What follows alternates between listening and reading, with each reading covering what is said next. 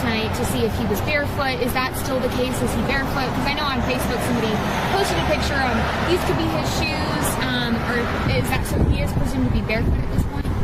What I can say is that his mom says all of his shoes are accounted for at the house. I'm not going to say that he's barefoot. All right. Allegedly! Hello everyone and welcome back to my channel. This is Lady Freedom here coming at you with another raw narrative. Here's a brief disclaimer for tonight's show. Let's watch. That's ignorant!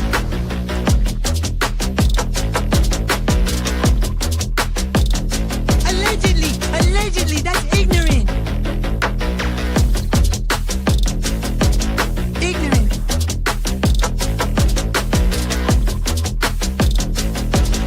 Judgment, Alston. Oi, you read my thoughts. You've got the shinin. You mean shining? Shh, you wanna get sued? Judgment, Alston. You just use that shin of yours to call me and I'll come a running. But don't be reading my mind between 4 and 5. That's Willie's time. Hey, yo, boss. I love it when he does that. Let's watch.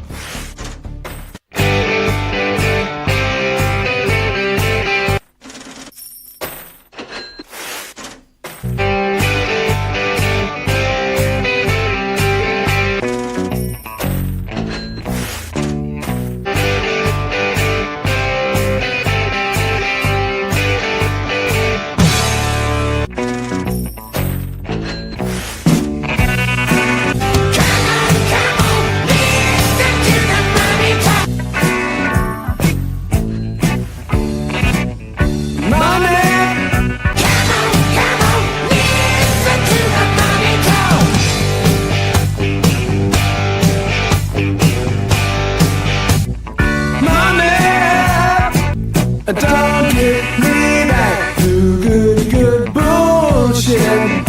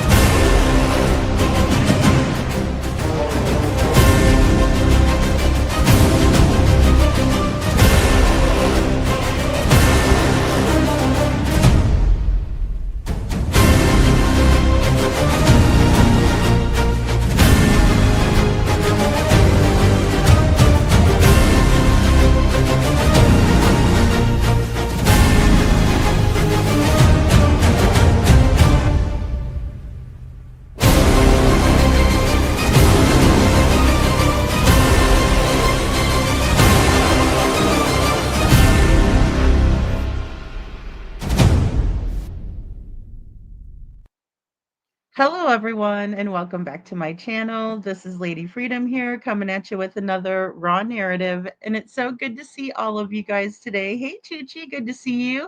Ann Reynolds, so nice to see you. And Bo also, good to see you, Bo. Bo says I'll be in the bushes tonight. That's all right. And Reynolds says she'll be listening. Well, we have a lot to go over, guys, and we're going to do an interrogation video that we kind of reviewed before, but I wasn't able to stop throughout the video. And so I want to go back to it because it really makes me wonder, has Katie ever been formally questioned in terms of any type of interrogation, right? Or was she only questioned and taken for her word at her house in the comfort of her own home? Hey, GA64, I don't think I'd be getting that kind of treatment if it was me. Hey, Kiki, good to see you. Thank you for the green hearts, guys. And Kelly, good to see you. And thank you for hitting the like button also, guys. Really appreciate it. Hey, Benny, good to see you. And Bluegrass Meadows, so nice to see you too. And Melanie, thanks for being here. Hey, Lori, good to see you, Lori. Thank you, guys. Late in the chat, up green tonight. Hey, Daisy Duke and Shelly. So good to see you guys. That's right. We're Sebastian's army. We are Sebastian's army. We're Sebastian Strong. And we're going to keep covering his case. I'll tell you, I talk a lot with people behind the scenes, just bouncing ideas off of each other. And Panda Bear's mom, really quick, I wanted to tell you, I did not get your email. I was looking through and I tried to search for the flyer. So that's why I haven't put it up yet. So I apologize if it's something on my end. Hey, Susan Johnson, good to see you. But the way I see things, guys, with Katie Proudfoot is that she's the last one with Sebastian, right? Hey, couponing, good to see you. Alicia Hot Wheels, I'm so glad you made it for a live. Yay.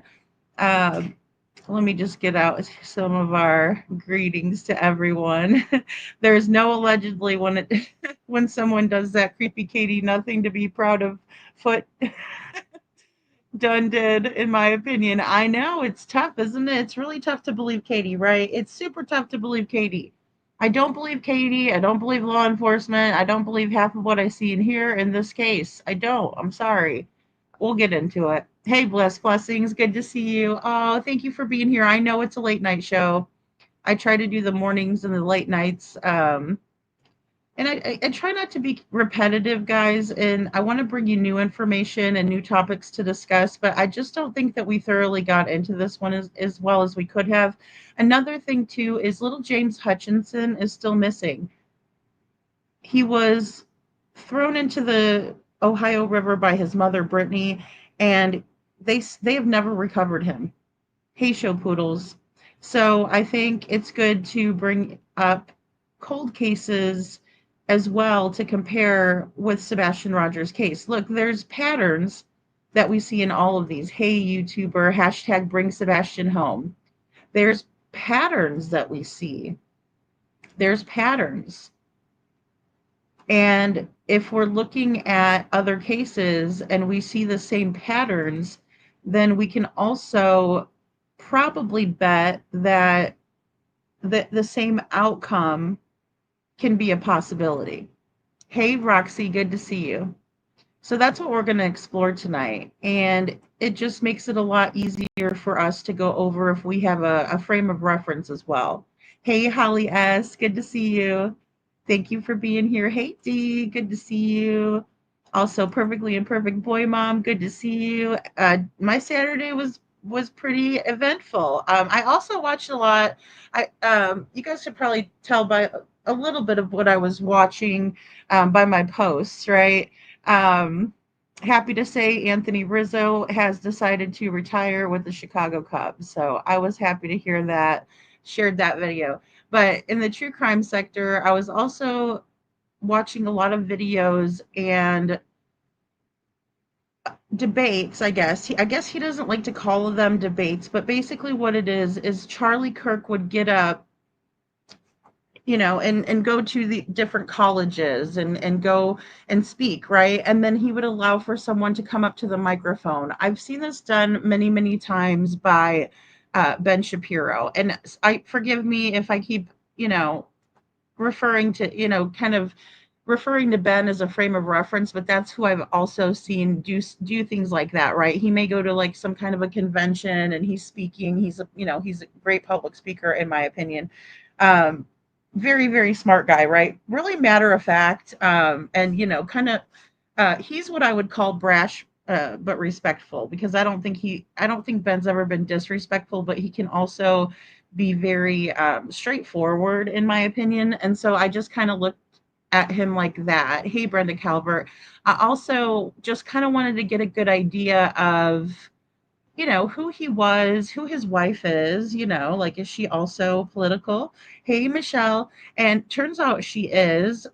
They've posted a couple of different videos. I can't tell really how they met because it seems like a lot of their life was kind of scripted and made for TV. Now, don't come for me, but that's what I was gathering. Hey, Robini. I'm not saying anything bad about him. And actually, I thought that the debates were so interesting. I loved watching the debates, right? There were points made by both sides that I thought, really good point. Oh yeah, really good point. That's the value of having two different people with differing values, mindsets, opinions, and listening to both of them kind of hash it out. I think it's super interesting. And I think that if we stifle that, I think we could be in big trouble, right? As a society, because that's where the division comes in. Robini dabbing in the chat. Thanks, Robini. And that's where we kind of just become really closed off and closed minded. Now, don't get me wrong, guys. I have no time or patience for that matter for trolls, right? Like in here, I will entertain most people. I have entertained a few people. And I don't think that there was much that was brought into the conversation, right?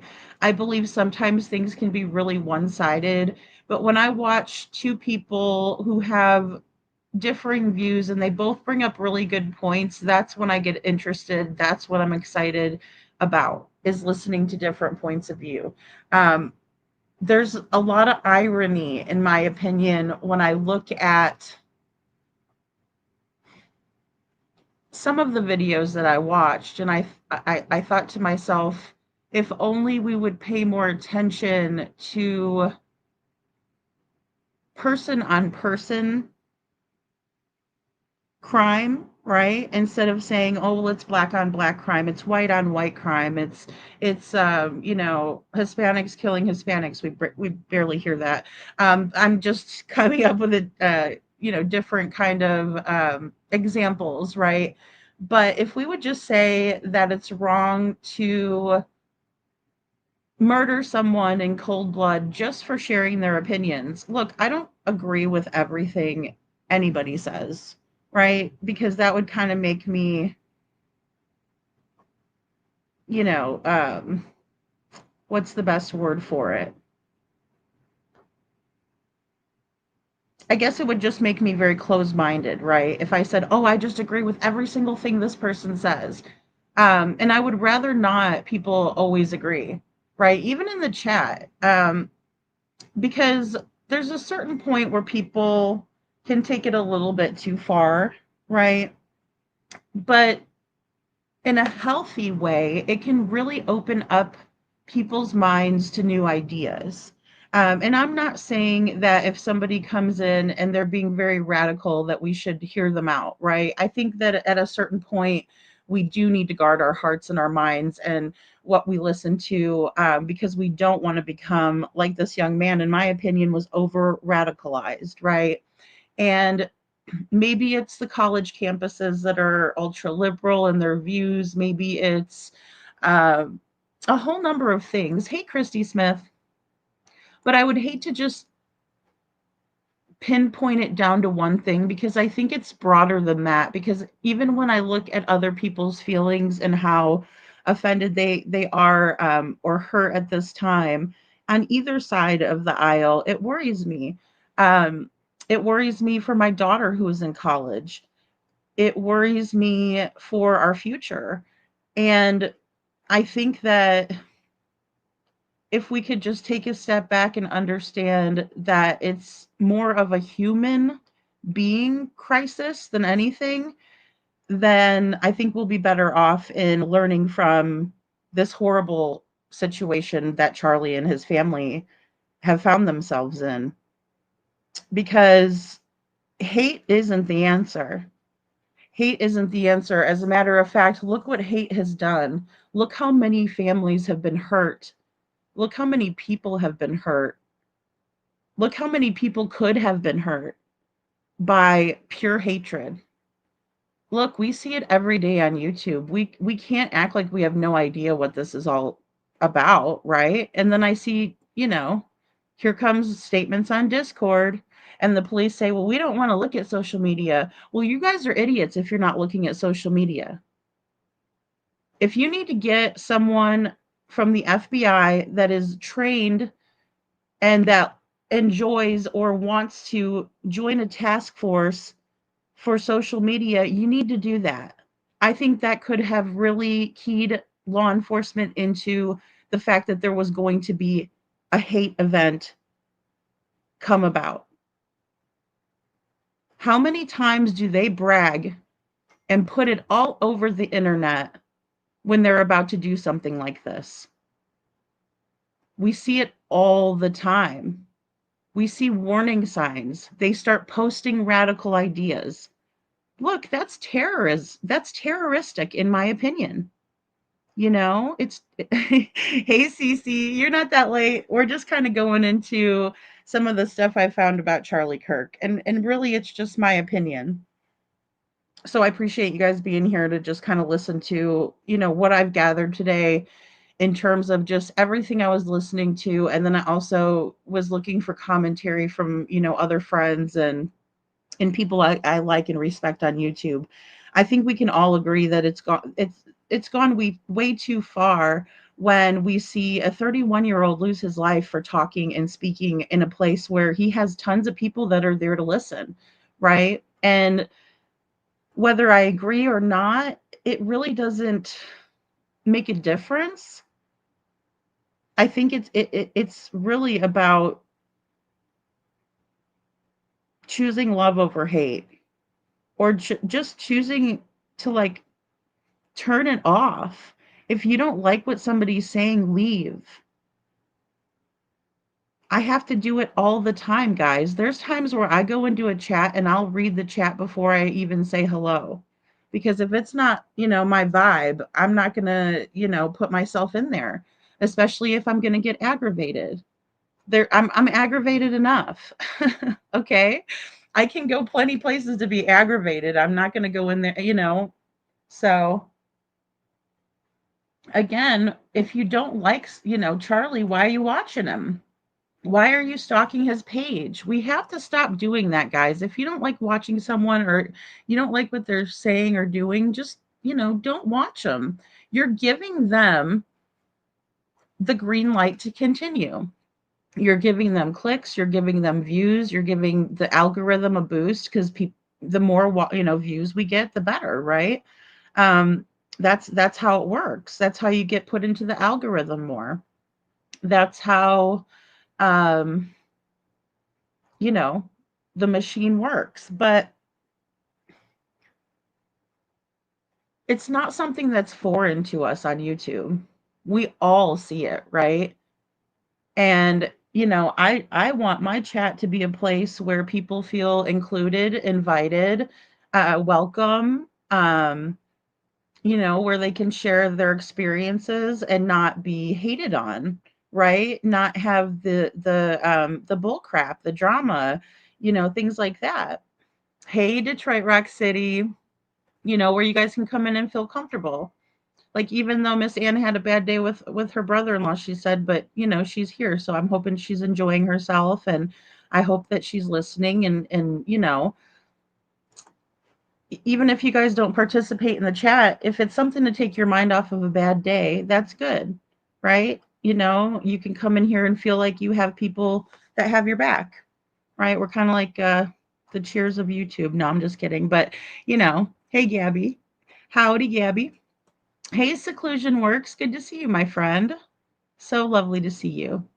Hate is a poison to the soul and society. It's pure evil. Exactly, Seclusion Works. You know, the only person that is being ruined by the hate that you have inside yourself is you. You know, not you, Seclusion, but you know what I mean. It is the person, right? If I have hate inside my heart, I'm poisoning my own self, right? And then I go off and then I spew it out into the world, and I'm poisoning everybody else around me, you know. And it does go down deep. It goes deep in your soul. And you know, it is evil. It doesn't come, nothing good comes of it, and it doesn't come from any place that's good. So And it's difficult because people will say, oh, if you don't hate somebody back, you're too nice. Oh, well, I know what I would have done if somebody would have done that to me. Oh, you do? Really? Okay, good for you. You have all the answers. Fantastic. So, end of discussion, right? Because you know everything. I have no desire to be around people that know everything or think they do or proclaim to know everything because they don't. GA64 says young people who are swayed in college are those who don't have a strong foundation or a family who is there to support and have open conversations, in my opinion. GA64, I would agree with that. I think it's a lot of disenfranchised youth or people that get involved in organizations that are unhealthy and toxic and that do like breed hatred and anger. And it's so much more valuable to be in a group that would spread awareness, say, that would try to do good for others than to be in an organization that says, oh, death to whoever, right? It doesn't matter who it is, you know? And that was a little bit of the irony that I saw. I saw that Ben had made a comment about a particular group, and I can't remember who it was off the top of my head, but he said they all need to, expire. Um, we're going to talk about sensitive subjects tonight, so I'm sure I got to be careful with some of the words that I use, but um, either way, it is what it is. And he said that, and then poor Charlie Kirk lost his life. So I just think that we just really have to be careful with what we say too, especially when we have a platform. It's really difficult though, guys. I mean, to come up every day and talk about different subjects, sometimes I'm like, oh boy, what are we going to talk about tonight? I think it out. Um, Michelle says I'm a very blunt person for the most part, but uh, find it stimulating to see and hear others' viewpoints so I can learn from others. I agree too, Michelle. I agree with that too. Like, I'm very strong in mind and everything like that and values and things, but I also like to hear what other people have to say. You know, it's a good thing. There's nothing wrong with it. Thanks, Lori. Thank you so much. Aw. And I did see a lot of positivity that came out of I reposted Charlie in Chicago.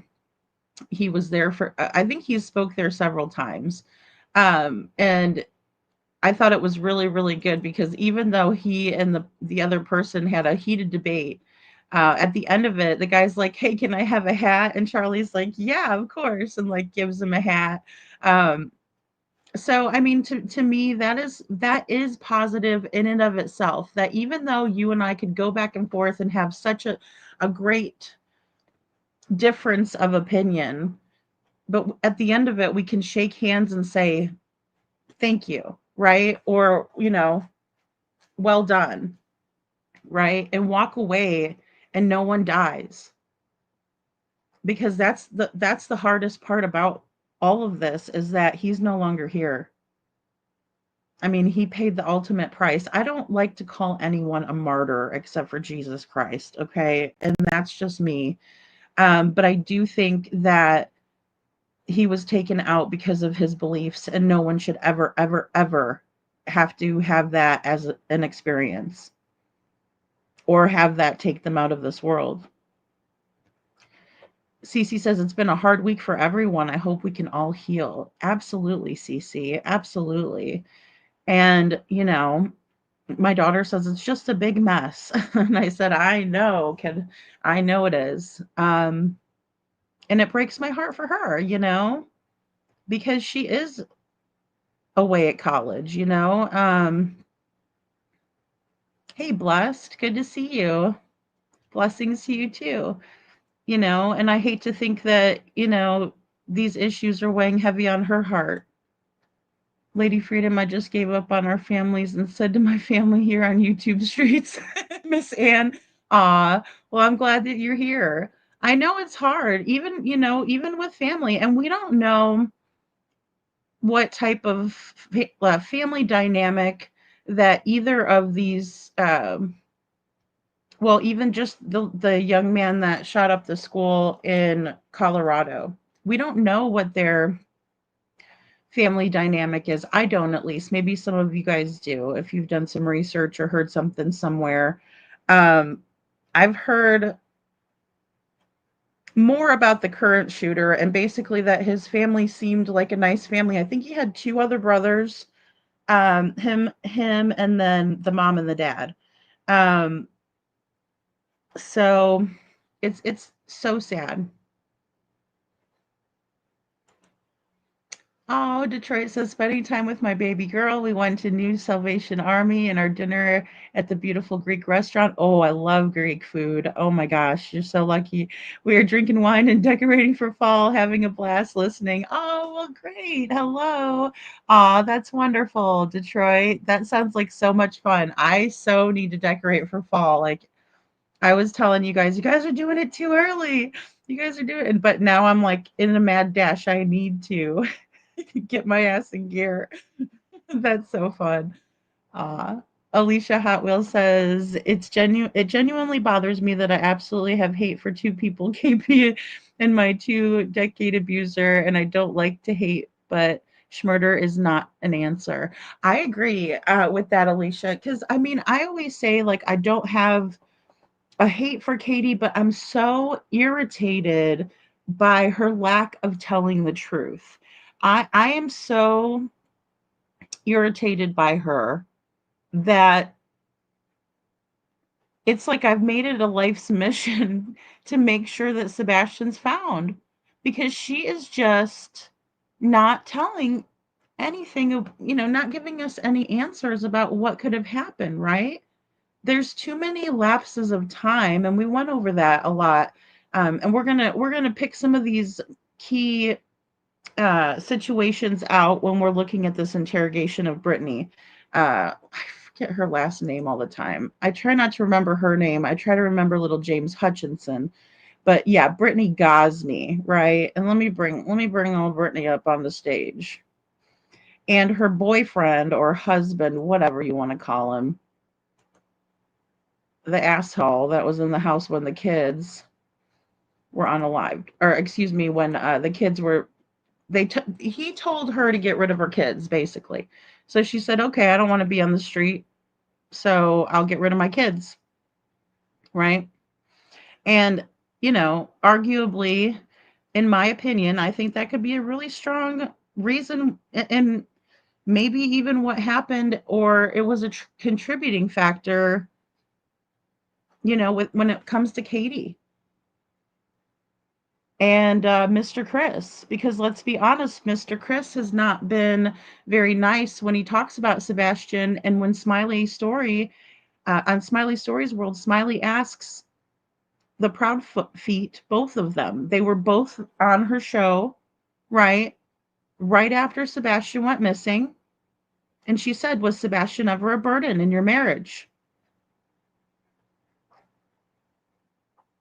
No, I didn't mute myself. That's what you heard after she asked that question. Nothing. Crickets. You want to know who answered first? Chris. You want to know what he said? No. And then you hear Katie say, no. Crazy. Yeah, Christy Smith, we try to love everybody. And we're not going to like everybody. It's all right not to like people, right? It's okay to put up a boundary and say, look, I don't want to be around this person. Whether it's because they aggravate you to no end, whether it's because, they're, especially when they're in the process of tap dancing all over your last nerve, get away from that person. Don't put yourself in that. Don't give yourself that stress. We have enough stress in life. Don't give yourself that stress, right? It's not worth it. And a lot of times the people that you don't like for whatever reason, or they don't like you, they love getting under your skin. It makes them happy. A lot of them are super toxic that way. So take yourself out of the situation. Stand up for yourself, but Joe, Joe, I'm sensing a little bit of sarcasm, Joe. Joe says, thank God we still have Nick Fuentes. Oh boy. Cece says, hi, seclusion. Hope you're feeling okay. Aw, Cece. Oh, hey, Alicia Hot Wheels. Thank you for becoming a new member and welcome to the Dragon Tribe, even though you already were on the Dragon Tribe. Thank you. Aw. Let's see. Brenda, I said, I told my daughter today to surround herself with friends she wants to be like. And oh, that's such a good message, Brenda. Friends that she wants to be like and to choose them carefully. And it's okay to walk away from toxic people. That's the whole thing. It is okay to walk away from toxic people. It's the bucket of crabs. It is the proverbial bucket of crabs. If you ever see a bunch of crabs in a bucket, none of them are going to let each other out of the bucket. They keep pulling each other down. It's super creepy, but they do that. They say, nope, you're not going to get out. Misery loves company. Oh no, come down with us where it's real toxic and horrible because they don't want to be down there by themselves. Right? That is such good advice, Brenda. And it is okay to walk away from anybody that's willing to hurt you and be okay with themselves afterwards, right? Because that means they don't give a crap about you. And that's where, you know, I mean, realistically in this world, we have to look out for ourselves every single day in order for us to, in order for us to survive, we do have to look out for ourselves every day. No one else is going to look out for us. So we have to. And if somebody shows you that they don't care, by all means cut them off. I mean, it's just like, oh, hey, let's go on a girls' vacation. Like, I ain't going on no girls' vacation with nobody I don't trust. You got me messed up for somebody else because that ain't going to be me, especially in this day and age. Especially when you have little girls taking each other out into the woods and, stabbing one until she almost died, in that Slender Man case. Seclusion says I did make my nurse laugh. I said, forget the IV, just give me 24 pack of Diet Coke, cookies, and candy. And she laughed and said, that's the first. That's funny. Seclusion. See, and having such a great attitude, you know, especially with what you're going through, you making someone else's day, that's a pretty amazing person, in my opinion. That's somebody that I want to be around. Hey, Poppy Love, good to see you. No, Charlie Kirk didn't deserve it at all, seclusion. Poor guy. Poor guy. And he's very smart, very godly, right? He's very much strong in faith, which I thought was a good message too. So, thank you, Christy Smith. Thank you. Thank you guys for being here too. Thanks, Lori. Yeah, me too. I'm very irritated about seclusion says I'm very irritated about Katie that she won't say what went on, right? And I think so too, because here's the thing. She tells us one thing and then she adds more details in, which arguably we could say, you know, she's upset, she's distraught, she's not used to talking to crowds of people, things like that. There's a lot of reasons. Chrissy says, me too. I want to talk to her so bad. Aw, thank you, Lori. No, and I mean, it's just one of those things. Brenda, she just took down her St. Patty's Day decorations.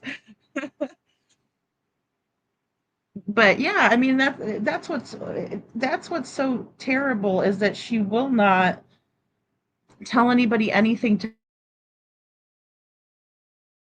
big things. Is that she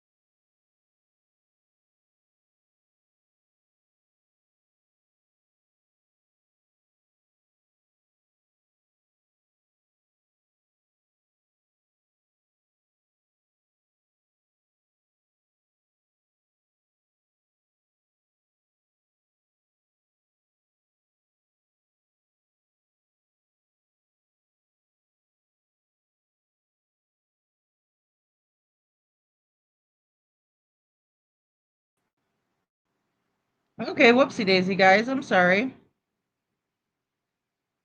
Can you guys hear me now? Sorry. Sorry about that. Yeah, it was. It was like it said no internet connection, and I'm like, did I have my phone charging? But no, I think I should be good now. But what I was saying is, hey Maui son, I think that um the reason why it doesn't really matter how Sebastian got out of the house is because now we're faced with the question, where is Sebastian? Good guys, thank you for letting me know you could hear. Welcome back, Gabby says. Oh my gosh, it just like completely kicked me off. I'm like, oh no. Um, but yeah, so that's my whole issue, right? Because even if we figure out how he left the house, we know he's still not in the house, right? I mean, I think we can all agree on that. Sebastian wasn't in the house. Some people think that he didn't make it home at all. I don't know that I can get behind that completely.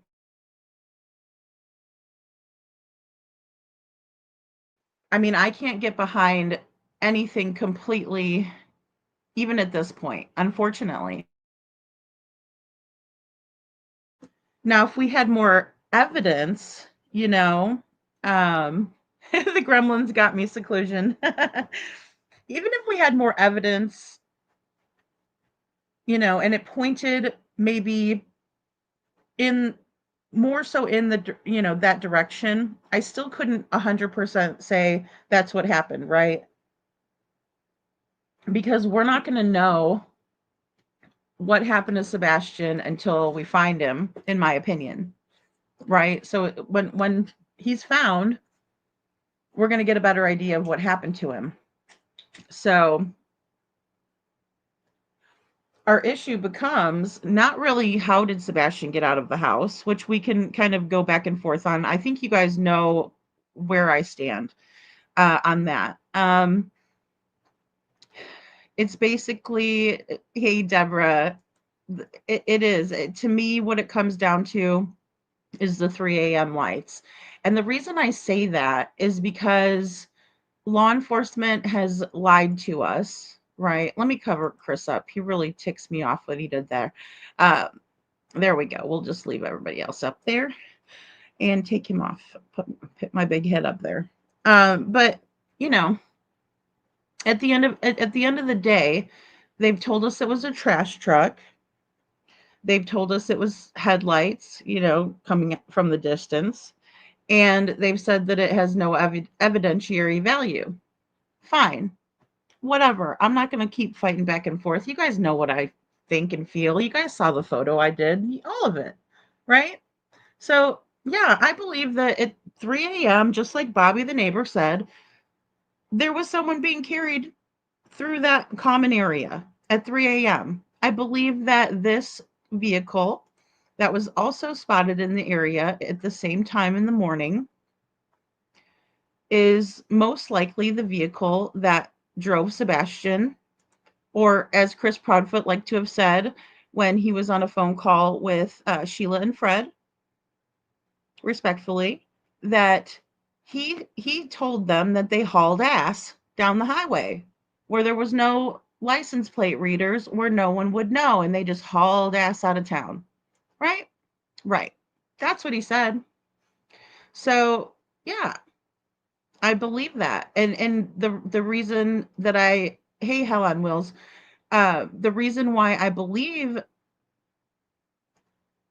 that to be true, hey, Adam Forever 21, is because we have evidence of it, right? So I'm not going to sit here and play their little games and say, I'm right and you're wrong. No, I don't care. Look, if I'm wrong, I'll tell you guys, hey, I got the wrong, I'm wrong. Sebastian was handed off to somebody at the roadhouse, or, whatever it turns out to be. But in my opinion, the Proud Feet wouldn't have had a fit about the picture at 3 a.m. They wouldn't have had a fit about the flashlight video, and neither would law enforcement if it wasn't something. That's where I stand. And until I'm shown different, I'm always going to feel that way. I'm always going to think that because it makes the most sense. Brenda, okay, at night made a strange post about someone with the same name of the Kirk Red Rummer commenting on one of Seth's live YouTube videos. Anyone know anything about that? Yeah, I did see. Yes, I did see that. Um, someone had sent me a screenshot. I mean, it could very well have been based on the content of the post. Give me a second here.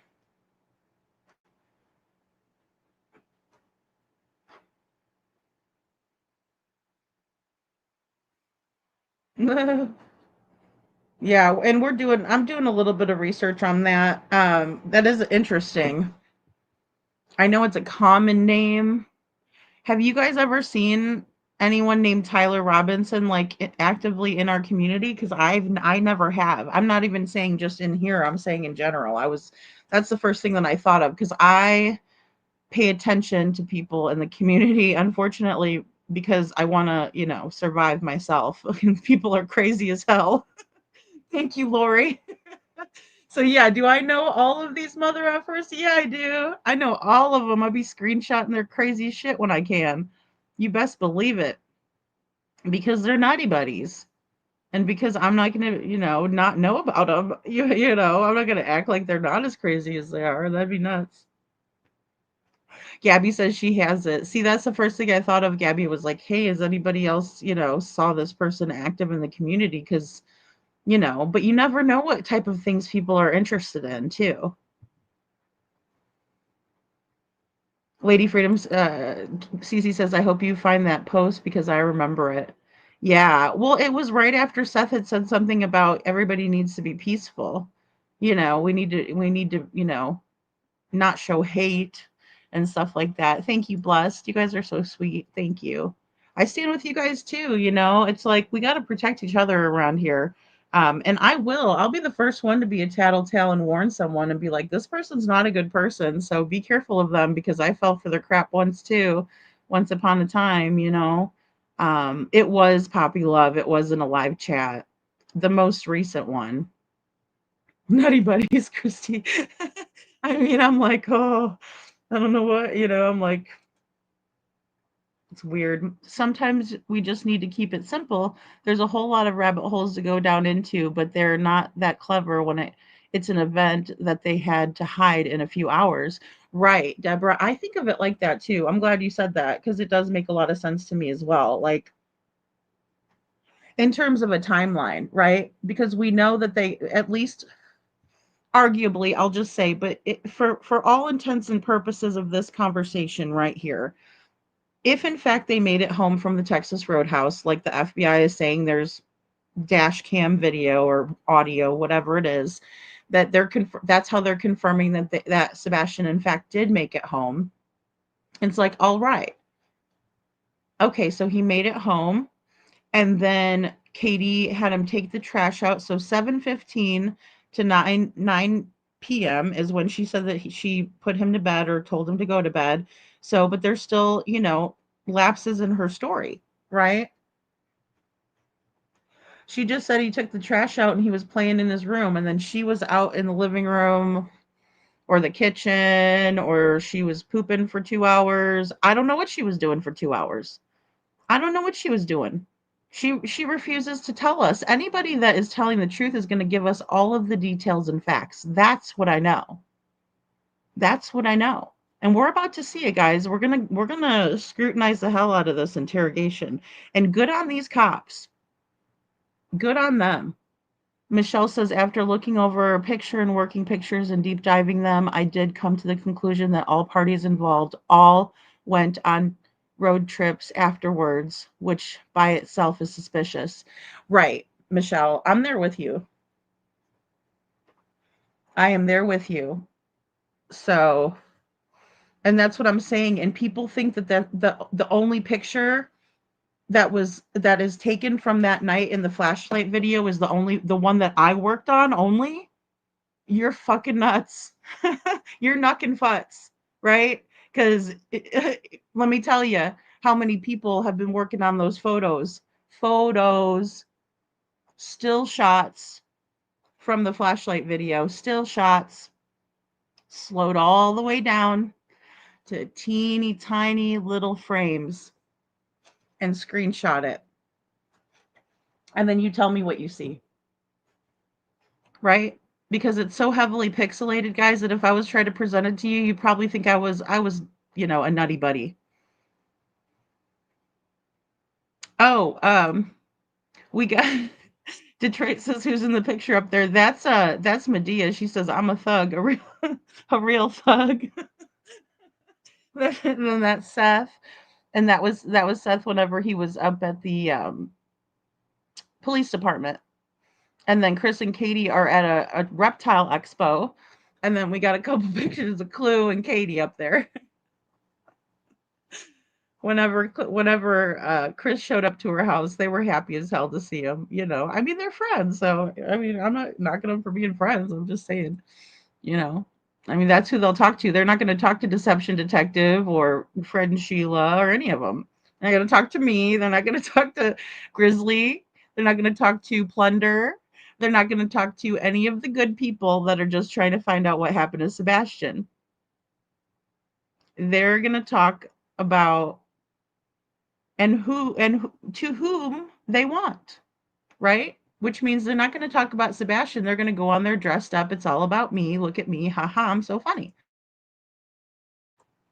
In my opinion, making a mockery of Sebastian being missing.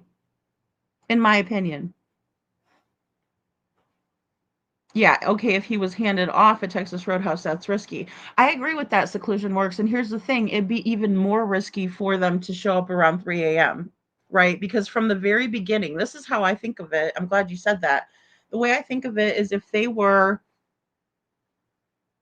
in fact, going to try to pull this off with nobody finding out, right? Or nobody being associated with their house, which they've never wanted Sebastian's missing poster or anything like that to be associated with their house. So why would they ever take a risk of going back to the house for any reason? For any reason. When they never wanted it associated in the first place. I think that they thought that they were jamming the works up and they screwed something up. In my opinion, it would be risky to do it then, but it would also be risky to draw attention to their own neighborhood. It just would. And there's too many unknowns. And law enforcement saying, oh, green hoodie, nothing to see here. You guys are crazy for wanting to know more about the green hoodie. She's cleared. The only mother trucker cleared in Sebastian's case is a green hoodie, right? Who does resemble Katie's mom. We've talked about that extensively here. Hindsight, Mama Marissa and BMW Coupe last night, special guest Trent did a great job, right? And, they did a facial comparison very closely resembling the green hoodie. And we've never done the facial comparisons, but we've definitely talked about it here. And we've definitely speculated that, green hoodie does resemble Katie's mom. Green hoodie appears to have red hair at the Texas Roadhouse. But look, my hair is dark brown. It's not jet black with blue highlights in it like I have, right? That's the color that I dye my hair. You know what I'm saying? So we could dye hair. We can change our appearance, right? One thing that I thought was outrageous that somebody had brought in, and I was aggravated with it, was that, oh, Chris likes to dress up like other people. Well, that doesn't make him the green hoodie. I mean, that's outrageous and a good way to get people, in a bad way of being targeted by hate groups on the internet. So I was a little bit just distracted by that piss poor comment, in my opinion. But other than that, I've never done a facial comparison or, anything with Katie's mom. But again, I put it up there for you guys to look. I do think that the green hoodie resembled Katie's mom. I also thought that the lady at Grandfather Mountain resembled, kin to Katie, though, too. So Joe says the reason Charlie Kirk is dead is because of bad security. Kirk was incredibly wealthy. He could have paid private security to stay on very high point around the rally. I agree with that, Joe. I think they really needed to make sure that they had heightened security at that event. I agree. So sad, so preventable, right? I watched something too today, Joe, that they said that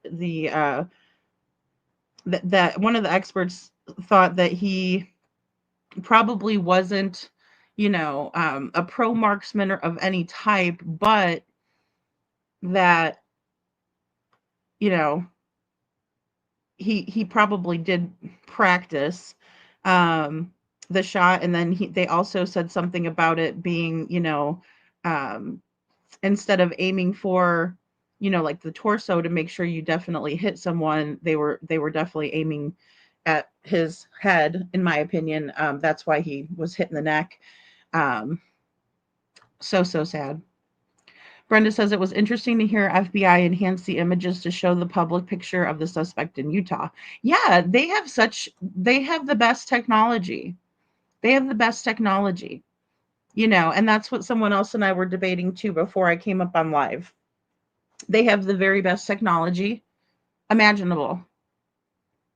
And why are they not utilizing it to the best of their ability to help find Sebastian Rogers?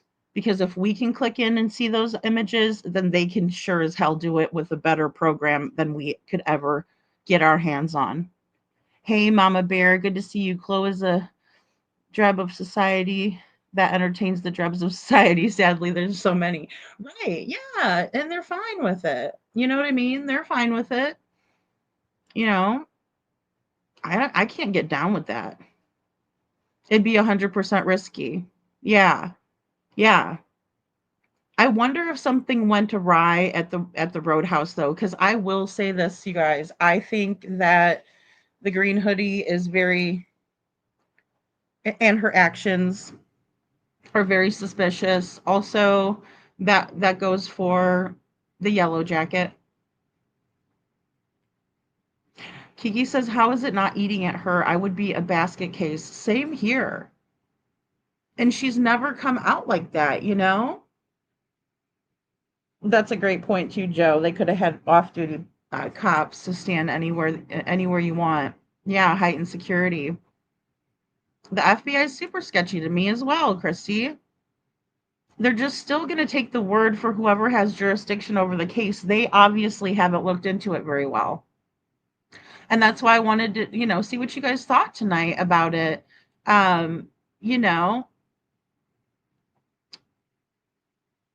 I wanted to see what you guys thought about it because we have an interrogation, like I said, from Brittany Gosley. And hey, C. Taylor. Hey, Kathy Bartholomew. Welcome in, guys.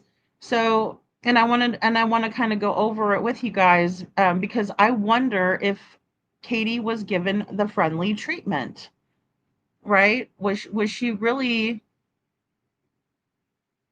the one that was brought down to the station? Because I'm going to tell you this. If it was my kid and I was the last person with my child, I would be in handcuffs. I would be brought to the station and they would get an answer whether I decided to lawyer up right then and there or whether I started to be real. And I don't think they put that type of a pressure on Katie. But what do you guys think? Let me know in the comments. But what I want to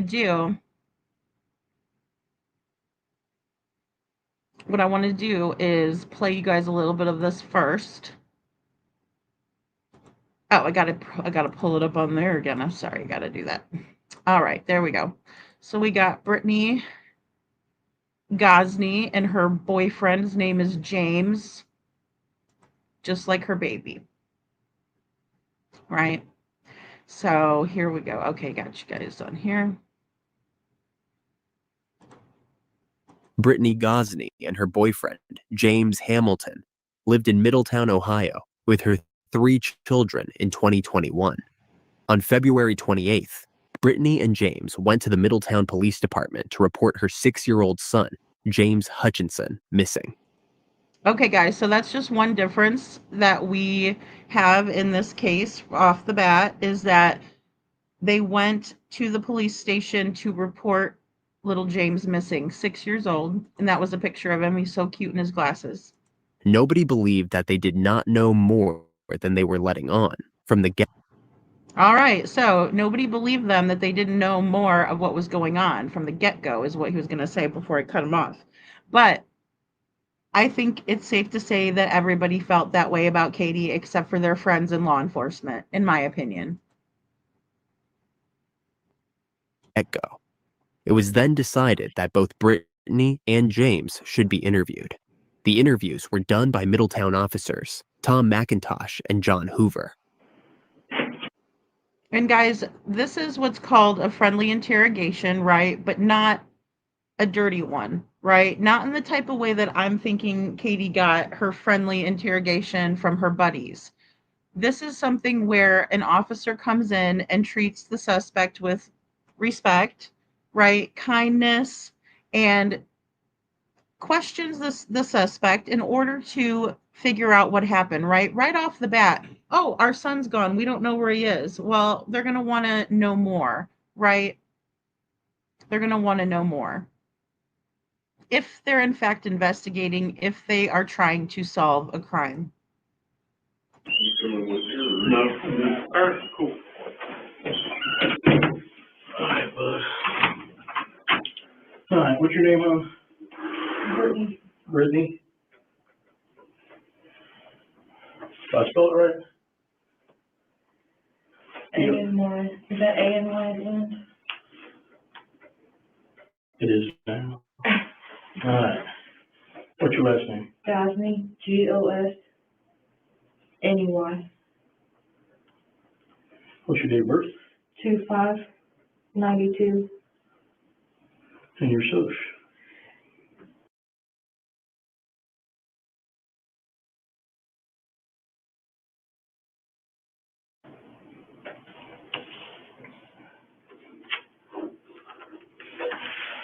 All right, so tell me what's going on. What happened here? I'm Detective Hoover, okay? They called me and my partner out for anything to do with children, missing children, children that have been abused, whatever. That's what me and one other guy do here at the PD. Okay, guys, so he says, they call me in when there's missing children, abused children, the different situations when there's children involved, and 2 officers are assigned to that department within their department. Hey, Donna, good to see you. Thank you for being here. So with that being said, I want to say that there's a big difference in my opinion, right? I don't think that they have that type, especially after I saw Seth down there demonstrating, asking for answers, asking for them to find his son. I don't think that they have any specialized forces, in Sumner County Sheriff's Department, right? So they don't really have these people who are trained to understand and look for and identify parent perpetrators, in my opinion, right? But I could be wrong, and if I am, correct me in the chat, or if you really want to get down and dirty, you can email me. Okay, so this is real important. This part is you have to be 100% honest with me with everything. Okay, because we don't have this. We're missing a 6-year-old little boy, and we're trying to figure out where he's at. I got to make sure he's safe. Okay, so your cooperation goes a long, long way. Okay, but you have to be honest with me with everything, no matter what the circumstances are. Okay, so. All right, guys. So he's painting the picture here for her. He's saying, look, we need to find out where your son is. Now, this is a woman who walked into his office, right? Walked into the sheriff's department, walked into the police station and said, my son is missing. My little 6-year-old son is missing, and I don't know what happened to him. He just went poof. Yeah, and they're not buying it. And they're like, look, we need to make sure he's safe, right? That's our main job in this department, is to make sure that we find your son and that he's safe. You notice that Brittany's not crying? You notice that Brittany isn't saying thank you to the officer. That's all I want is for my son to be found safe. Notice how she's not doing any of that. Really reminiscent of Katie Proudfoot, in my opinion, but I don't know that she was interrogated at all. You can remove your mask if you would. If you don't care. Do you care to take off your mask? Okay. As long as you don't have COVID. I don't. Do you? No. Then we're good. All right. So he says, do you mind if you remove your mask, right? Because she's just sitting there with her mask on, right? And he wants to see her mouth. He wants to see her facial expressions. He wants to watch every little detail. And I agree that that is the most effective way of getting a read on someone, right? But now look what she does. Before she was looking straight ahead at him, but she was fine looking at him straight away with the mask on. But when he tells her to take the mask off, she says, "Oh, as long as you don't have COVID," right? Excuses, excuses. Again, Katie Proudfoot. And he says, "No, I don't have COVID, so we're good." Right? So she takes off the mask, but she immediately looks down and she won't look at him. You notice that?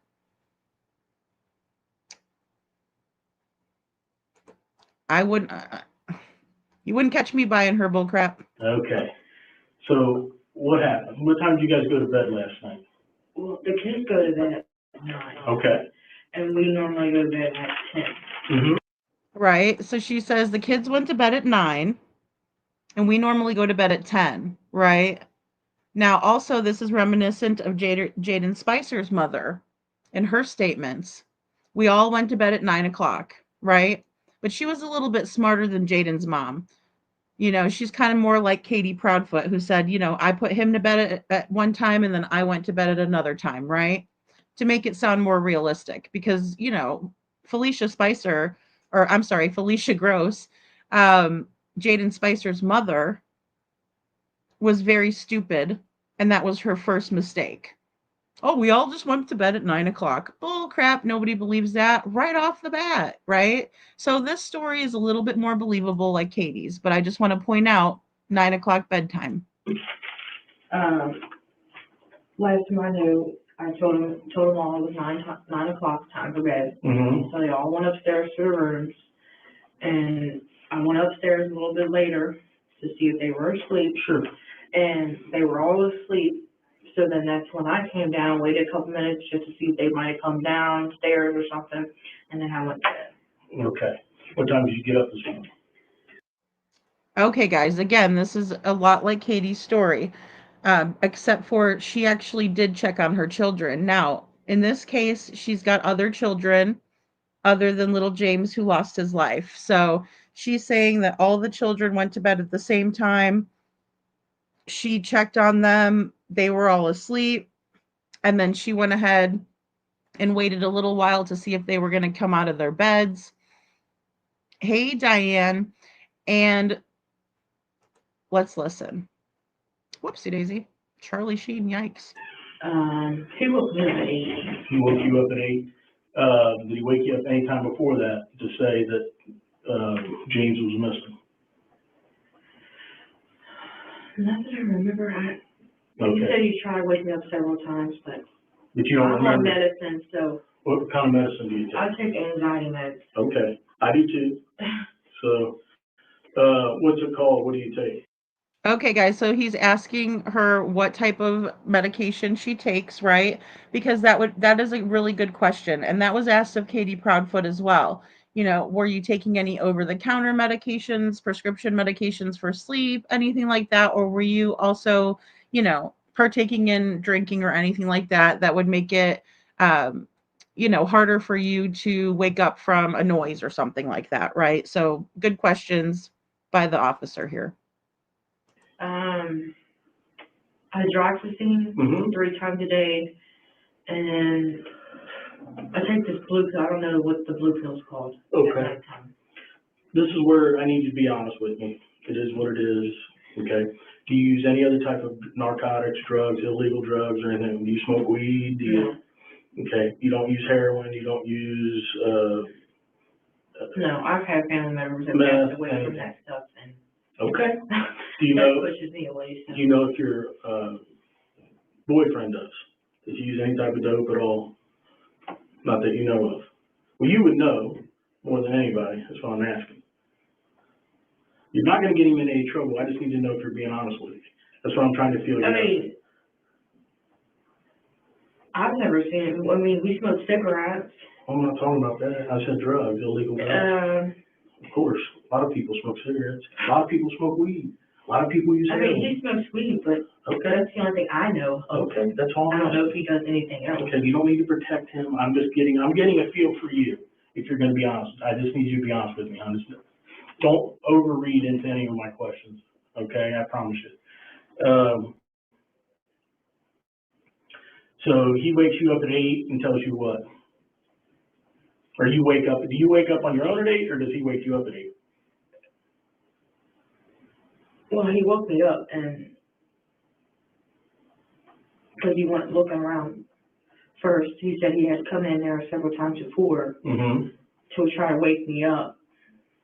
And he said I didn't respond to any time. So he just went outside and looked around, went through all the rooms, the closets, and all. All right, guys. She says that she woke up at 8. They looked all around the rooms and all in the closets, right? So right there, just like Katie Proudfoot. I want to also point out too that the officer now knows that he's dealing with someone who is lying to his face, right? Because when he first asked her if her or her husband does any drugs, she didn't tell him, yes, my husband smokes, Mary Jane. Didn't say that, right? Right off the bat. So right off the bat, he had to fish that information out of her. And we've seen that with Katie Proudfoot. We've caught her in numerous inconsistent statements. We've also witnessed her lie to people's faces. I mean, multiple. I can't even tell you how many times she's done it. She's done it so many times. Oh, Diane, I'm so glad you're here. And you guys, I can only do these lives, because you guys are so awesome and you guys really want to listen and we really want to figure out what happened to Sebastian. So thank you. Thank you for being here.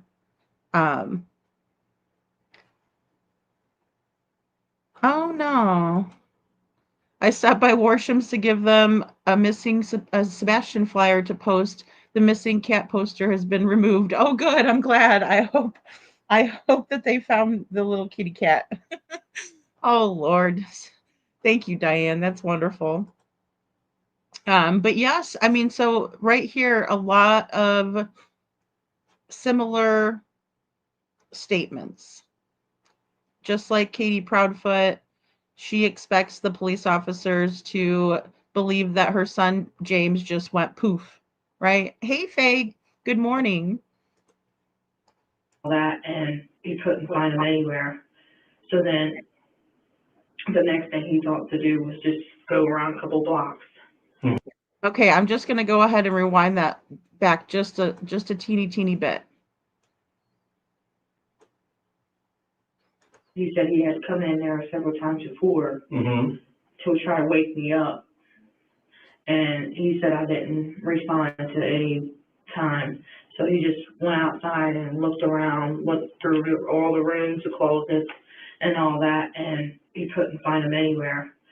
So then the next thing he thought to do was just go around a couple blocks, Mm-hmm. see if he might be close by. Did he walk there, or did he drive there, or what did he do for that part? He drove around. Okay. Okay, guys, very reminiscent of Katie Proudfoot right here, right? He drove around, and she even drove around just like Katie did, right? Same hand gestures and everything, right? So they discover that James is missing. And mind you guys, they've been convicted. They killed little James and threw him in the Ohio River. So just know that while we're watching this, because she does the same hand gestures as Katie. And she says that when they discover little James was missing at 8 a.m. that morning, that they looked in all the closets, they looked all around the house, they drove around. The same story Katie gave. Hey, Linda Hall. The same story Katie gave. And Katie didn't go into the school and look for Sebastian. She drove around the parking lot. Don't let them fool you, because that's not what happened. Security camera at the school showed, and that's per Chloe PI, who said that she actually saw the footage, that Katie didn't get out of her car to look for Sebastian. She drove around the parking lot. And the only reason she told us that detail is because she was caught on camera. If there were no cameras, she would have never came clean. Thanks, Diane.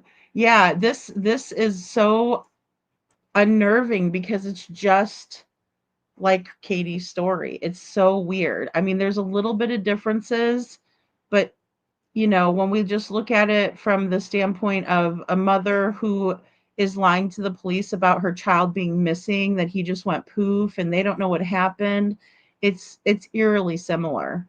It's quite uncanny.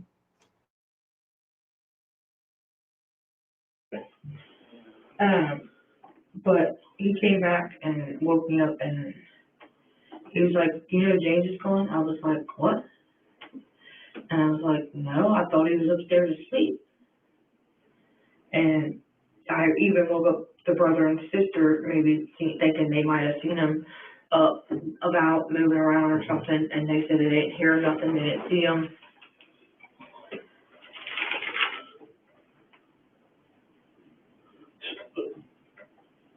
So the baby's name is James Hutchinson? Mm-hmm. Okay. What's his date of birth? 6/30/14.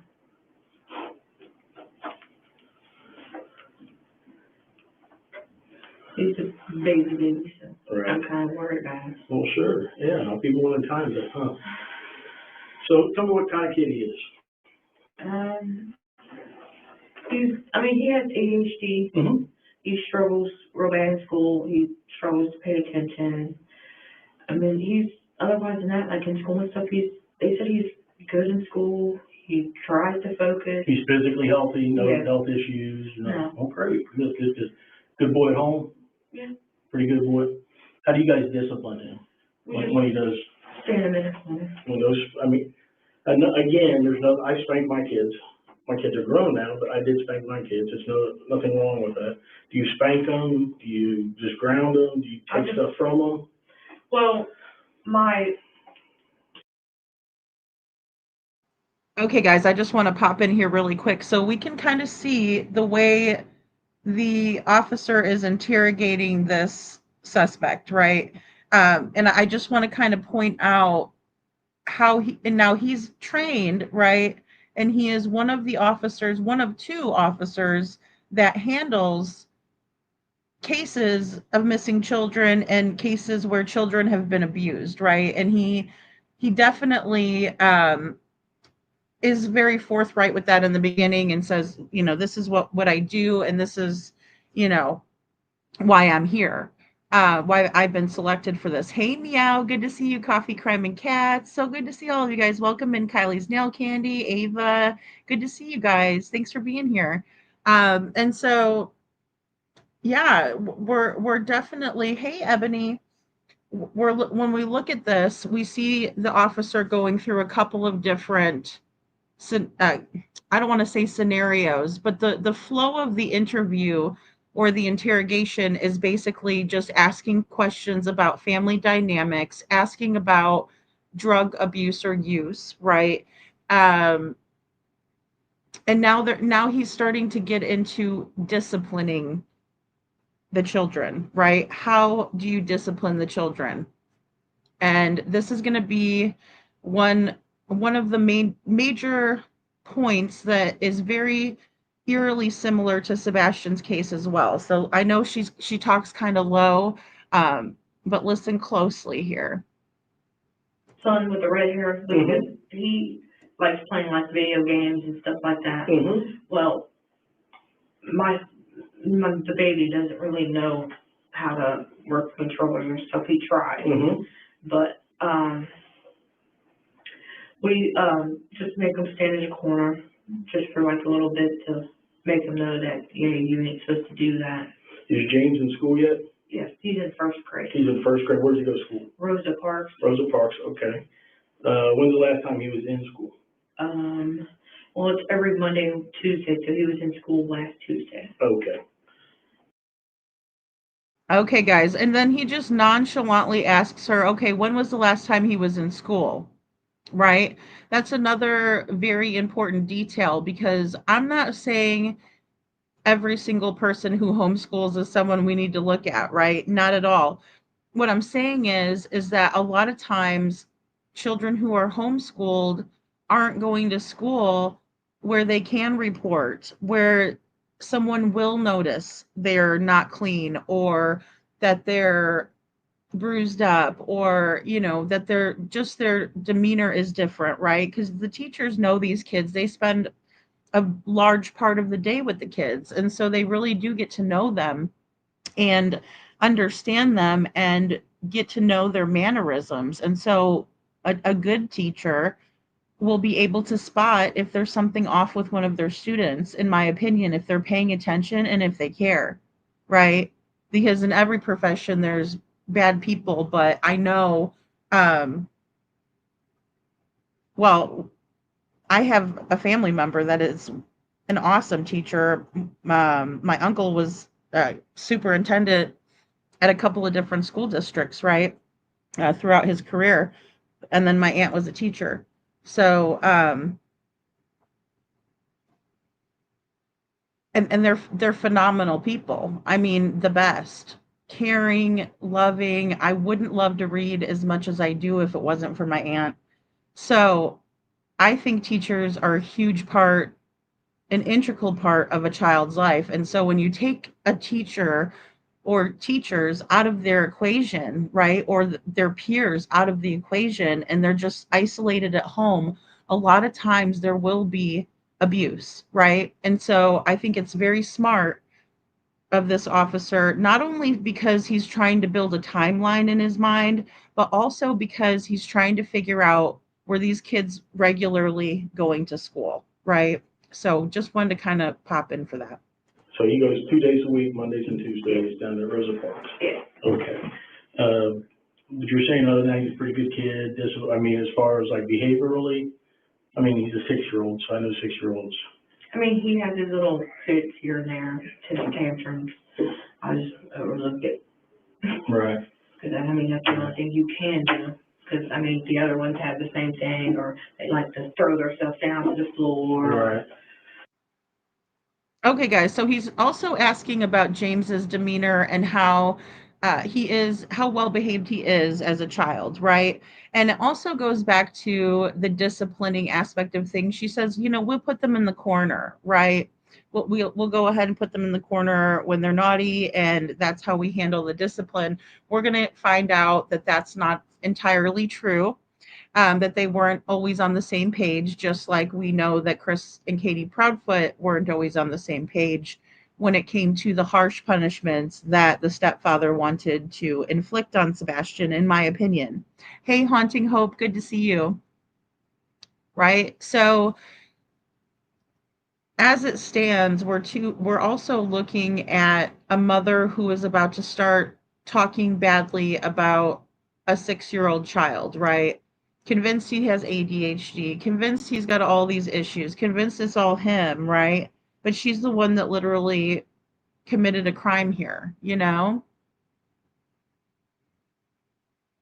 So it's very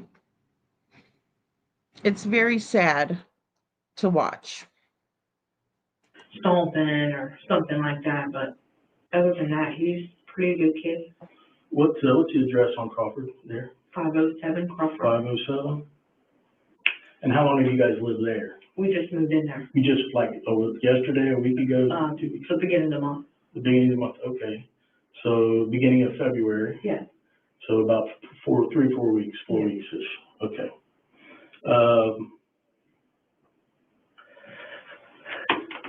In the room that James sleeps in, there's a pillow in there, and there's like some scratches on the floor. You know what I'm talking there? I don't know. It looked like maybe it was a toy maybe or something like that. The kids play upstairs in the room. Have you ever noticed those scratches before? Do you know what I'm talking about when I say that? You do not? No, it Okay. could have been there when we moved in. Yeah, sure. I didn't know if you paid attention to that. I didn't or really saw look it. at the floors. Okay. Do you have mattresses for the kids or anything like No, that? we've been trying to get some. Okay. I've been calling around asking, for furniture vouchers, Mm-hmm. and everywhere around here is Mm-hmm. not helping with that right now. Where do you work at? I don't work, I'm a stay-at-home mom. Okay, and where does James work at? With the landlord, So he does odd jobs like that, like cleaning up stuff or? he does fixing? electric, Oh, okay, good. That's a good trade to have. so, Really good trade to have. You can make some money then. yeah, he's trying to work on getting his, like the degree or whatever. Certificate of it, yeah. And so he could actually start doing actual work, like major work, so he can get more. Okay, guys, I just want to pop in. I'll rewind it slightly too, because I know I interrupted what she was saying. But I want you guys to notice how she is very much tooting her husband's horn, right? But when it comes to talking about her son James, who she knows is not no longer with her, she says not so nice things, right? About him. And it really brings me back to Peter Hyatt. And we reviewed Peter Hyatt. And it just reminds me of some of the elements that he was talking about. And we see it here, but she's just elated to talk about her husband and his odd jobs, and he's going to school and he's just great, you know? And especially when we realize that she literally picked this stepdad, right? Over her children. He didn't want to have her children around anymore. And she says, okay, you know, but we'll get more into it. Hey, Seth, good to see you. Thank you so much for being here. Okay. Right. What time did James say that? With the landlord, So he does odd jobs like that, like cleaning up stuff or? he does fixing? electric, Oh, okay, good. That's a good trade to have. so, Really good trade to have. You can make some money then. yeah, he's trying to work on getting his, like the degree or whatever. Certificate of it, yeah. And so he could actually start doing actual work, like major work, so he can get more paid. Right. What time did James say that he first noticed, James missing, the 6-year-old missing? Well, I don't know what time he exactly got up, but he normally, every day, he gets up around 4, anywhere from 4 to 5, maybe sometimes a little later. But other than that, because he's used to early morning work, I normally sleep in until about 8, or later. I know just like a couple days ago I slept till 12. All right. Has James ever been missing before? He was missing once before. How long ago was that? I want to say it was the first of the month, but it could have been later than that, but I know it was sometime this month. From that house? Yes. All right, so he was missing once before from that house, and how long was he gone for? I don't know when he was outside, but he found him at the you know how there's basement stairs? Well, he found him at the bottom of the basement stairs. I don't know what he was doing, but. Is there only one way to get into your basement? Yeah. That's from the outside? Okay. Is it a big door that you have to pull open, or what is it? Well, you'd have to have a key to get in there, so. You start locking it after that? Yeah, that's probably why he didn't try that route. Right. So how long do you think he was gone then? That you just get a few minutes or an hour? I honestly don't have a clue. Okay. And where did you meet James at Hamilton? At his ex-wife's house. How'd that turn out? Well, I was with somebody else at the time, and basically we were homeless. And I've known him for several years. You've known James for 7 years? Several. Okay. Okay, guys, so I just want to pop in and say that, we're also dealing with a young lady here who has gone through some traumatic situations. She said that she dealt with homelessness before. Hey, twists and turns. This is Brittany Gosney. She is a mother who is being interrogated about her missing child, little James Hutchinson. And, but so I wanted to kind of stop in and pop in because if we're looking at this in a comparison fashion with Sebastian Rogers' case, I can see where Brittany has what appears to be, a lowered self-worth about herself. So she's thinking that, she's going to be taken care of by this gentleman. James is also his name. Her boyfriend, husband, doesn't really matter. But either way, um, and she has these kids, right? And so she doesn't probably want to be homeless again, but the scary part is that she's not really worried about them as much as herself. And that is what's very, very concerning. And again, with her having a rough past and maybe just wanting a break from everything, I guess that's probably what would also spurn her to do this, right? Or it may be a lot of self-preservation, right? Survival, but definitely not any kind of motherly instinct whatsoever, in my opinion. And I figured since we was homeless, call them up, see, hey, can we move in till we find something else, get situated or whatever. And he said, yeah, that's fine, we'll come get you guys. Mm-hmm. So he came got us, and we lived there for, I want to say like 2 or 3 months or later, more. And then they, husband and wife, had a big argument, and Yeah. they had a big argument or whatever, and he found out she was cheating on him and a whole bunch of crazy nonsense. I didn't want to get involved. I was like, okay. So I try to stay out of their business. Mm-hmm. But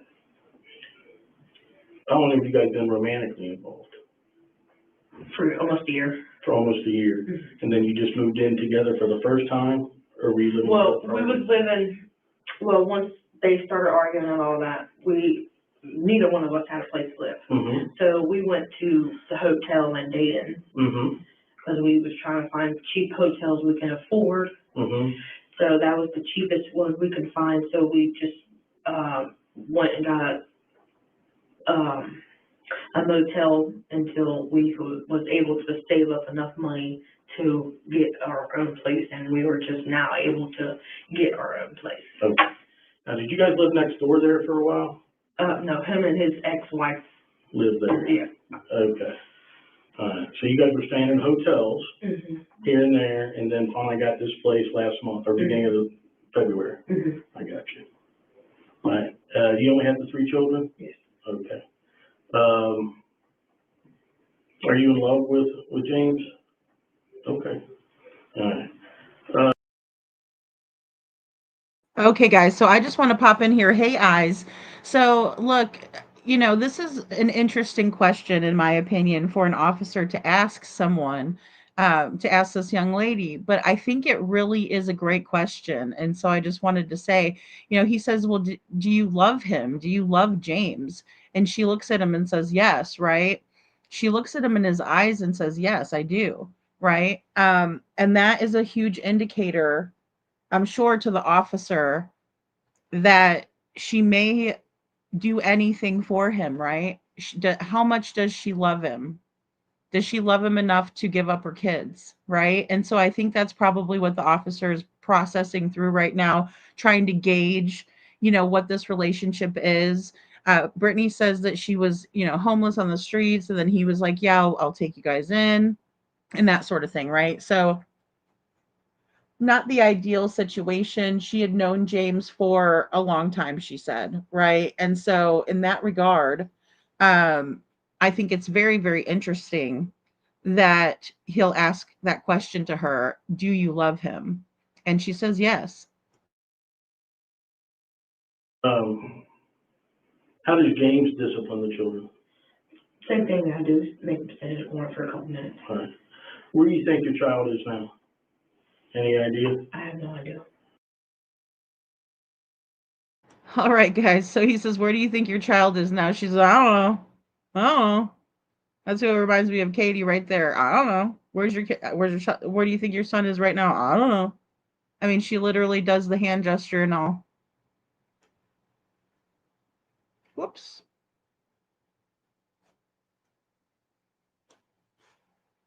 Where do you think your child is now? Any idea? I have no idea. Okay. And he's 6. And his date of birth was in June. Mm-hmm. So he'll be 7 here in June. Mm-hmm. I got you. Yeah, the middle sons, they're both like a year, well, a month and some odd days and a year apart.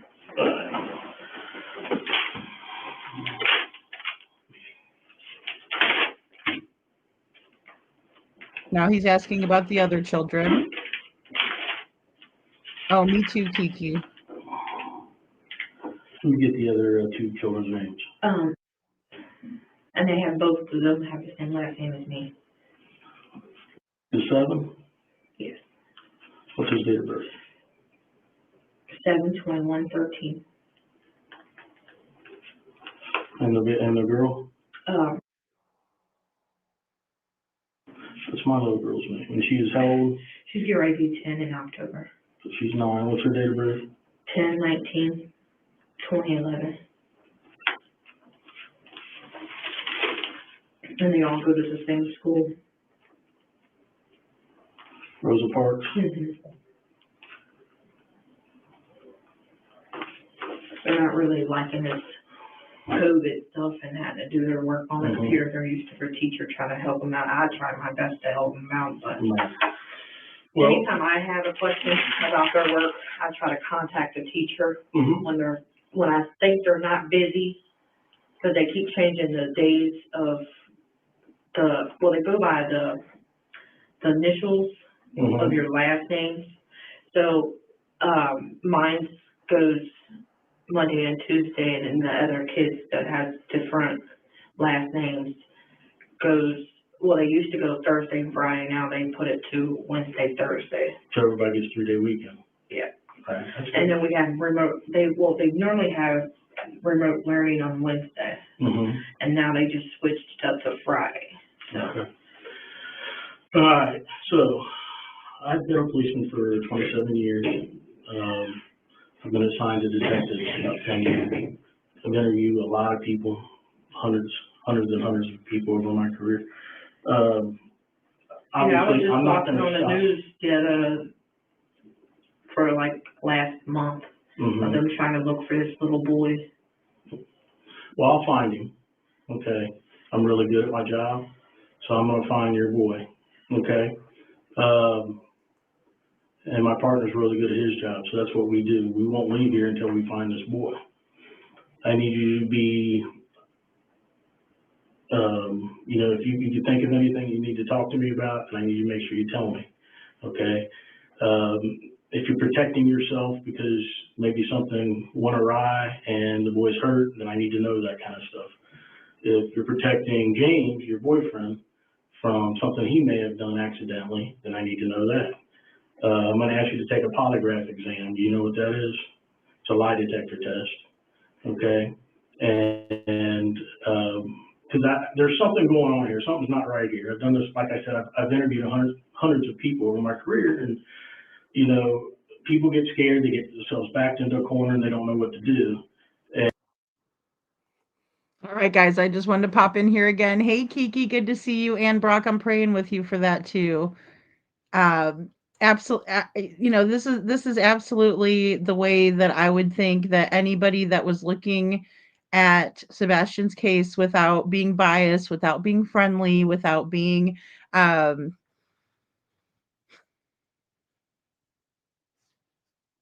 you know, without them being so well known in the community, whether it's connections through Chris's mother or what have you, because I know that's been heavily speculated on. This is exactly how I would picture Katie's interview to go, in my opinion. Nothing that this woman has said up until this point has added up. He's caught her bull-faced lying to him, right? And so she lost credibility very early on in the interview, in my opinion, because if you lie one time, you could probably bet that somebody's lying to you again and again, right? Hey, SI officer, good to see you. So, this is what's so interesting about this interview, and look at her face, right? She puts her hand up like she's almost like a little kid, right? And she's like having that oh shit moment, right? Because she's going, this whole time she's blabbing away, and she's thinking that she's convincing the officer that she has nothing to do with this. But then when she realizes that he's not buying her story, she has a oh shit moment, right? Because she realizes, oh, he's not buying what I'm selling, and that's not good. And my job is to help them through that, because sometimes it is what it is. It's an act, something happened, and parents freak out and, don't know what to do, okay? Right? And he says, I have to do my job. I'm here to do my job. I'm not here to be friends. I'm not here to make you feel good, right? I'm here to find out what happened to your son. He's missing. I need to find him. And you need to start being honest with me, because I understand that you're not being honest with me, right? And why Katie's story was so easily pushed for a whole entire week is beyond me. It is beyond me. So my job is I'm going to go talk to James here in a few minutes, and I'm sure he's going to tell me a little bit different story, okay? Because that's what I get. That's what I find when people aren't telling me the whole truth about everything. Right. You better come up with a better story, because this one's not jiving, right? Nope, not making sense. I need you to tell the truth. You can help yourself out tremendously if you know anything about anything that happened, because if I prove otherwise, that you didn't tell me the whole truth, then that doesn't look good for you, okay? Right? Now he's telling her, he says, you can be dishonest all you want, but it's not going to fare well for you. You can help yourself out by telling the truth. Very well played on his part. Very well played, in my opinion. That's not going to be good. If you're forthcoming with me now, I can deal with whatever happens. I can deal with whatever, and we can go through that together, okay? But I need you to be honest with me about everything, because I'm going to find what happened. I'm good at my job, and I'm going to find what happened to this little boy. So is anything else before I walk out of here? Right? He tells her, I'm going to find out what happened to this little boy. Very straightforward, honest, doesn't change his tone, still has a very, kind tone to his voice, but he's stayed even, right? But he's saying, I'm going to find out what happened to this little boy, right? And you're not telling me the truth, and I need you to tell me the truth. So whatever story that you want to tell me, you better, come up with a better one.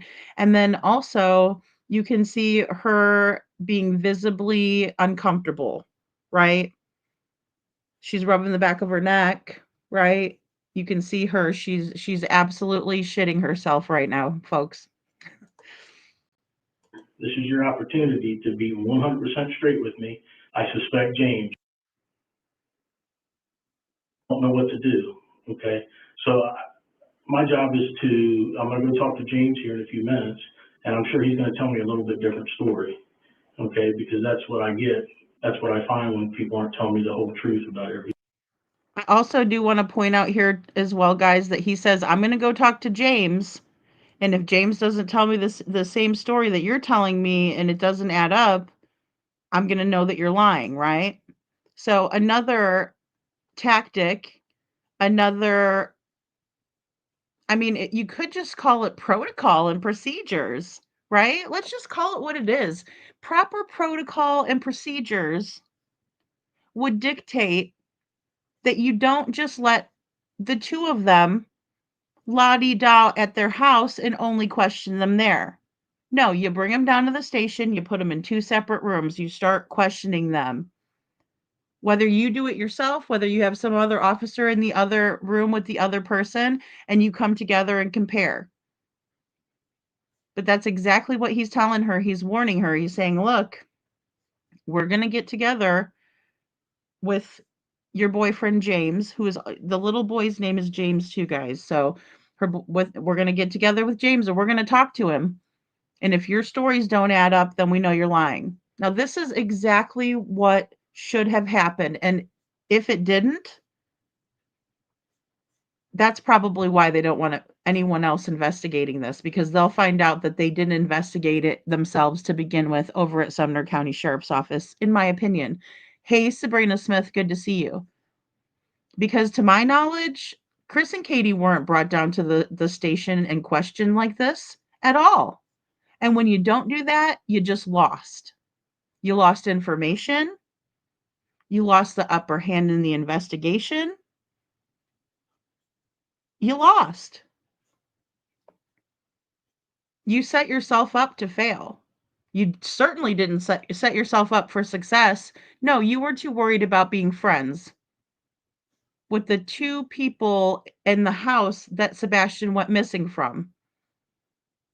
Because you chose to operate off the assumption that he just walked off and took Katie's word for it and never did your job like this fine officer.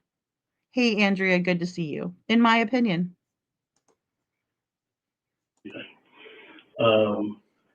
You can help yourself out tremendously if you know anything about anything that happened, because if I prove otherwise, that you didn't tell me the whole truth, then that doesn't look good for you.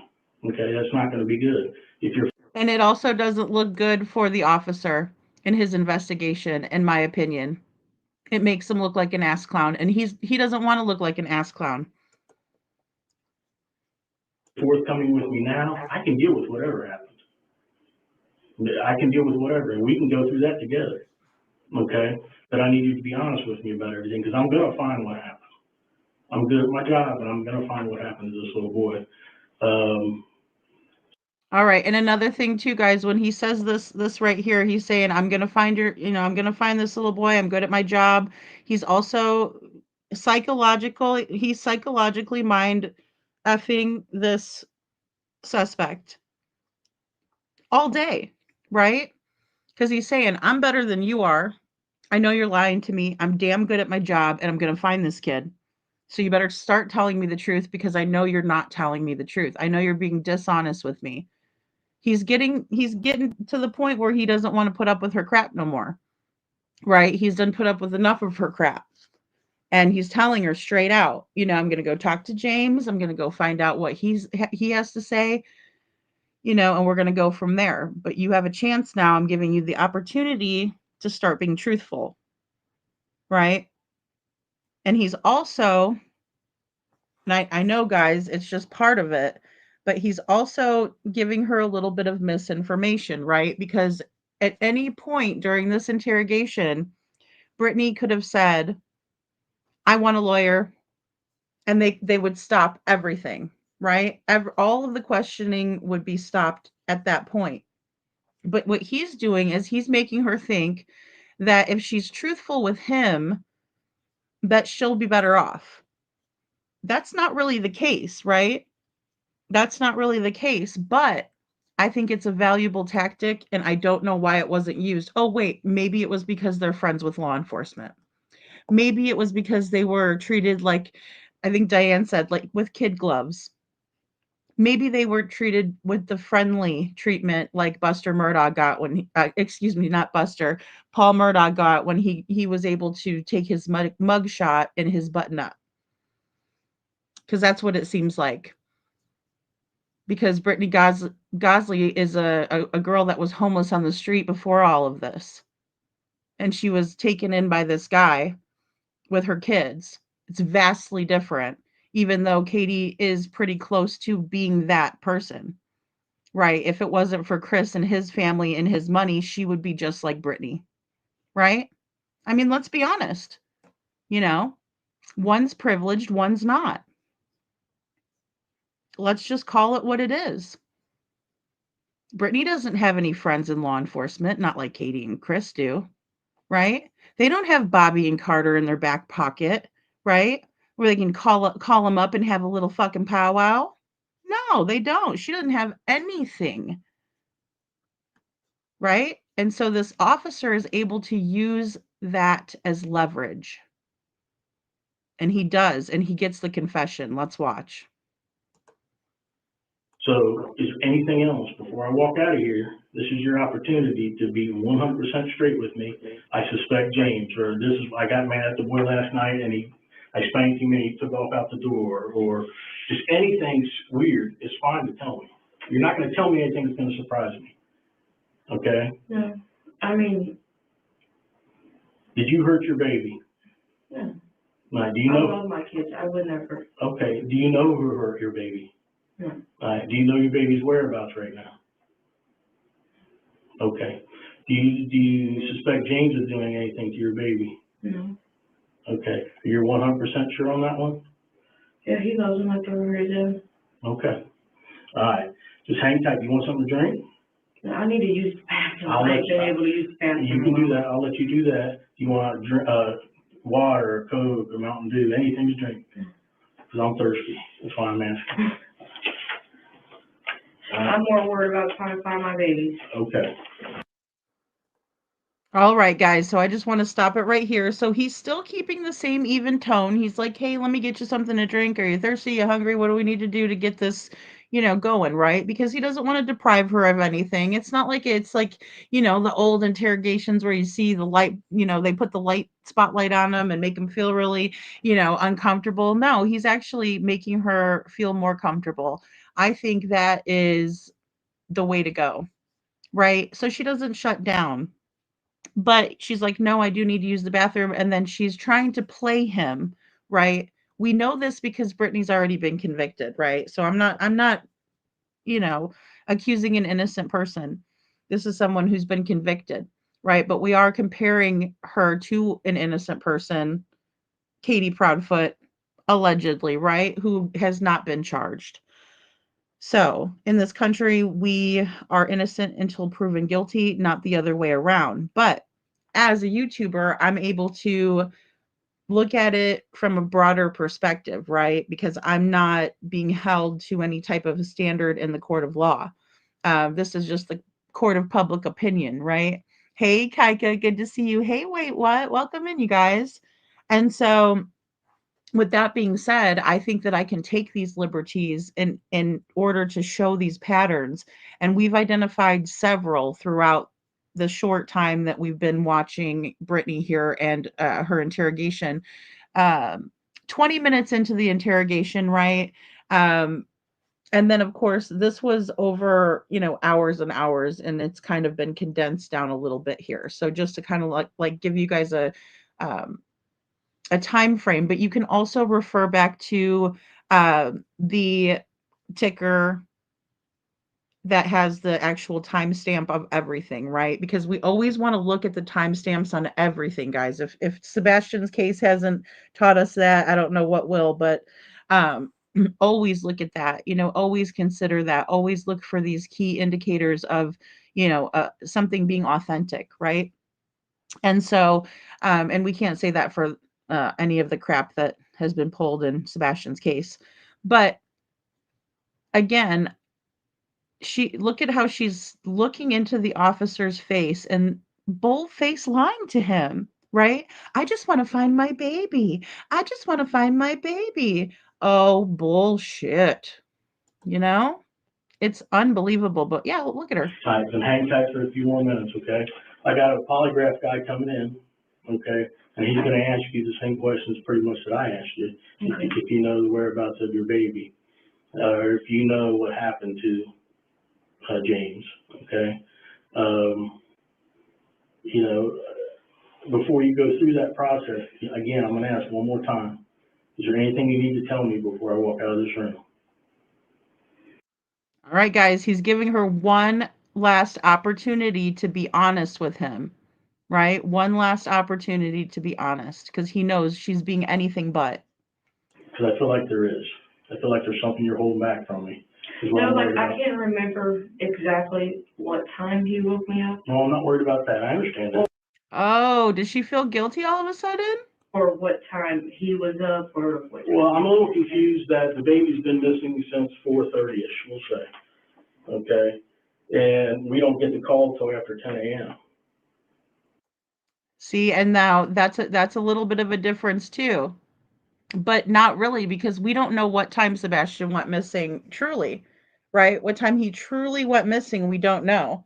What we do know is that there was big time discrepancies with what Chris's mother said, right? She was said to have been over at Warsham's by 5:30, right? We also have Lori, Katie's friend, that was said to have been in town. Some people even say that Chris was in town, right? Chris himself has put himself in town. Okay, let's just be honest, right? His stupidity and his big old mouth has put him, it's saying we all would have woke up. Well, what you're a dumbass, right? You're just a dumbass because you did that to yourself. Those are your words, you know.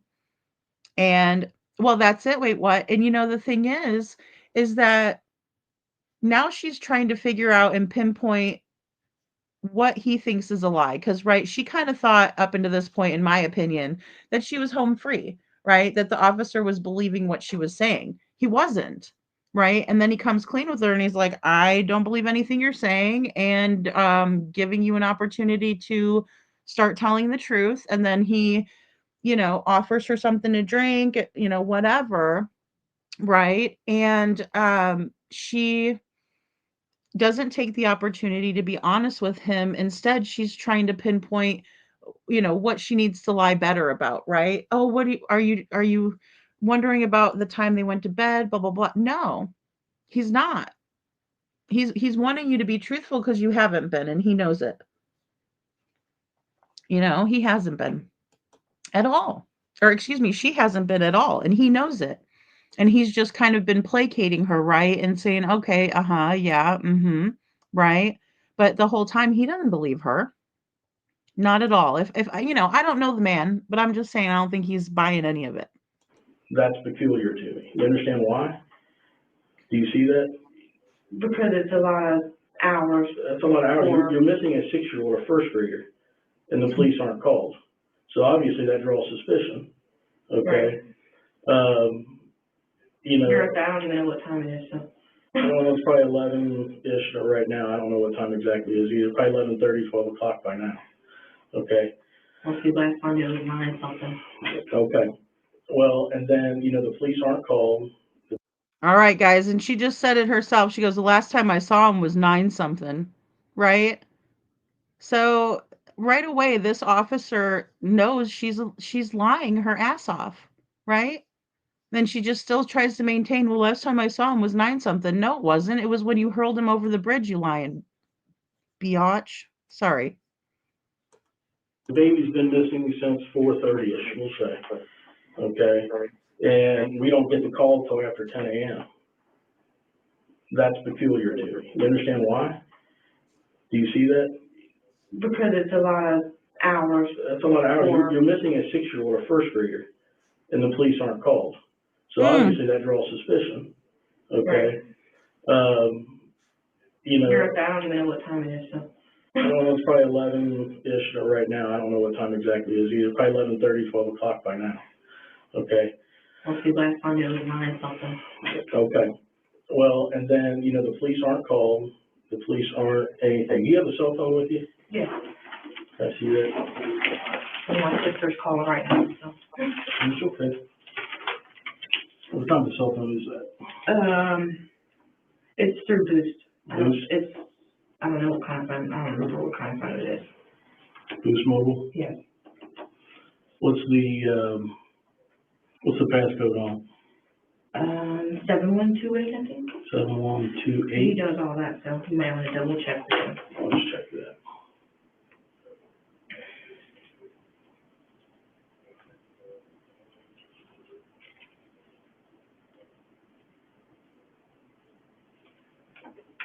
I also want to point out too, really quick, guys. I thought she said she had to pee. I thought she said she had to go to the bathroom. So, you know, again, if her lips are moving. Trying to figure out how to work it. Yeah, my partner will do better than me. He does this stuff for a living, so I'll take it. 7128 though? All right. You can double check with him to make sure. I'm not sure. I can't stress to you enough that I'm very concerned, not only for your boy, okay? And I'm very concerned that there's something you're not telling me. Again, I read people really well, Mm-hmm. and I'm very concerned that you're gonna let me walk out of here and not tell me something that you should have told me, okay? Again, if I find out differently, you could possibly be looking at criminal charges down the road if you're not telling me everything, okay? Because this is serious. I'm missing a 6-year-old boy. I hope he just ran off on his own, okay? But something's not clicking with me.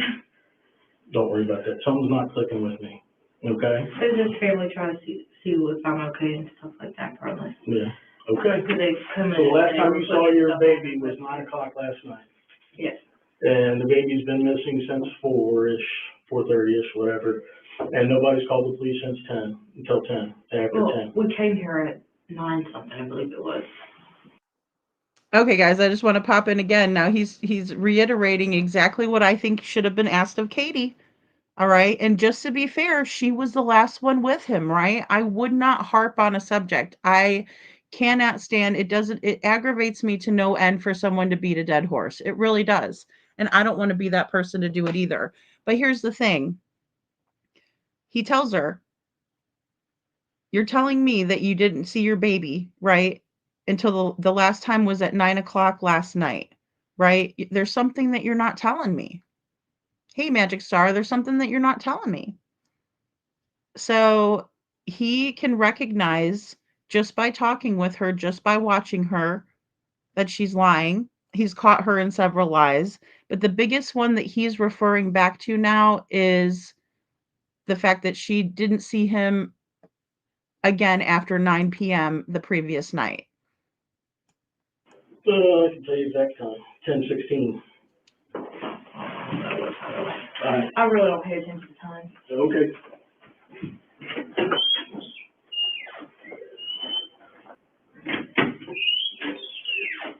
Silver. I'm gonna get you the bathroom here in a second. You are willing to take a polygraph then, so you don't know anything about anything? Okay. Did you need your restroom? Yes. Right, come on up here, please. You want me to wear my mask? Girls in masks don't work. Are you kidding me?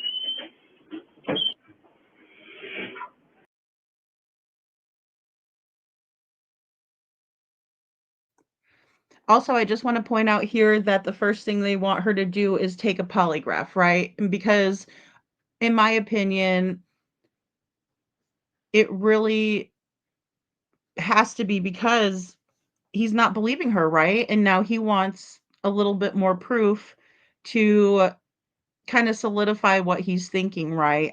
Again, polygraphs are useful in my opinion. They're not admissible in court. However, they do help law enforcement figure out whether a person is being truthful or not. Hey, Tony Fire. So, I do think that they're useful. And I think that's why he's calling for her to do this or asking her, are you willing to take a polygraph? Because things aren't adding up. And he's been very forthcoming with her, except for about the fact that, if she tells him the truth, then it's better off for her because we know she'd probably be better with a lawyer. But with that being said, Just go to the bathroom. Yes, she's just fine. Okay. And you want something to drink? Yes, please. What do you want? I got pop and I got, Do you have Dr. Pepper? I don't know. I know we got, Do you have Pepsi. Pepsi? yes. I'll take it. either way, he gets the confession. Hutchinson? Hutchinson? Yes. Fresh strawberry? H-U-T-C-H-I-N-S-O-N, yes. So he does not have the same last name as you? They all have the same last name, Hutchinson? Okay, I misunderstood you. That makes more sense. All right, guys. And then, of course, what they're going to give her isn't good enough. She needs to have some Dr. Pepper. Again, it just shows someone who is very, very self-centered, right? Very self-centered. And you'll find out how self-centered she is shortly.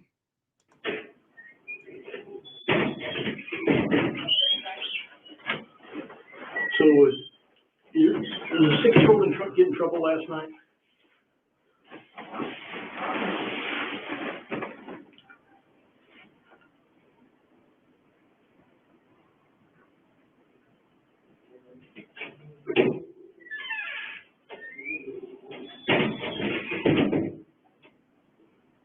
Do you remember? Sorry, I'm trying to remember.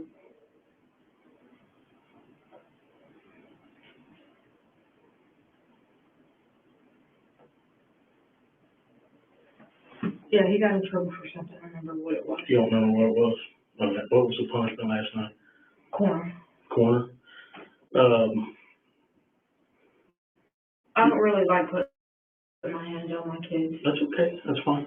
Some people don't. I didn't have a problem with it. So, and I didn't, spank on the butt is what I'm talking about, of course. But,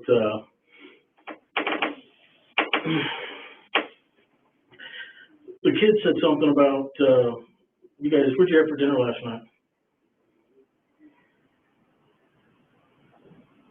They had pizza rolls and chips. The kids did? Okay. They're telling me that James had gotten in trouble for something and that he wasn't given pizza rolls, but he was given bread instead because that was his punishment. Do you remember that? No, we gave them like lunch meat sandwiches at lunchtime. And then all 3 of them, you're saying, got pizza rolls last night?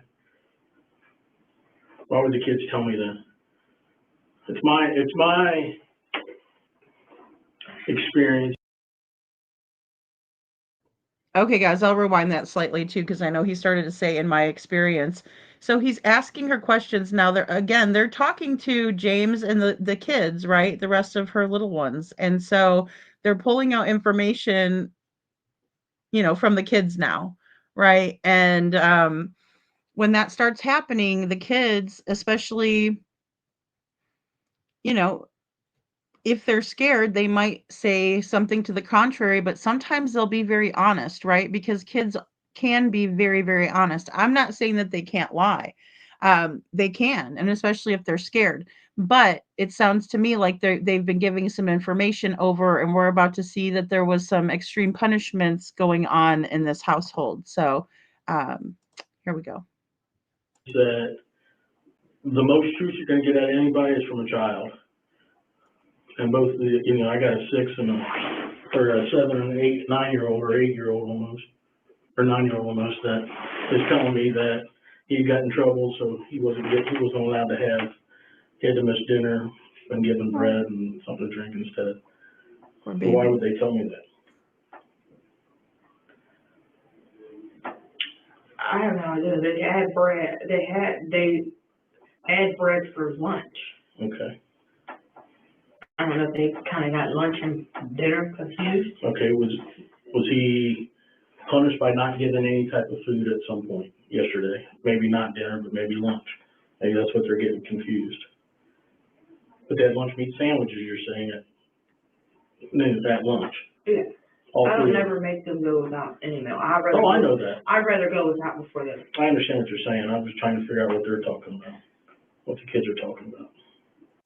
And guys, I'm not trying to be rude about anybody's, body, shape or anything like that.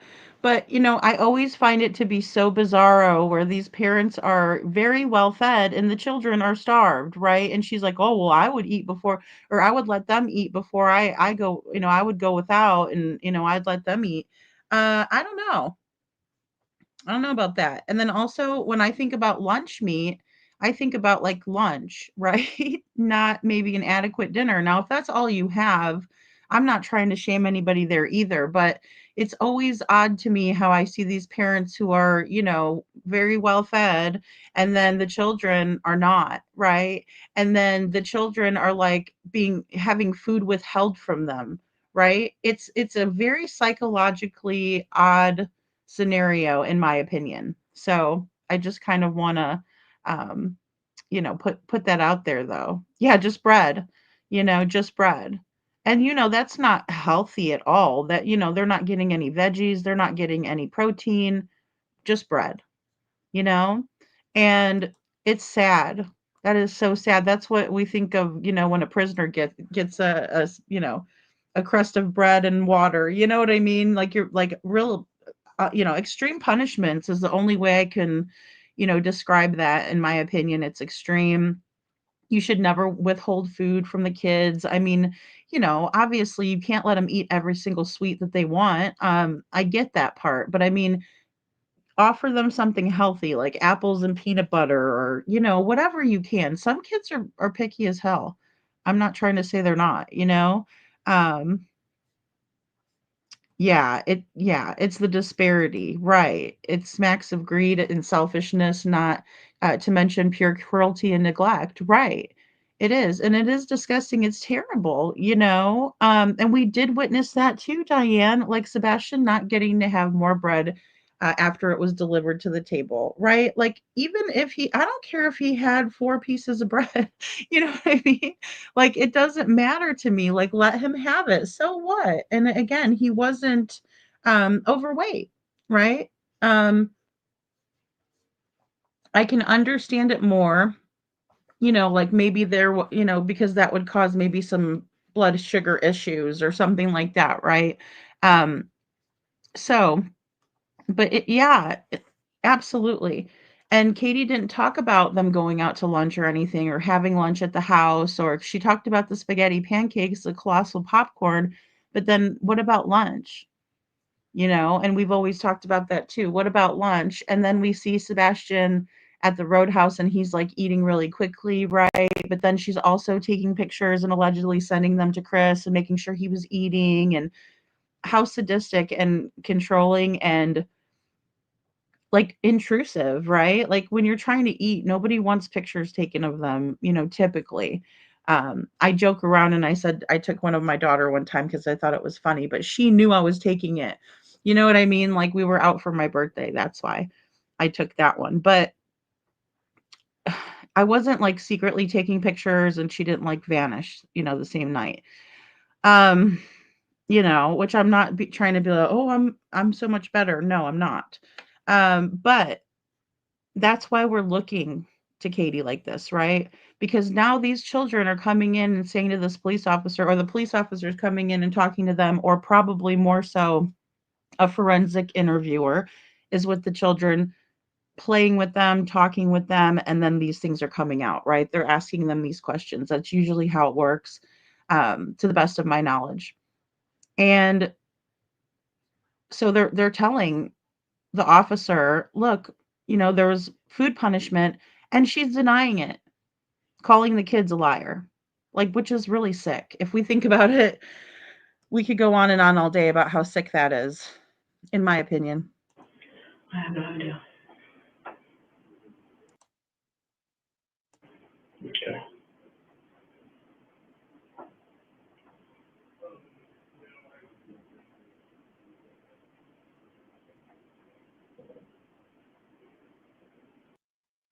You're saying at lunch? Yeah. All I don't three? never make them go without any meal. I know that. I'd rather go without before that. I understand what you're saying. I'm just trying to figure out what they're talking about, what the kids are talking about. I have no idea. Okay.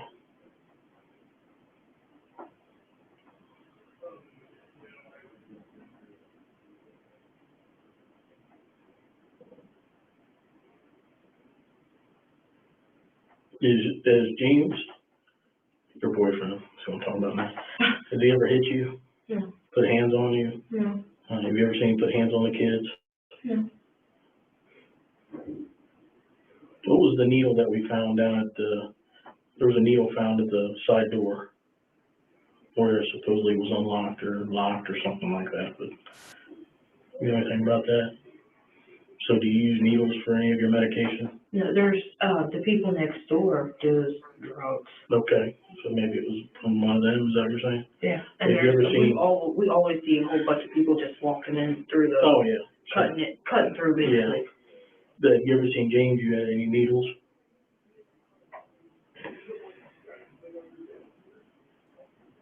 Okay.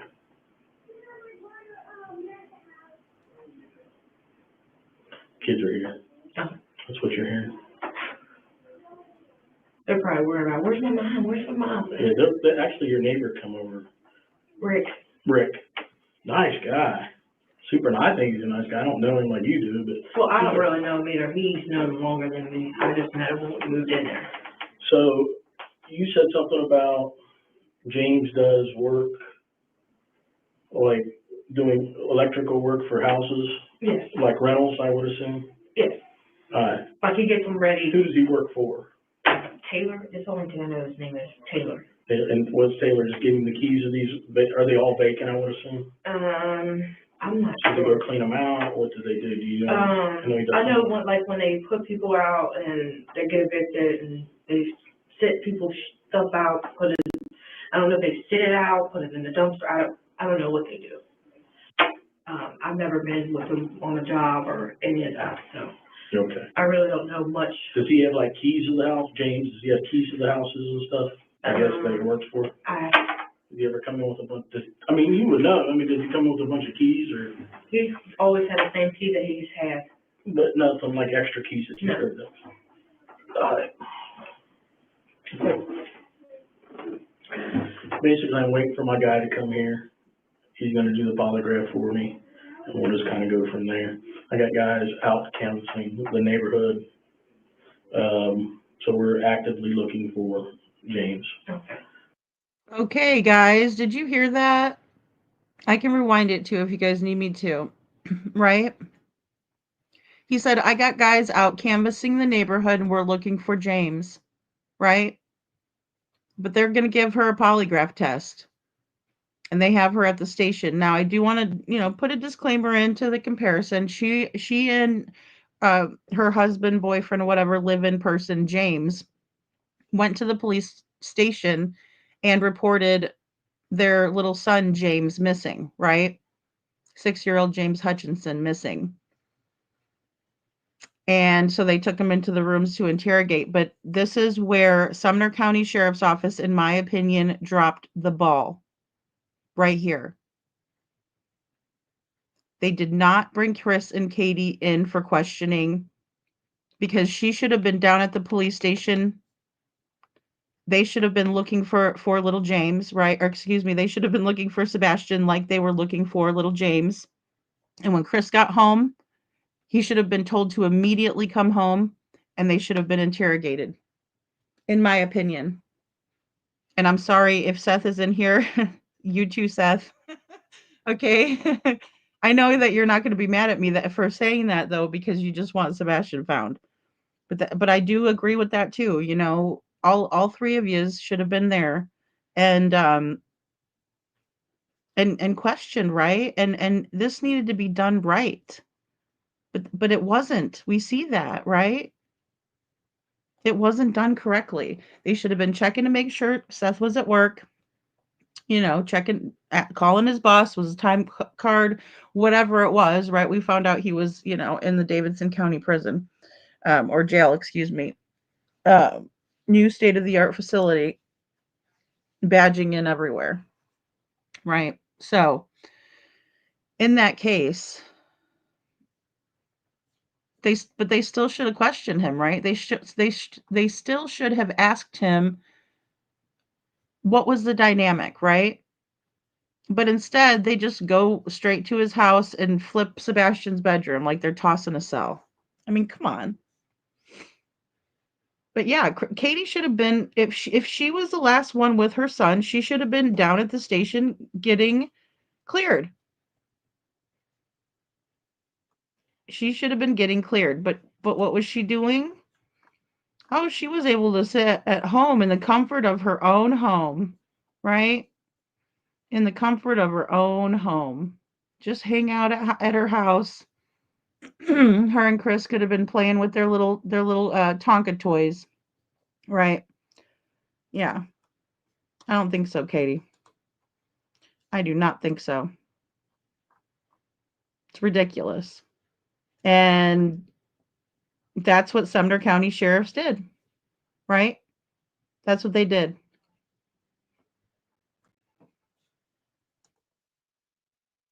Little James is what I call him now because I got Big James in there. It's So- confusing, I understand.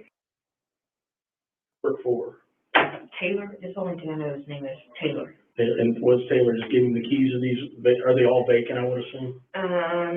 I'm not Do they sure. go clean them out? What do they do? Do you know? He does I know something. when they put people out and they get evicted and they sit people's stuff out, I don't know if they sit it out, put it in the dumpster, I don't know what they do.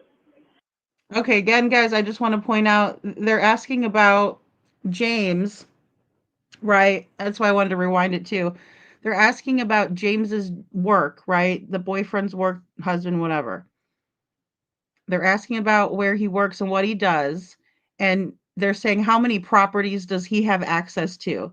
That, again, should have been looked at. Chris and Katie's Foot Clan should have been looked at, right? Oh, your mother's a real estate agent, which they already knew, by the way, in my opinion, right? So if they already knew that, then they should have been looking there too. That's called an investigation.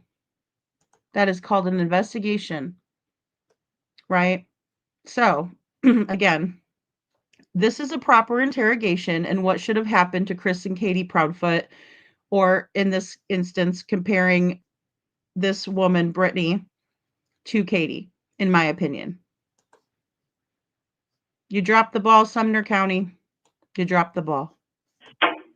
I've never been with him on a job or any of that, so Okay. I really don't know much. Does he have like keys to the house, James? Does he have keys to the houses and stuff? I guess that he works for. Did he ever come in with a bunch? I mean, you would know. I mean, does he come with a bunch of keys or? He always had the same. That's a great question too. Did he come home with a bunch of keys? How many properties did he have access to, right? Because when I showed properties, we had lock boxes. Great question. Key that he's had. But nothing like extra keys that you No. heard of. Got it. Basically, I'm waiting for my guy to come here. He's gonna do the polygraph for me, and we'll just kind of go from there. I got guys out canvassing the neighborhood. So we're actively looking for James. Okay. Little James is what I call him now because we got Big James in there. So Just because you're out there searching, Eric Craddock, listen up, listen close. Just because you're out there searching, as you should be, when there's a child that has been called in as missing, you still interrogate the family. You still look at the family. You still have officers on it, giving them polygraphs. Taking notes? I hope you are. I hope you don't drop the ball on other kids. Sad that you did it to Sebastian. Confusing, I understand. So we're looking for James now. Don't think we're just sitting here talking to you. I got a bunch of people out doing that. I was going to say, is anybody even out there looking for him? Yes, 100%. Because I'm sure brother and sisters worry about their Yes, little yes. brother. Right. And Right. also, really quick, Your guys. daughter also said sometimes Big James doesn't. Whoop, sorry, really quick too, before anybody tries to correct me, I am fully aware that Sonny Weatherford was the sheriff at the time and that Eric Craddock was only the deputy, but he was the face of the searches. He was coming out speaking to the media, and he was also the one that was heading up the investigation to the best of my knowledge. So again, I understand who was sheriff, I understand who is sheriff, and I understand that he was only a deputy back then, but he still dropped the ball in a major way. And so did Ken Widener of Emergency Management Services, whatever the hell it is. I've never even heard of that, so I have no idea what he does exactly. Get along with Little James. What would you mean by that? I have no idea. Does little James get any more or less trouble than the other two? They all get in Right. about the same. They're all close to the same age. They all, yeah, okay. So now, I mean, my daughter, for instance, when she went to school, threatened to stab somebody. right. I had, when she came home that day, because the teacher pulled me to the side Oh, with yeah. dismissal and was like, have you ever heard of your daughter threatening anybody at any time in her life, in school, anything? I was like, no. Okay. Because I don't know where she would have got that from. Right. They said that she could have heard it from her little friends talking about knives or something. Okay. All right. I know James does like being mean to them, so Like, hitting them, taking their toy away. all little James. Yeah, not Okay. that. I got you. How about I just say my son? Yeah, that'll work. All right.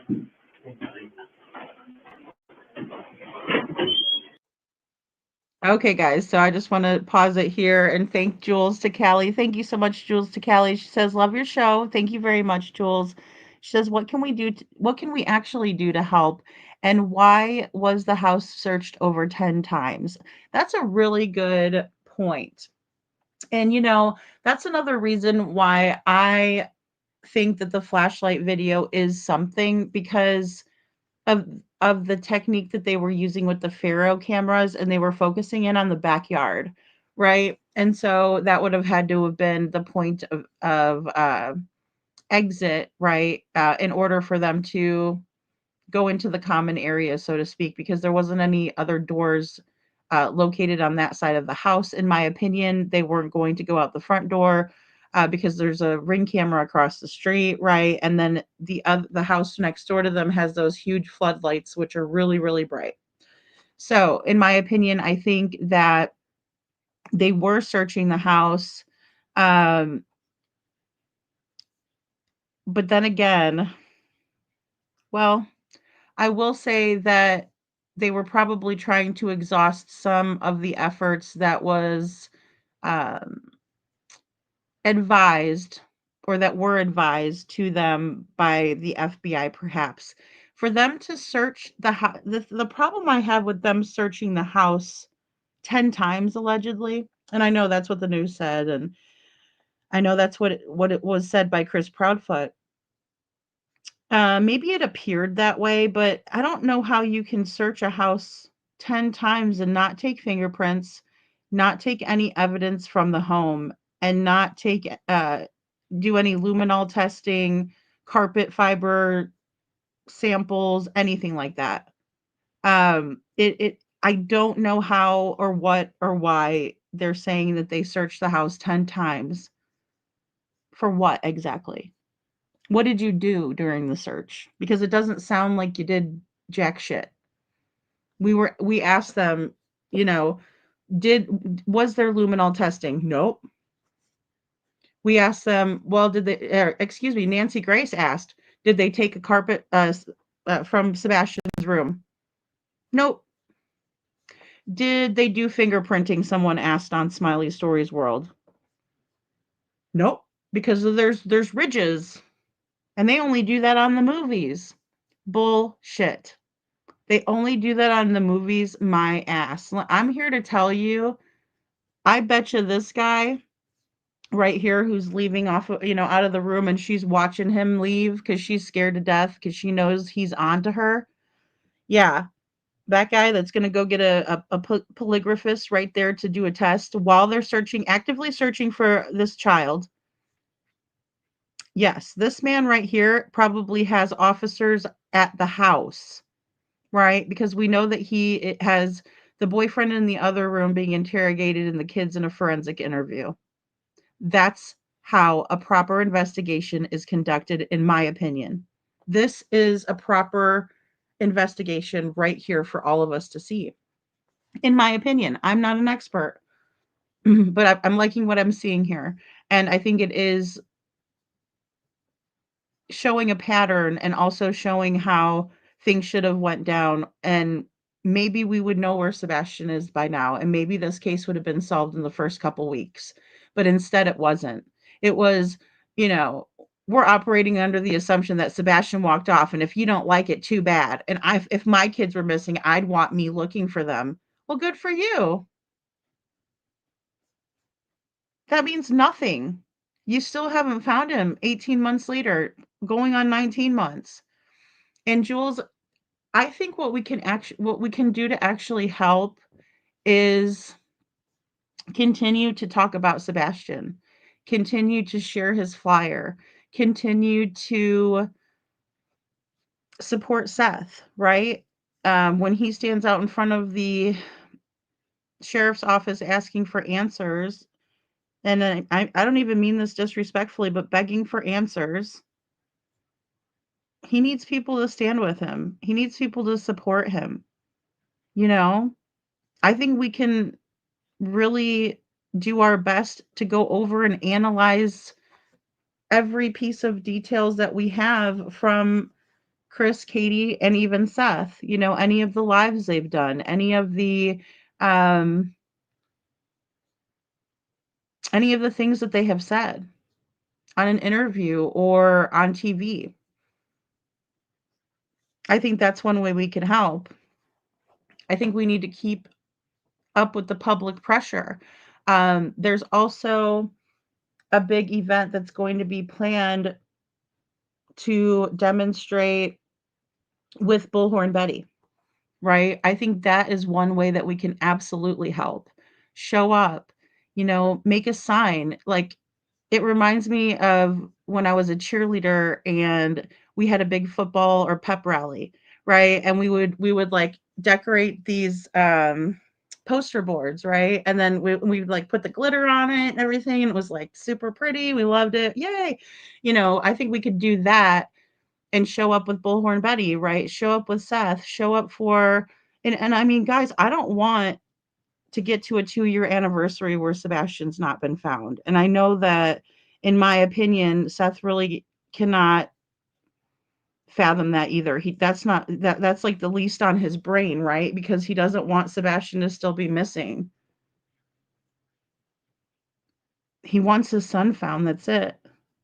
But those are some things that we can do, right? And then if you see something positive or a good representation of, you know, Sebastian's story, share it. I mean, we all have channels and stuff like that. We can share everything here, or share it on your Facebook. Ask people that you know to share Sebastian's flyer virtually, or, you know, depending on your area that you live in, I think you can also pass out flyers there, you know, just depending on, like, you know, because some people might say it's like solicitation or whatever. I don't want to get you in trouble, but just look up your laws where you're at, so that way you're within them. And, you know, a really big deal is the campaign, letter writing campaign, in my opinion. Whether you want to virtually send one out, I think the paper letters with the stamps on them are better, because if they get a lot of, you know, it's easier to click off of a button when you're getting a lot of emails, but it's something else when you're getting loads and loads of letters. So, and I'm working on that too behind the scenes, guys. It's just been a crazy week in true crime, and I'm just a little bit behind. I'm just a little bit behind, but we're still going to keep going. But yeah, those are some of the things, Jules, I think that we can do still. So thank you so much. You know, and I think that's something that we can all be united in doing. And there is strength in numbers. You know, that's the biggest thing. Hey, crafting with the Sassy Chicks 101. Good to see you. So, no warrants. No, just permission given. Coffee Crime and Cat says, were there any warrants signed for searching the house, vehicles, etc.? No, ma'am, not to my knowledge. That's a great point too. The vehicles, right? The camper, right? What about searching those 10 times? Or is that the 10 times that you're referring to when you're talking about, right? Let's talk about digital evidence that was probably lost in this case, in my opinion. I mean, guys, it's looking pretty bad. Either they're lying to us because they don't want to let the cat out of the bag, or they're lying to us because they're hiding stuff for Chris and Katie. It's been a sad and tough week, hasn't it, Diane? And I'm so glad that you guys were here with me. And, I also saw a lot of people in the chats and stuff. It's just rough. People have been really going through it this whole week. And I feel the pain that you guys have too. And, like I said, I really enjoyed watching Charlie in his debates. I really did. Um, they're very interesting. Super, super interesting. Oh, it's so discouraging, SI officer. But I don't want us to feel defeated, right? I think going over, and guys, if you find any good interrogations that you just say, oh my gosh, I'm getting Katie vibes from this, send them to me. Send them to me. You know, I want them to see this. I hope Sheriff Craddock watches me and I hope he understands where I'm coming from because he dropped the ball. And I'm not, I feel like this officer feels. I feel like, you know what? I wouldn't be doing my job up here talking to you guys and I wouldn't be being honest with you guys if I said that they did a great job of police work. They didn't. In my opinion, they didn't. They dropped the ball. This is what Katie should have looked like, scared of Mr. Craddock leaving the room, Ken Weiner, whoever they put on it. Because oh shit, when he comes back, he's going to make me tell him the truth because he doesn't believe anything I'm saying, right?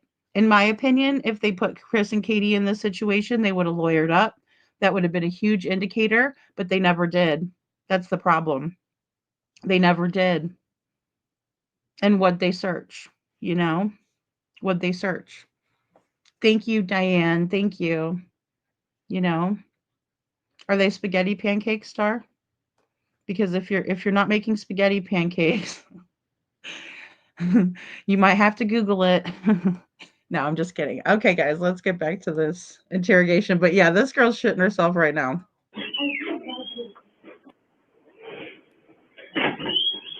Alright.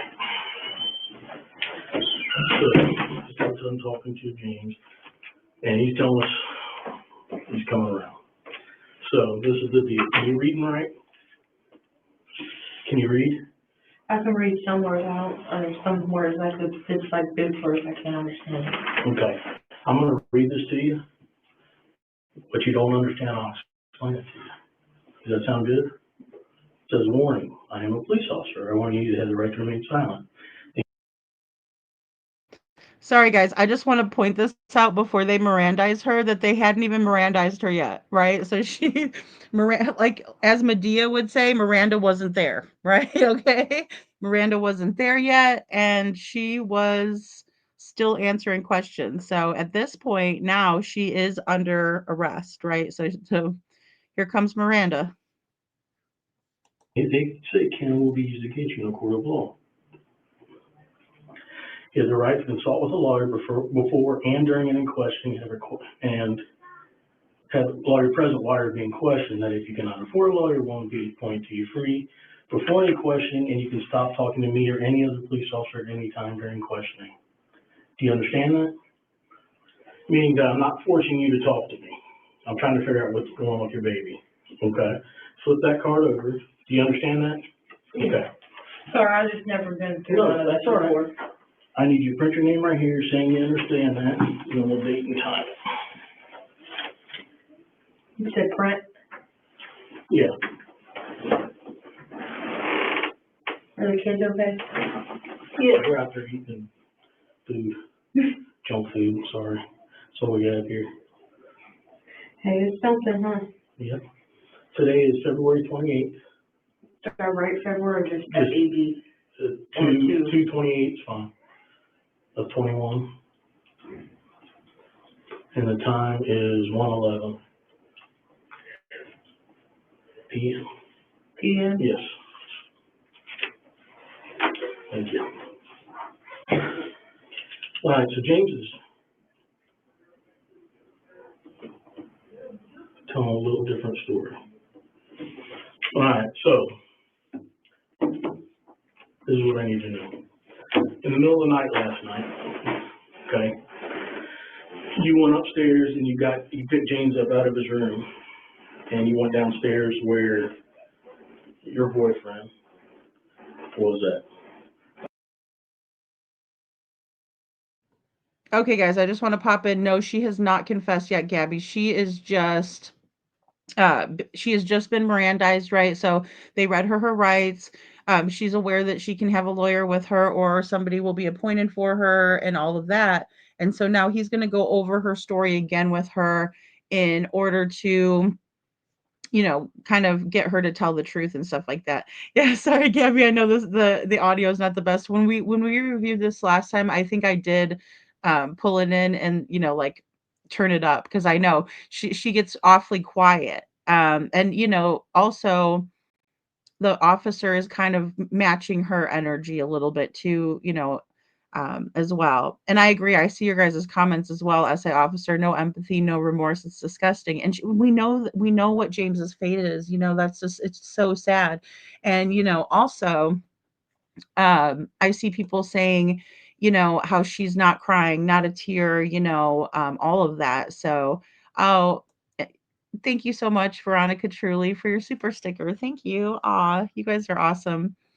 And Kiki, yes, says not a tear, not a tear. So, I mean, it's very apparent that she's okay with it. You know what I mean? Like it's very odd and I know everybody works in different ways and acts in different ways and everything like that, but um and here she is too. Just look at her, her stance, her body language, as if she's listening to him tell a story, which he is, but it's her little fairy story about what happened to James. So, and I'll rewind it quick for us too.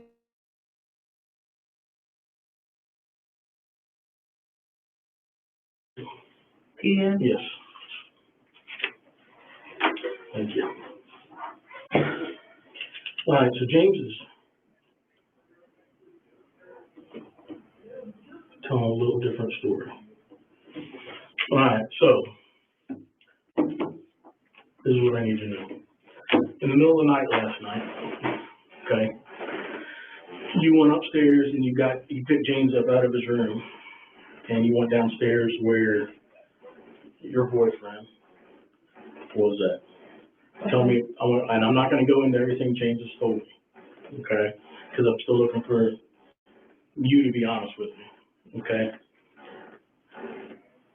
Tell me about that. Tell me what happened after you picked him up out of the room and went downstairs.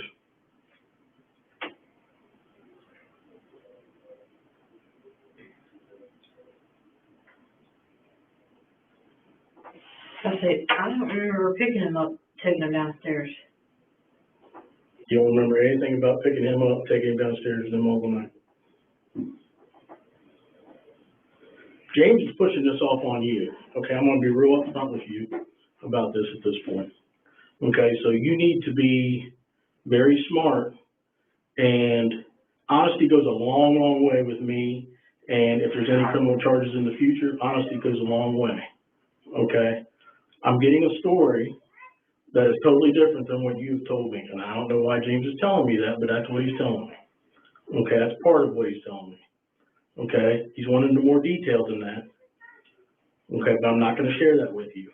I need to know what happened last night with your boy, your 6-year-old. All right, guys. So now that he's Mirandized her, he's turning up the heat, right? He's starting to, show signs that she's obviously, deceiving him. He's getting down to it again, saying, I need you to tell me what happened to your son. I need you to tell me what's going on, all of that stuff. Yeah, Kiki, I can't tell. I know, because you guys might be shocked, the ones that don't know the story. And you're very welcome to, Gabby, of course. SI officer says they become numb. They start to think about their future, what they did, and it's all about them. They start to put up walls and display coldness. I mean, I couldn't have said that better myself. I couldn't have, SI officer. Thank you. That is exactly what seems to happen there, right? It's like, I mean, I hate to say it, but the look on Katie's face, right? Right here. If I just take this down, oh my gosh, take my big face off of it. But look at her eyes, very cold, very cold. Burr.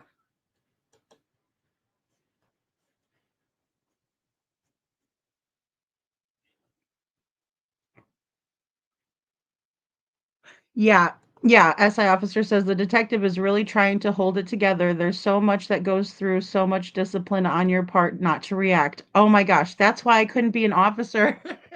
That's why, right? Or a detective. Like I don't know that I could do that. Right? I don't know that I could keep it cool. I don't know if I could handle myself like in order to say like like you said, don't let them know, right? You have to have a really good poker face. And I wish we could see his facial expressions as well as hers, right? I would love to be able to watch this interaction, as if I'm sitting on the table in the middle of the two of them, right? Because I'm sure he has really kept a stoic look about himself as he's going along, right? It would be hard to not for me not to make a face of like, yeah, right, when they're talking, especially when, you know, they're doing these things and saying these things. It's, you don't want to give it away, right? You want to say, okay, yeah, uh-huh, instead of, you know, and not to lose your cool to say, "Tell me where this kid is," because it's gotta be so frustrating to no end. Yeah, his rocking says enough. Exactly, right? He's keeping and I noticed too, he does a little bit of tapping, to SI officer, which is also, a soothing, type of activity, as well. Rolling the eyes. Me too, Kiki. Me too. That would be the dead giveaway. And I would be like, they would be like great detective skills. So, SI officer says right now everything's becoming a blur to her and she's barely comprehending what he is asking. Yeah, I can agree with that, especially based on her body language, right? And again, guys, I just want to kind of put it out there without telling you the whole thing. She has been up all night, right? This woman's been up all night. And coupled with that right there, in my opinion, if Katie had something to do with Sebastian's disappearance and she had been up all night, they would have her in a very precarious situation if they would have taken her in straight away for questioning because she would have been tired like this one is right here. She's that this girl's spent, right? Because they've been up all night and they didn't even get to the police station until like 9, 10:30, right? Or excuse me, 9:30 or 10. Um, and she plays semantics with the officer about that, you know. Yeah, exactly. Veronica says, I couldn't either. I would be across the table. So, nope, I'll keep the job I have now. Right? Yeah, because it's really easy for us to critique them, while they're at work and everything. And, if people did that to us, we'd be in a spot too. But I think he does a great job of showing, what is supposed to happen. Again, send out people to look, but also you need to question the parents, all of them and anybody close to the child who's missing, right? We just watched that little girl get taken by her or RSO, excuse me, RSO uncle, right? And thank God she was found safe, little Ruby, right? So, it really pays to look at everybody close to the child. That's usually who knows, right? But then you also have abductors and everything. So you have to investigate every avenue, every angle. You can't just stick to one path and then, you're really screwed. You screwed yourself then. Um, oh, the snark Rabini. Yeah, you get special training to learn how to interrogate. Yeah. Yeah, and I think that would be so cool. I think that would be absolutely awesome. All right, guys, let's go ahead and keep watching. Or early this morning, in the middle of the night, whatever.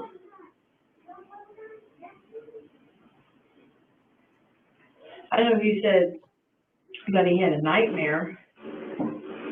The 6-year-old? Yeah, but I didn't carry him downstairs or anything. Okay, who carried him down the steps?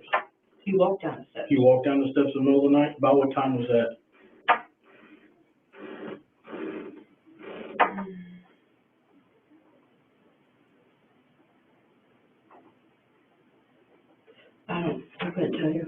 pay attention to time. That was in the middle of the night. Yeah, I was more worried about what he was wrong with him, What does that mean? like Why he was downstairs? why was he downstairs? Why was he awake?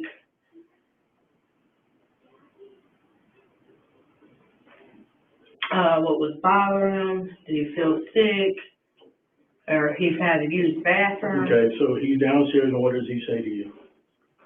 Me had a nightmare. Okay, in those words? Okay. So, me had a nightmare. What did you do? What was the next thing you did? Just try to sit there and... Where did he come to? The living room? No, he went in there and woke me up. In bed? Yeah. And was James in bed with you at the time? Yeah. And then what happened? He come in there and said, Mommy, I don't know how many times he probably said my name. I'm a deep sleeper. Okay. But I was rolling over and I heard, Mommy, Mommy.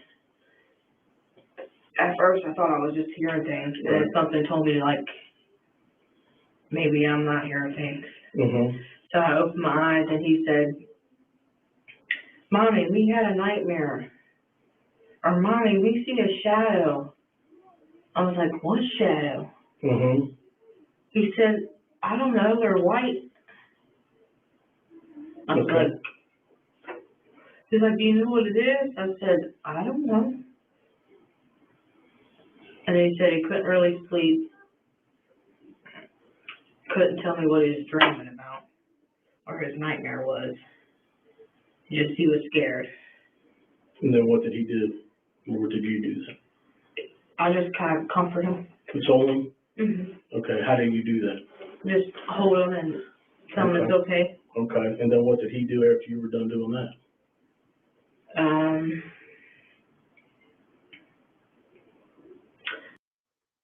Okay, guys, I just want to point out that this is how we know that she's lying, right? She has to think about it. It should be a very fast story. She's adding in a detail that probably didn't happen, in my opinion. That little James woke up from a nightmare, right? And then Rob Beanie says, yeah, a nightmare or a shadow. Exactly. Exactly, Rob Beanie. Yeah, was it a nightmare or a shadow, right? She can't even be consistent, but then now he's like, okay, well then what happened next? And it's like pulling teeth. And that's how I always felt about Chris and Katie's statements. Thanks, Faye. Yeah, and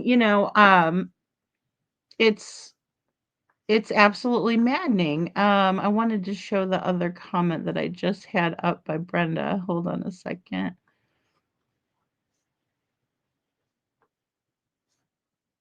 Oh, Magic Star. This is Brittany Gosney. Oh, did I say her name right? Sorry. Yeah, Brittany Gosney.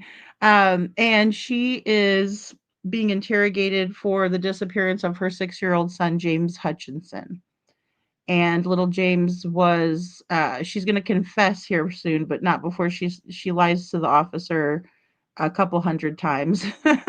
A couple hundred times. Here we go. Brenda says Chris said he was on the phone with LE most of the day. Yes, he did. And I remember he told them they weren't going to question his wife. Yes, I agree with that. And he also had his whole dang family over there, right? Mama Socks over there to make sure. Yep, he sure did. He did say that, and it is hard to keep the lies straight. Well, and we all see how Katie does under pressure. She buckles under pressure, right? Like I don't know if she has like rosacea or something, or if it's just when she gets really nervous, she gets red. I'm not sure, but we see it all over her face. I mean, all over her face. So let's go ahead. I believe I was just kept asking if he was okay. Did he sleep with you the rest of the night, or what? I told him if he wanted to go back up to his room, he could, or if he wanted to sleep downstairs. Well, since we moved into this new house, it's kind of new surrounding to them all. So every once in a while they'll sleep upstairs, but then they like to sleep downstairs. I'm guessing because it's more comfortable with Mom downstairs. Right. They normally sleep in the living room. Well, not normally, but Right, I got you. when they have a bad night or Right. whatever a case may be, they sleep downstairs. I allow it because, I mean, I would want to let them feel like comfort that I'm closer to them instead of all the way upstairs. So, I told him, wait, if you don't want to go upstairs to your room to sleep, let me go upstairs to get the bedding, because we don't have mattresses and stuff so he can lay down. So I went upstairs and grabbed his bedding because he said he was still kind of scared to even go upstairs, which I couldn't understand if you're having nightmares, thought you seen something. So I went upstairs. I told him, look, I'll be right back. Nothing's going to happen to me. I'll be right back. I'm going to go. So he's downstairs in your room at this point? Yeah. Okay. So you go upstairs. So I went upstairs to grab his bedding. And I told him I laid it out next to the other two because for some reason they wanted to sleep downstairs. But they get up early in the morning to go upstairs, play stuff normal kids would do. That way they try to let me have some sleep. And plus they're used to getting up, going to school and stuff like that. But I went upstairs, grabbed his bedding, brought it back downstairs, and laid it with the other two, so he felt that I'm in the next room. With the other two? The kids. The two kids were already downstairs? No, they were upstairs. Okay. And somehow or another, I don't know how they got downstairs. But I woke up when I seen James kept yelling, Mom, Mom, Mom. And it looked like he was scared to even use the bathroom. Because he was, you know how boys hold her. Yeah. He was holding himself, and he said, Mom, can you please take me to the bathroom? I was like, yeah, I'll go with you to the bathroom. I'm not going in the bathroom, but I'll stand by the bathroom door. Because I don't want them to feel like I'm messing with them or any of that. All right, guys, I just want to pop in. I know this is going to be a little bit boring, and she's definitely telling a crappy story, right? That's not true. And I know, Magic Star, yeah. So, I mean, it's kind of one of those things where she's now trying to detour the conversation, and you can see the officer is kind of growing more and more impatient with her, right? But he's still letting her talk. And again, she was Mirandized, so she's, under arrest. Everything she's saying now can and will be used against her in the court of law. And she is a bad liar, Diane. This whole fairy story, and I don't know why it always comes down to like bathroom talk. I don't understand that either. I don't know if that's like a direct comparison or we can just see that as a pattern, but I find it odd to just like the food, withholding food and things like that, feels like you're messing with them, your child at 6. I know, Robbie, and she definitely uses distancing language when it comes to her kids, right? We'll kind of hear more about that too. Yeah, it is, Magic Star. I found this one to be like one of the more closely compared stories, like with the moms comparing the stories, there's been like a lot of direct similarities, some differences, but a lot of direct similarities. Star says it's a fascinating observation of how an interrogation can unravel the suspect's lies. Yeah, because he's just letting her lie, right? Lori's giving our liar emoji, because yeah, he's just letting her lie, and he's kind of just like, he obviously knows, and he has known the whole time, but he's also allowing for some of the nonsense. He's like, okay, and he's probably thinking to himself, because I mean, they've been in there for hours and hours, right? Just dealing with this. So good night, SI officer. Thank you so much for being here. Thank you. Yeah, it is a really interesting interview or interrogation, right? It started as an interview and it became an interrogation, right? Because he knew. He's like, "Oh, she's lying." And I mean, she bold-faced lied about the Mary Jane. And of all of the kind of you know, drugs out there, that one isn't as bad, you know. And I think even in law enforcement's eyes, like they'd rather hear that than, you know, something else. I mean, especially if it's legal where it is, you know, they can't really do anything. But in the same way, you know, that one isn't most red flags surround like around math or, you know, not arithmetic, or any of those other harder core substances, right? Or, you know, abusing prescriptions or something like that. So, because typically that's where you're going to find more neglect and abuse, in my opinion. Same with alcohol, overuse of that too can really be one of the things that, you know, can push people. But again, I never look at it as an excuse, like, you know, because I don't think there's enough anything anywhere to make you do something like what we're going to hear that she did. But again, she's telling a fairy story and not doing a great job. Well, he used to joke around with me all the time, the kid. Mhm. Used to joke around all the time with me and say, "Mom, you're looking at my pee bird." I'm like, "Dude, all I'm doing is washing it." Right. So I told him to be filled, because normally he can't really pee in front of me. Mhm. I'm guessing because he thinks I'm standing there watching him. Right.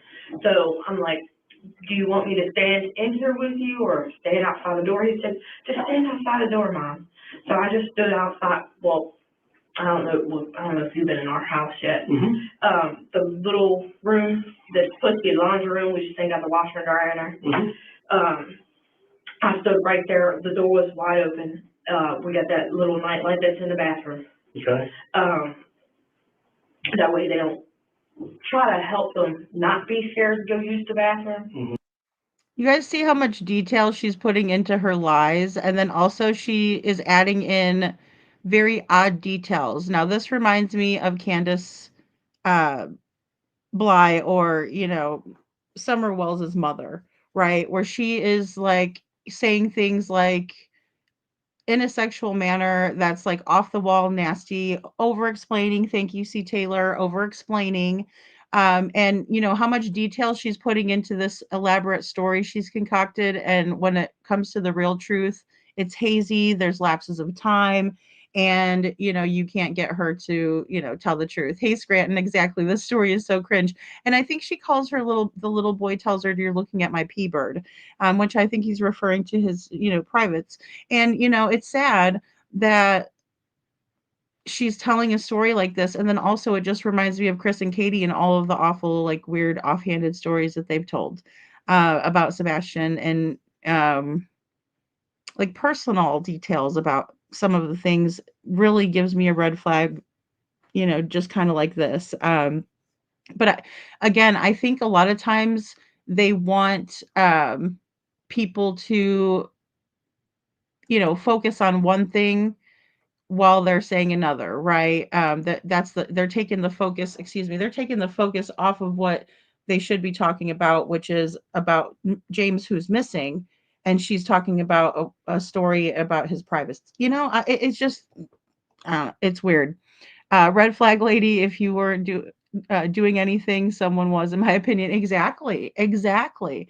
And it's weird, right? Like that she goes into this like big elaborate story over explaining. I think Ellie must look at the parents first going forward. As much as I hate for that innocent parent, hate that for innocent parents. I know, me too. And you know, again, I wouldn't like it either, but I think anybody that truly doesn't have anything to do with it, they want law enforcement to look into everything, right? And especially themselves, so that way they can focus on who they really should be looking at, right? A bunch of bull, Lori. I know. And then like I think a lot of it does have to do with, again, you know, let's see how elaborate we can make this you know, story, and then I'm going to, you know, he's going to lose interest or whatever. You know, it's very manipulative, to say the least, in my opinion, of Brittany Gosney. Um, but I told him I'll stay right here at the door, and I told him the night. I'm like, "Dude, all I'm doing is washing it." Right. So I told him, does he feel, because normally he can't really pee in front of me. Mhm. I'm guessing because he thinks I'm standing there watching him. Right. So I'm like, do you want me to stand in here with you or stand outside the door? He said, just stand outside the door, Mom. So I just stood outside. Well, I don't know if you've been in our house yet. Mhm. The little room that's supposed to be a laundry room, we just ain't got the washer and dryer in there. Mhm. I stood right there. The door was wide open. We got that little night light that's in the bathroom. Okay. That way they don't try to help them not be scared to go use the bathroom. Mhm. But I told him I'll stand right here at the door. And I told him the night light's on, that way we don't wake nobody else up. And So you're saying, and what's your other boy's name? We're already downstairs. Yes. Were they on the couch or are they on the floor? they were laying on the floor. Okay, so they were already downstairs. I don't know if they had the same issue. I don't Okay. know. They were already downstairs. Okay.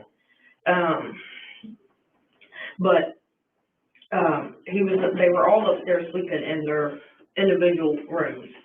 Mhm. But sometimes the boys kind of like sleep together. I don't know, because I guess they feel more safe.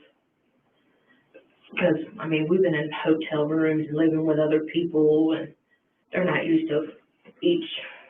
Right. Well, the little girl's used to having her room because she's a little girl, but the boys ain't used to Right. being apart. They're used to sharing a room. So when you put them to bed last night, they were all upstairs. Yes. And I even went up there. do the two boys have different rooms? Or do they share a room? Well, I leave their bags of clothes in the one room because Right. I tell them if they want their own room, because there's 3 bedrooms upstairs. Mhm.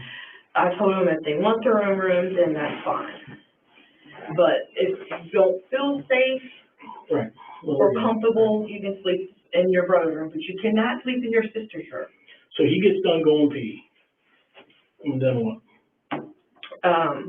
We went in there, I turned cartoon. Okay, guys, I just want to pop in again. And now she's insinuating after she talks all of this kind of weird nonsense about don't watch me go use the bathroom, mama, which a little boy's going to say that. Hey, Dawn Emery, a little boy might say that. I can't say that that's completely odd or whatever, or a lie, but I will say that she does go into this long drawn out weird stuff about the bathroom. See, Taylor said, she is really focused on the bathroom. And then she goes into, you can't sleep with your sisters and you're a boy, and that is very strange, right? And so the officer's looking at her and he's like, "Okay, well, what happened after he got done using the bathroom?" It's so weird, right? And then, also little James Hutchinson has never been found. He's still missing. And without giving away everything in the case, I'll just say that he's still missing, right? So they haven't been able to find him and really find out what happened to him, and that's extremely disappointing and sad, especially because she might not have been truthful about what she did with his body, in my opinion. And you've already been upstairs by now. Then that's fine. But if you don't feel safe Right. Well, or comfortable, you can sleep in your brother's room, but you cannot sleep in your sister's room. So he gets done going pee. And then what? We went in there, I turned cartoons on. And you've already been upstairs by now and got his bedding. Yes. Okay. I What went is his bedding? a blanket that lays on the floor, Mm-hmm. another blanket to cover up with, and a pillow. Okay. So I went upstairs, came back down. I turned, because he was like, "Mom, can you turn something on so we can see?" And I turned the TV on, that way, waking everybody up in the house. Mm-hmm. So I turned the TV on. He asked, "Mom, can you put cartoons on?" I put cartoons on for him. Because they like, when they're doing their schoolwork at school, they do their work. I don't know if your kids get on YouTube and watch all these SpongeBob and all that. They get on YouTube and watch SpongeBob, but he wanted to, we don't have cable, so, Mm-hmm. And he asked to watch cartoons. I was like, I'll find something, and there might be something on it this time. Mm-hmm. But I was going through the channels, found the channel. He said, that's fine, Mom. So I sat there on the couch. He was sitting on the floor on his beddie next to brother and sister on the floor. And he was just sitting there. I asked him a couple times here and there, are you okay? Is something still bothering you? Mm-hmm. Are you And guys, I just wanted to point out too, in the beginning, she told everybody that all the kids went to bed at 9 o'clock. She went up to check on them all and they were all sleeping. Then she waited to see if any of them would wake up and come out, but they didn't. And so she herself went to bed is what her original story was, and I also want to kind of point out that, allegedly Chris Proudfoot didn't want Sebastian around his daughter Faith, and I can see you guys remembering that too. Um, and then Scranton says, in my opinion, Faith is safer around Sebastian than CP. Just saying, I agree completely. And, Nina painted a completely different picture of a loving brother and sister relationship. And how dare he take that away from either one of those beautiful children? In my opinion, he's a jerk for doing that. still scared? Do you feel a lot better? So how long have you been asleep before you think he woke you up, roughly?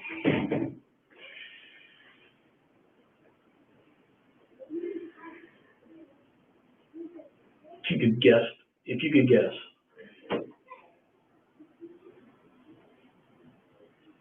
I don't know, maybe like 34 hours. Okay. So if you, Because, I mean, once I go to bed, I go to bed at 10. Once I go to bed, I'm out. Right. So why didn't you tell me all this prior to, before when we were talking? Why didn't you tell me all this story before? Because I just asked you if you remember going upstairs originally when I came in, because that's what I'm being told. And you didn't remember any of that. Now all of a sudden you're remembering detail about him being I have scared. a bad problem with memory issues. I couldn't tell you about, I can't remember day to day. Okay. You're still not lying. You're lying to me about some stuff. So, did you grow up in church or anything in the faith? Christian faith? I remember when I was a little kid that my grandma used to take me to church all the time. Right. Well, I suspect something accidentally happened, okay, because you are all over the place with your stories, okay? For whatever reason, you're scared and you're not telling me the whole truth, okay? And I understand you being scared. I know you don't know me, okay, but I'm the most honest person that you're ever going to talk to, okay? I'm telling you, it's in your best interest to tell me the entire truth, okay? Or you're going to be in a world of hurt. I'm telling you, no matter what happened, no matter what happened, by telling me the truth goes a long way. It's going to go a long, long way in this process.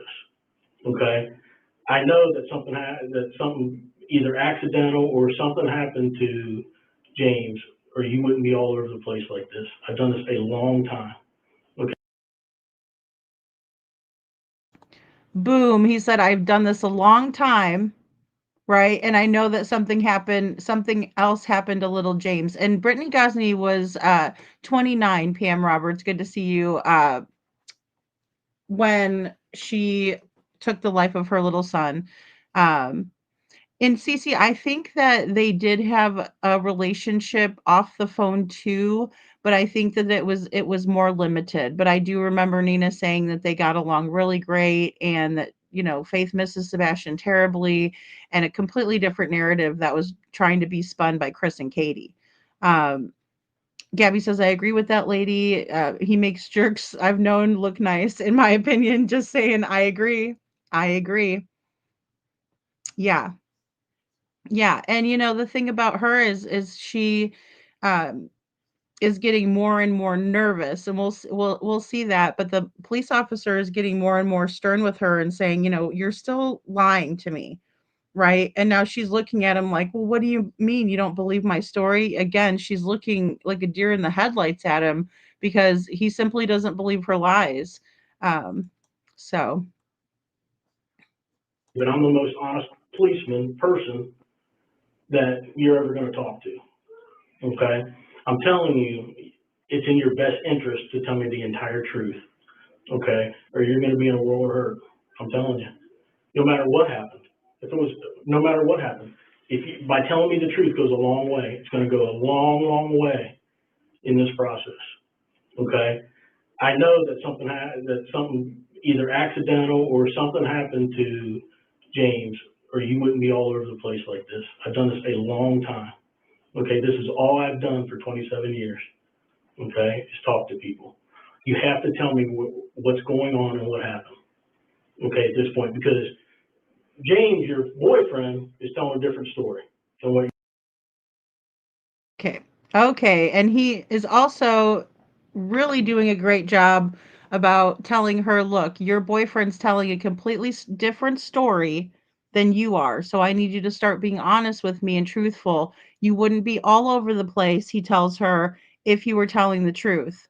Now, this is, you know, completely comparable, in my opinion, to Katie Proudfoot. Completely comparable, right? If I was running comps on a house, her and this girl's house would come up as comparable, right? So when I analyze this mother and Katie Proudfoot, I see two peas in a pod, in my opinion. Yes, and Sebastian and Faith FaceTimed a lot too, right, Lori? Yeah, they had a great relationship, in my opinion. I believe Nina over Chris because Chris was trying to again blame the victim, just like we heard when Peter Hyatt talked about that as well. So spot on, and that's exactly it. And yeah, her boyfriend is throwing her under the bus. The kids are throwing her under the bus, right? Yeah. And it is a tactic, but they are in separate rooms and being interrogated. So he's probably being told the same thing, Michelle, you're right. They're probably telling him Brittany's not telling that story either, right? Because they're trying to find out what the truth is and pull it out. And he knows dang well that she was just trying to pull him down a fairy path, down a rabbit hole that would not lead to James, and it still hasn't led to James. You're telling. Okay, you're deflecting, you are minimizing stuff, meaning that, you're not telling me the whole truth. Well, he's breaking down. Okay, he's telling. He says you're deflecting, you're minimizing, right? We've seen Katie deflect and minimize. We've seen Chris deflect and minimize over and over. Now he's saying, oh, but guess what? Your boyfriend's rolling on you. He's rolling on you right now. So what are you going to do? Definitely using that as leverage. Okay, guys, I'll just play it over again because I know I talked. In this process, okay? I know that something either accidental or something happened to James, or you wouldn't be all over the place like this. I've done this a long time. Okay, this is all I've done for 27 years. Okay, is talk to people. You have to tell me what's going on and what happened.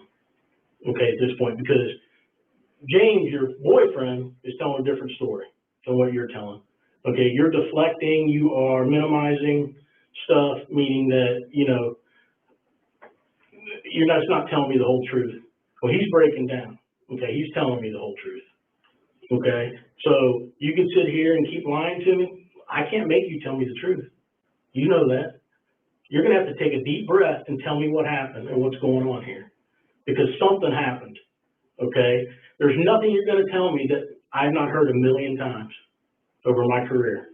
Okay, but I need to know the truth, because believe it or not, I know it's an old cliche, the truth is what helps people. The truth is what sets people free. Okay, you don't want to live with what's going on here.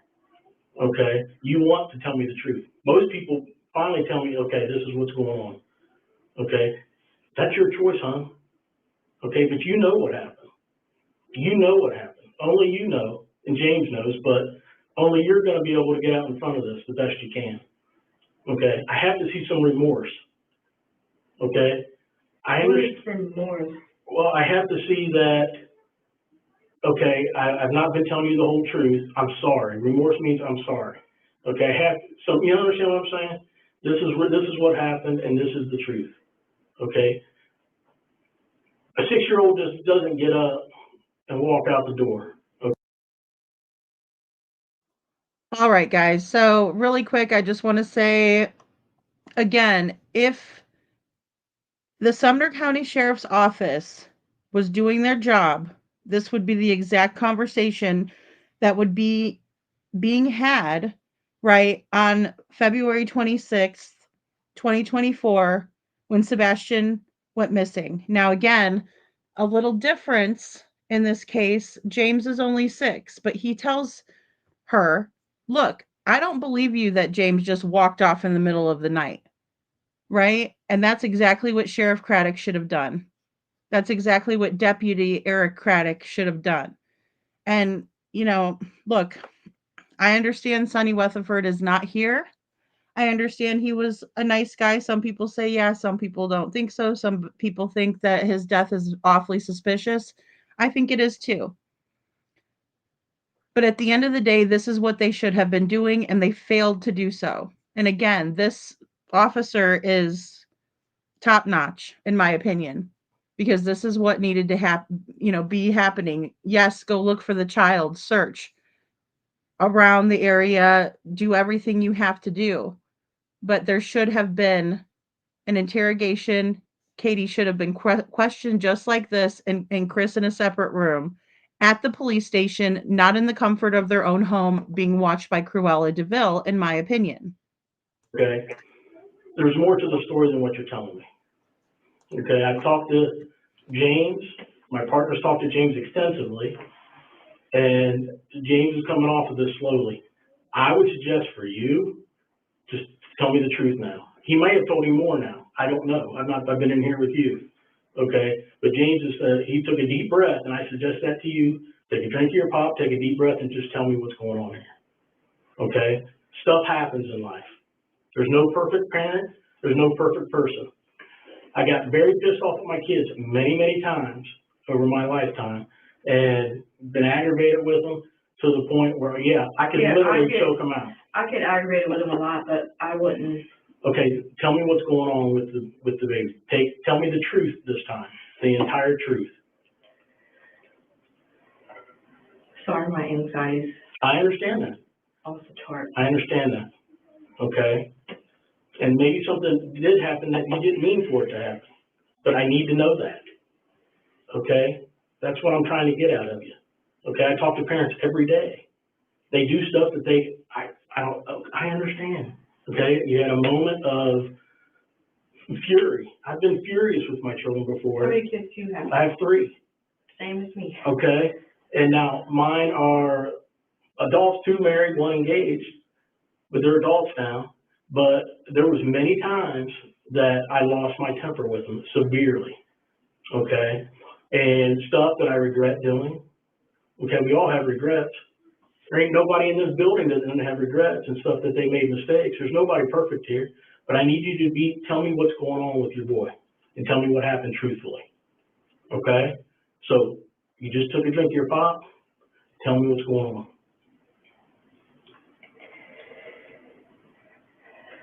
Sorry, I'm trying to get my You're good. anxiety to Okay. calm down. Just take a deep breath and just tell me what happened. Okay. Lori, you're gonna kill me. No, so I just want to point out now, when he tells her you just took a drink of the pop, right? He's kind of holding her feet to the fire here, and he's like, okay, I need you to tell me the truth. I need you to take a deep breath, take a drink of your pop, and then you need to tell me the truth, right? So she takes a drink of the pop, and as soon as she does, he starts going, okay, now it's time to tell the truth, right? Now it's time for you to tell the truth. And she goes, oh my gosh, my anxiety. And she starts fanning herself, right? Like, I'm sorry, but my anxiety, whoo. Okay, I just want to point that out, and then I'm going to start playing it again. But really, I just kind of want to drive that home, because this is the only time she starts to get nervous, is when he starts applying pressure to tell the truth. Okay, the kids wasn't listening. well, you know, kids don't listen. You've Mhm. probably been there a lot. Mhm. Well, kids wasn't listening. I try my best. I don't like yelling and screaming at my kids. Mhm. Because I feel like if you're yelling and screaming at them, they don't want to listen. Okay. They're more scared of Mhm. you yelling and screaming at them than wanting to listen to what you're trying to tell them. Right. But anyways, we took the kids, I'm sure you did too, but we take kids as like the toys, take them away, put them up Mhm. until they start Right.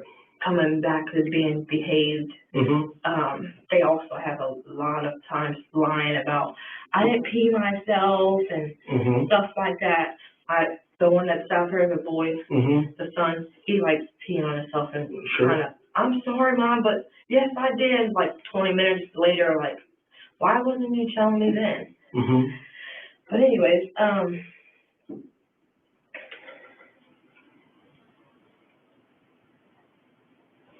they wasn't listening. Mhm. And he thought that James thought I wasn't making him Mine. listen. Right. Because he's normally at work Mhm. nonstop. But, he thinks they hate him because they don't really listen to him well. And sometimes they don't even listen to me, but they're kids. Sure. But We can get into all this, but okay. Tell me what happened. James told me to get rid of the kids. Okay. And so, I took them for a drive to make them think I want to get rid of them, but I'm not going to get rid of my kids for anybody on this planet. And he told me to get rid of them because they were not listening. He was tired of putting up with it. And I kept telling him, like, I'm not going to get rid of my kids. Like, I can take them, give you a break.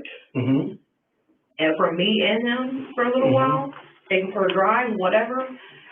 But I'm not getting rid of them. They're my kids. I will not do that. Okay. And I said, if I wanted to do that, I would have gave them up a long time ago. But he kept telling me, either get these kids under control or get rid of them or do something with them. So I tried asking family members to... So what happened last night? Let's fast forward to that.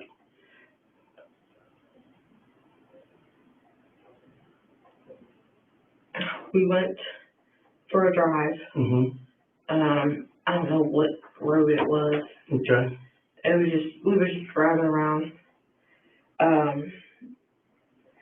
Well, the kids were going to the bathroom. I had pulled over to this, a little booth. In Middletown? Yeah. Okay. It's a little stall or something. A bathroom. I pulled over to the bathroom and let them all use the bathroom. While it was raining and stuff, I left the door unlocked in the van and told them, we'll all go in here, not all of us at once, but each one of us go in here one at a time, use the bathroom. So we went in the bathroom. Well, I couldn't go in there, but when I went to go in the bathroom, I told them, go ahead and just get in the van. Well, James had slipped and fell because his shoes were wet, slippery, and he had hit his head. And did it kill him? Is that what you're telling me? Did the fall hurt him? Well, I asked him if he was okay, he wasn't answering me. So I noticed he was breathing kind of heavy. And I thought maybe that's not normal. I've never seen him dirty like that before. Well, he was breathing. I don't know how long he was breathing for, but he had fell and busted his head on the side of the van and trying to get in there. And he was breathing heavy for a couple minutes, and then I couldn't I try to do CPR. I couldn't get him. So he stopped breathing. And where's his body at? He's doing good. Okay? Just tell me where his body's at, because I got to go find him. For you. Okay? This is called closure now. Okay? Where's his body at? Would you take it back home with you? No, I left it. And you left it? So who's all in the car with you? All of us. James, you, Yes, we always know then the that three go children. out as a family. So all 5 of you? Yes. All right. And what park was this, or where was this at in Middletown? Because it would make sense to put, to me, It was. did you put him in a dumpster? Did you just let him lay right there? Was he buried? I mean, that's what I need to know. I didn't do nothing with it. I just let them lay in the parking lot because it was a plain parking lot. There was, I believe, like water over here or something. Mm-hmm. And there was one little stall, and I let them just lay on the ground. Okay. Did James do anything with him? Your boyfriend? I mean, it doesn't make sense just to lay him right there on the ground. So well, I left him laying in there on the ground because yeah. I was going to call the ambulance, but I was scared, shook up, didn't know what to do. Okay. So now we need to figure out where this is at. Well, the little boy was laying on the ground. I went to the bathroom and told him, try real quick. I couldn't hold myself. Mm-hmm. I told him, you try real quick to give him CPR. Mm-hmm. And so I went to the bathroom. I came out. He was gone. Okay. What did the other 2 children say about all this? Well, they were in the back seat, so they couldn't. Okay. I'm going to give you a break here for a second, okay? Take it, relax, okay? I'm going to go out and talk to James real quick and see if we can't figure out where this is at, okay?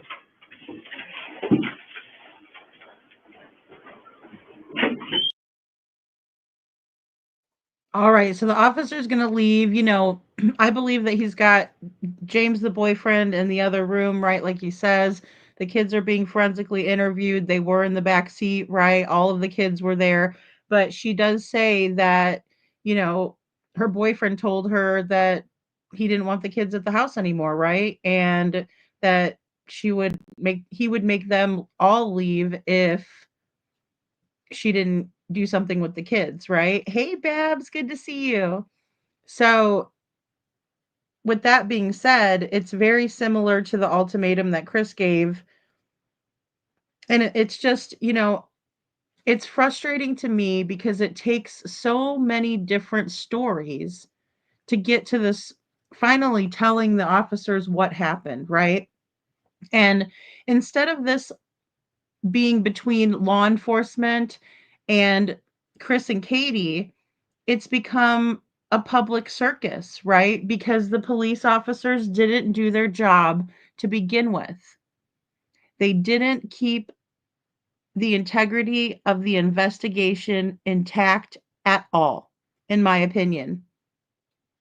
Because they dropped the ball and didn't interrogate, search for Sebastian, and look at every single angle, because they only operated off of one assumption that Sebastian walked off, and that one assumption that was given by his mother, Katie Proudfoot, right? Who was the one that was last with him. But since they didn't do this interrogation, which seems to be following protocol, now this is Ohio, so it's not Tennessee, but because they didn't do that, we've watched Katie change her story over and over and over and over and over again in the public eye. And here Sebastian is still missing. And they say they have no evidence. Well, that's because you didn't collect evidence like you should have in the beginning, in my opinion. This should have all been handled at Sumner County Sheriff's Office, and there should have been there should have been an interrogation, and it could have resulted in a confession. So, hey, KJ Mack. All right, let's watch, guys.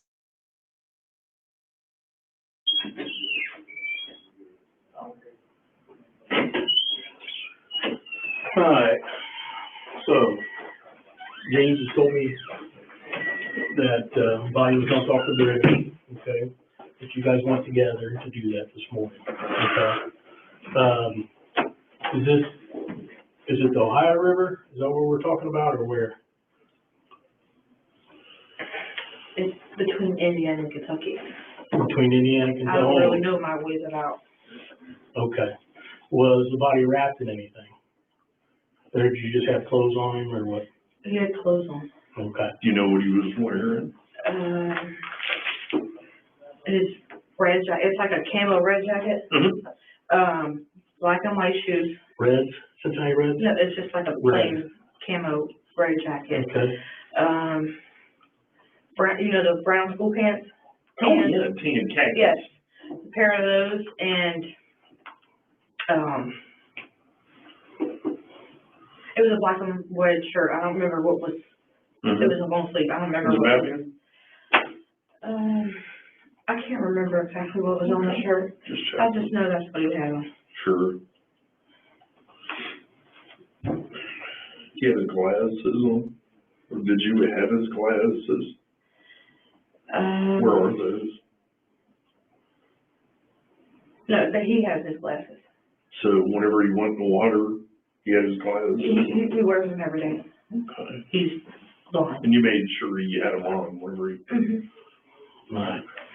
Now, James tells us a little bit more detail, okay? So I'm gonna get into some of that with you now, okay? And you're starting to come around with honesty, and I need that. That's what's gonna help you, okay? And help us find him. So one of the differences is James says that he wasn't with you up at the park when all this happened. Is that true or not? I don't know if it was a park. It was an empty parking lot. Is it an empty parking lot? Was it near any water, near a lake? There was water here. I don't know what it was. See any boat docks, any boats in the water? Not that I recall. Okay. And then there's like woods off to. If I pulled it up on a map, would you be able to look at it or no?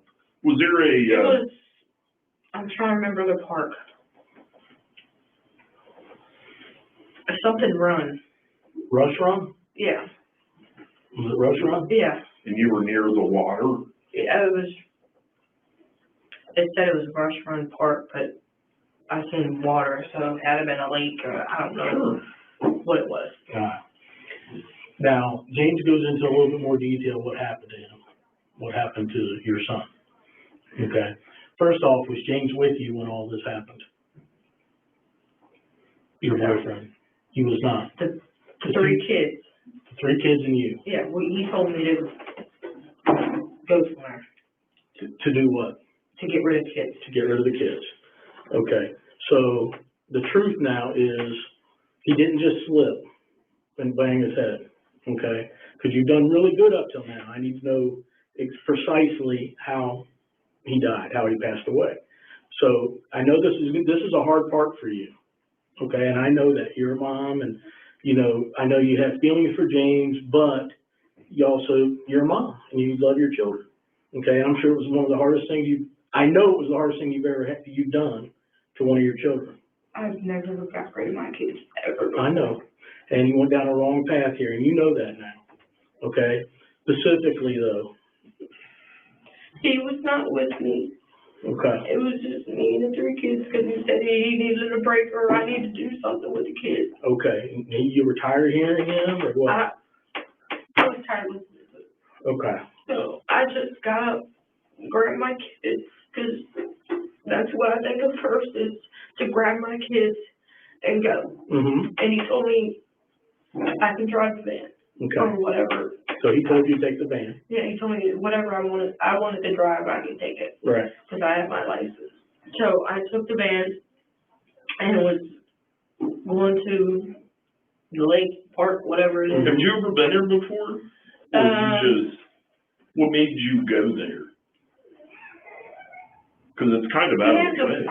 He has a friend, well, he used to, he no longer does, since life and whatever got in an argument. He has a friend named Dean and Ashley that lives somewhere out there. Mm-hmm. I don't know exactly where, because every time we went down there, that's where he drove. I don't I don't know nothing. I'm a new driver. So you were kind of familiar with that area, from being familiar with that area, from being up at their house? Yes, kind of not. I remember him stopping once to let one of the kids use the bathroom in his porta potty thing. Yes. And so that's why I stopped, because they was like, I gotta pee. And that's the only place I knew around here that I knew for a fact had a little Had a porta potty where. because there was no gas station. I couldn't remember no gas stations nearby, and I didn't want them to pee all over. Sure. So I stopped at the porta potter, let them, each kid use the bathroom. So James went to go get in the van. Well, James didn't want to get out of the van. Right.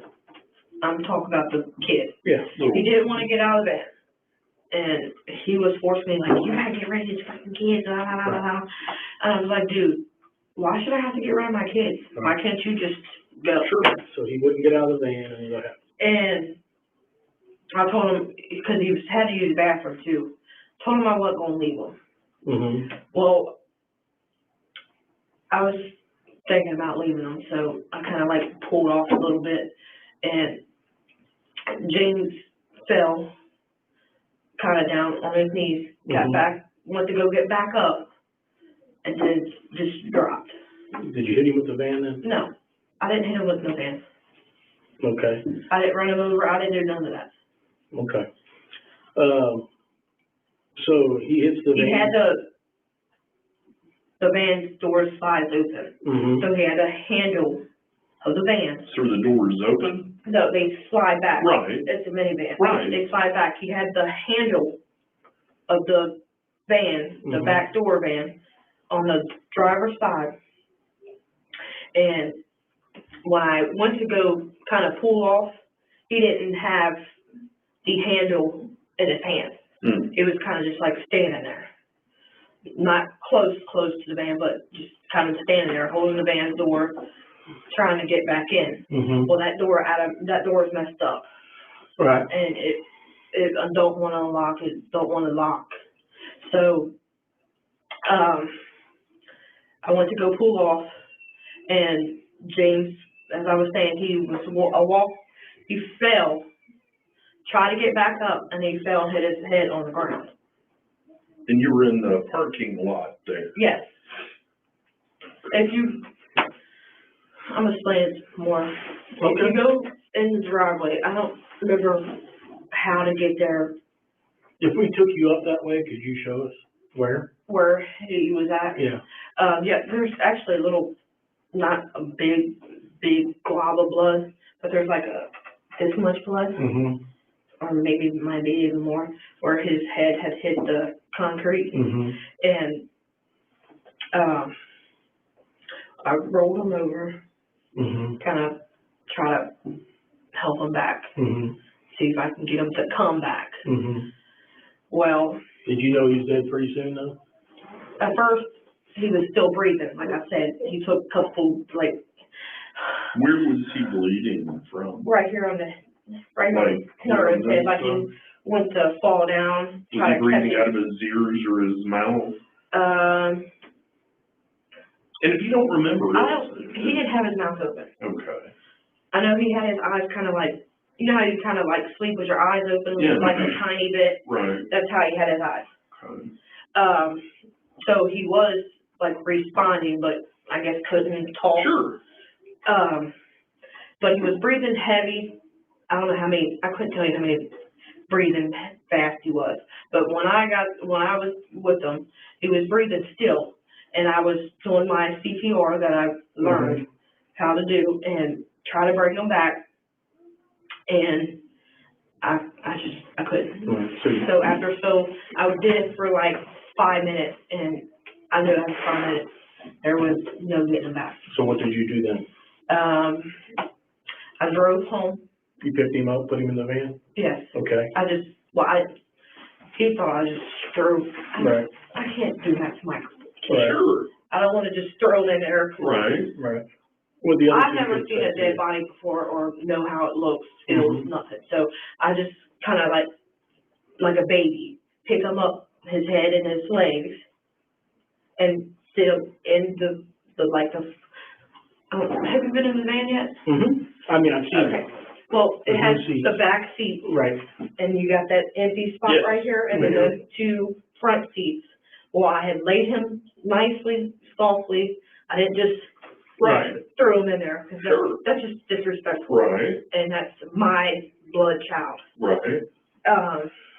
He told me not to tell you guys this, but James's real dad's name is Louis Edward Hutchison. And I can give you his date of birth. You can even call him. Okay. I don't have a phone number for him, but you can talk to his ex-wife. I used to date Louis Edward Hutchison. That is to James's biological father. He told me not to tell you all that. I don't know why, but that's what he told me to tell him. But I was going to tell you about it anyway, because you guys have the right to know he has a dad with the same exact last name as you just heard me say, Louis Edward Hutchison, the same spelling, Lewis, not the U in it. His date of birth is James. my son James. Oh, yeah. You want to write his name down? His dad's biological dad's name? You're talking about your My son? son James. His biological father's name is Louis, Lewis, Edward Hutchison, same as James's. And his birthday is 10/12/1989.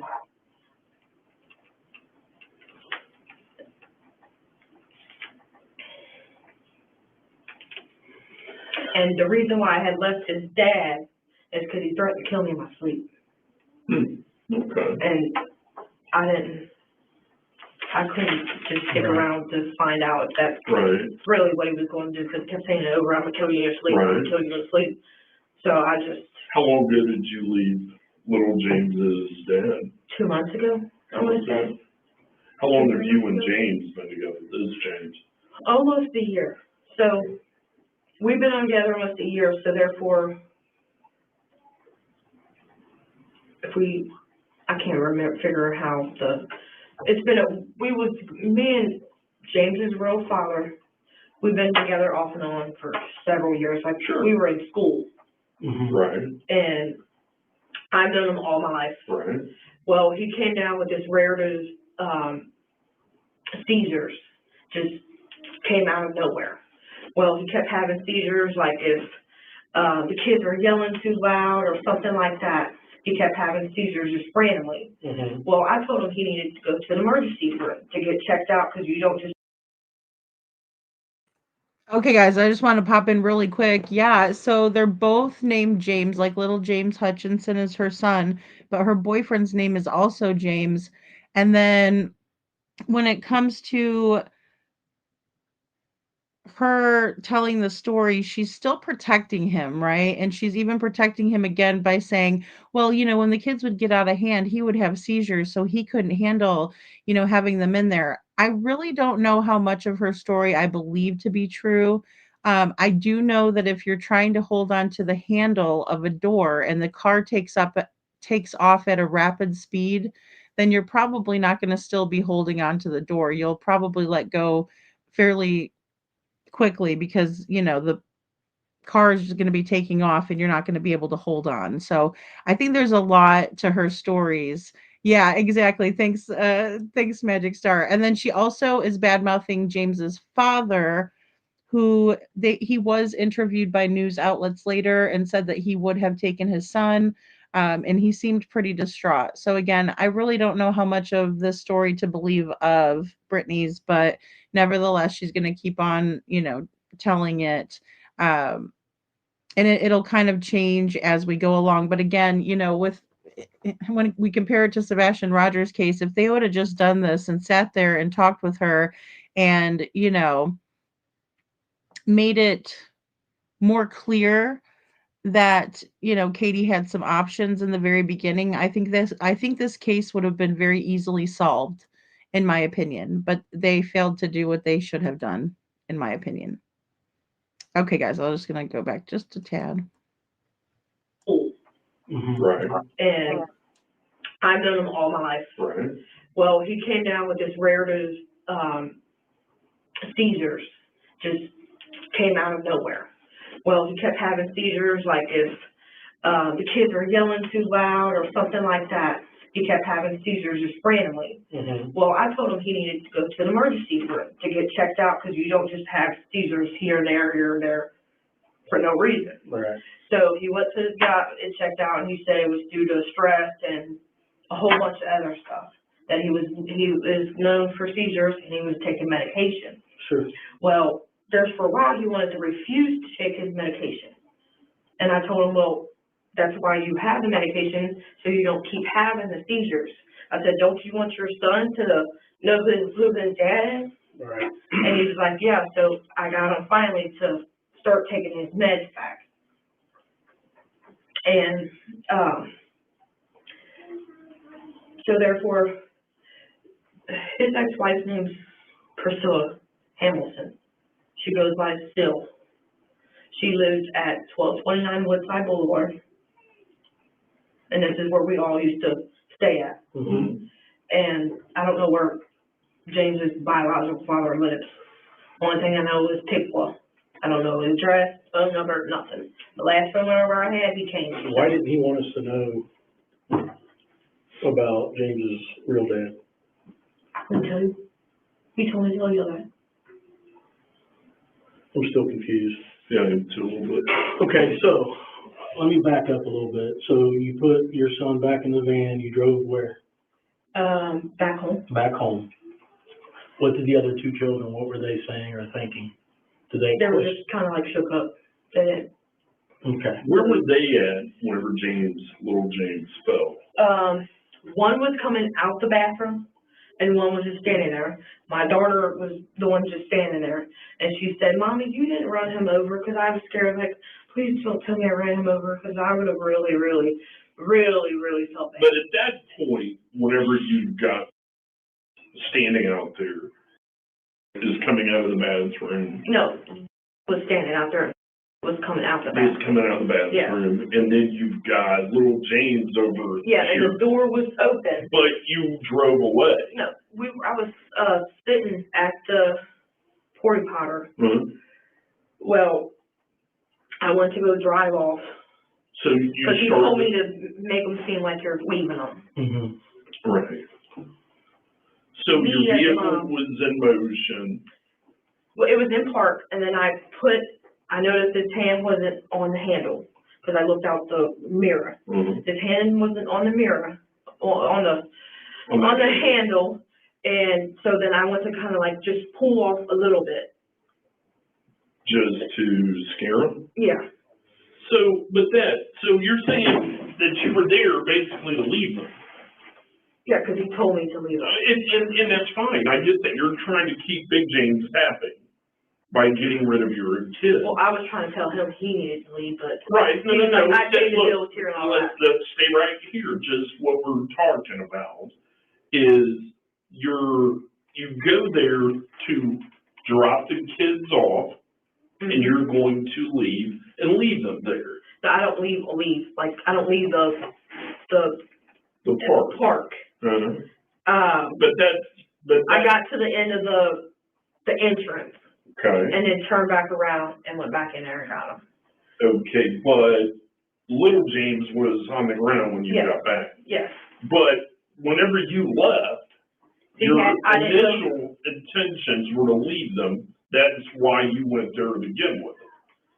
And you were going to leave them and come back to Middletown. Is that what? No, I was going to leave them and act like I was going to leave them, but I was going to tell him that I left them. And in reality, I didn't. What were you going to do with them? I wasn't going to do anything with them, to be honest. Well, if you took them... I took them to there because he told me to take them somewhere and drop them off. To get rid of them? Yeah. Forever? So I couldn't get rid of my kids. And I don't doubt that a bit. I don't doubt that a bit. But that's where, and honey, you've been through a lot. And well, I was raised when I was a kid and all this stuff. Right. Well, we're just focused on whatever we're really discussing now. Okay? okay, you're kind of getting off all over the place here. We're just trying to figure out, just hold on, exactly what you were thinking, why, because from what you've said, and please correct me if I'm wrong, Okay. James told you, I want the kids gone, I don't want to see them no more. Yes. So He even told me, because I told him just go upstairs. okay, Your room, go okay, but listen, but when you loaded up in the car with the kids, you left Crawford Street with all 3 kids. Yes. James was in that house. Yes. He wanted you to take them somewhere and never bring them back. Yes. Okay, so you're confused. You care about James. And I also you care about James, right? yes. So you take off driving. Mm-hmm. Did you go kind of straight to Rush Run? Well, he told me where to go to. Okay, so he told you to take them to Rush Run. I didn't know what the name of Sure, the place was. but you knew what he was talking about. So you get to Rush Run, and did you tell them, hey, hop out and pee, or did they? Well, at first they said I have to pee. I said, okay, well, go ahead and go to the bathroom. And I figured that was the best time. Did you get out of the car, or did you stay in the car? I got out. Well, no, I was in the car, and I didn't get out until I went back to get James. Yeah, that's what I mean. So you're in the car. Yes. Waiting on them to come out. Did you have your seatbelt on? Yes. At that point? No, I don't believe so. Okay, so all the kids get out of the van. Yes. Are both doors open? Just the driver back door. The driver's side sliding door Yes. is open. So that one opens up. The two kids got out. The ones out here. They got out. Yes, James was in the back seat. And he didn't want to get out. He acted like he was asleep. So I just nicely picked him up, set him outside on the ground. So you did get out of your van, or did you stay in the van? Well, at first I stayed in the van. Okay. And then I noticed James didn't want to get out. He didn't want to get out. So I got out the van, unbuckled. Well, I unbuckled and got out of the van. Sure. Then got back there and grabbed James. Did you go in through the door? You got out and you went in through the side door. The side back door, yes. Right, and you lifted him out. Yes. Set him on the ground. Yes. I didn't throw him or anything. I just set him out. Sure. Nobody's saying you did. Okay, guys, just notice her demeanor changes completely. And she kind of even talks a little bit louder as the officer is pressing her to make her story more consistent, right? He's trying to say, okay, now you're saying this, but you said this before, right? Now this is great because up until this point, this officer's just kind of been in the room listening, right? And then all of a sudden he starts saying, but I thought you said this, but what about this, right? So I just kind of want to point that out. Again, if Sumner County had done this with Katie, I think we would have had a more positive outcome sooner. So once he's on the ground, what happens then? I went to go pull off. So he had already used the bathroom, came back out. So you put him on the ground, you get back in the car, and then he walks around the front of your car or the back of your car? My car was like this, and the bathroom's literally right here. Sure, okay. So he just like walked to the door. So you pulled in, and your face is in the woods. No, it's the water. Okay. The woods is here, the water's here. All right. And then there's the road to out that way. This is, all right, I just had it. Where the hell's it at? Here we go. It's called Russian Run Lake, I think. Yep. Go there all the time. So right here, here's the water. Here's the road that you came in on. Okay? Okay, where did you say the water was again? Right here. That's water. Okay. So there's usually the porta potties right there. Does that look familiar? Yeah, kind of does. And then is there like a driveway going this way? Yes, it actually goes this way. So I was parked at the parking spot. They were there. So did you pull into a spot? It was like down this way, like those lines were kind of faded. Yeah, so you parked kind of down this way. It was close to the bathroom, but not close enough. So, Okay, guys, just want to pop in really quick again, too. And now they're also trying to find out where the possible crime scene is or where this occurred, right? You know, because she said that she, you know, drove off, right?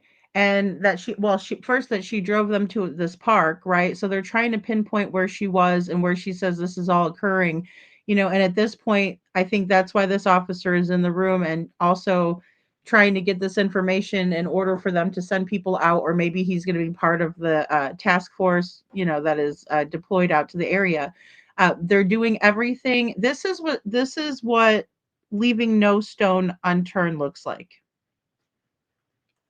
I'm sorry. I don't like to be the bearer of this bad news. you were actually nosed in. You were pointing towards the water. So you got two kids over here, and then you've got James milling about. Let's say that's you right there. Okay. And you got James milling about over here, right? Mm-hmm. Is that right? Yes. So where was James whenever you backed up and pulled out? Little James. Well, I wasn't all the way into the parking spot. Uh-huh. I was just like halfway there, not all the way there. I went to I didn't even have to back up. I just went to go this way.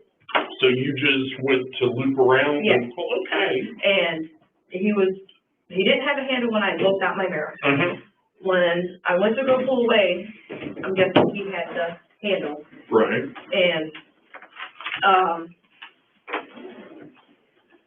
And then I went to go drive off, and he, of course, Sure. had a handle. Sure. When I looked, he didn't have it. And then he was. So real quick, so here's the porta potty, there's the water, here's the road coming in. Uh-huh. Let's say, so you're parked kind of like that. Okay? Yeah, with my headlights this way, towards the water. Towards the water. So you got I wasn't all the way in the parking lot. Sure, spot. so you got a little bit of room there. Yes. So show me where James was whenever you put it in drive. He was like right off the here, like he's And- tall enough he can reach over and grab a handle. But he wasn't touching that handle. No, So then, which way did you pull out? Did you I go? just went like this, Okay. but there was plenty enough room to do Sure. So you pulled forward, looped around to the left. The other kids are where? by the stall. They're over by the big porta potty. Yes. And then at what point did you see James on the ground? I want to say when I went to, I heard kids screaming. I don't remember. I thought it was for sure Rachel, but they both could have been screaming. I don't know. Why were they screaming? Because you were leaving them? Yes, Okay. because they knew I wasn't never just going. Sure. So, they were standing by the bathroom stall, whatever it is, and James was kind of standing close to them, but not that close. And as I showed you on the paper, I just went around him and didn't realize he had the handle. Did you see him grabbing a handle? No. Okay, you're just. But when I kind of like, I'm assuming he grabbed the handle because I kind of pulled him a little bit, not much, and he got up and then fell back down. I guess I kind of probably made him hurt his knee on the ground or something, and he lost his balance, and he tried to catch his balance. He didn't get to, and he fell and bumped his head on the ground. And you drove back to the. I didn't drive back to the house. I went back to get him. How far away did you get? Just go down the road a little bit. So.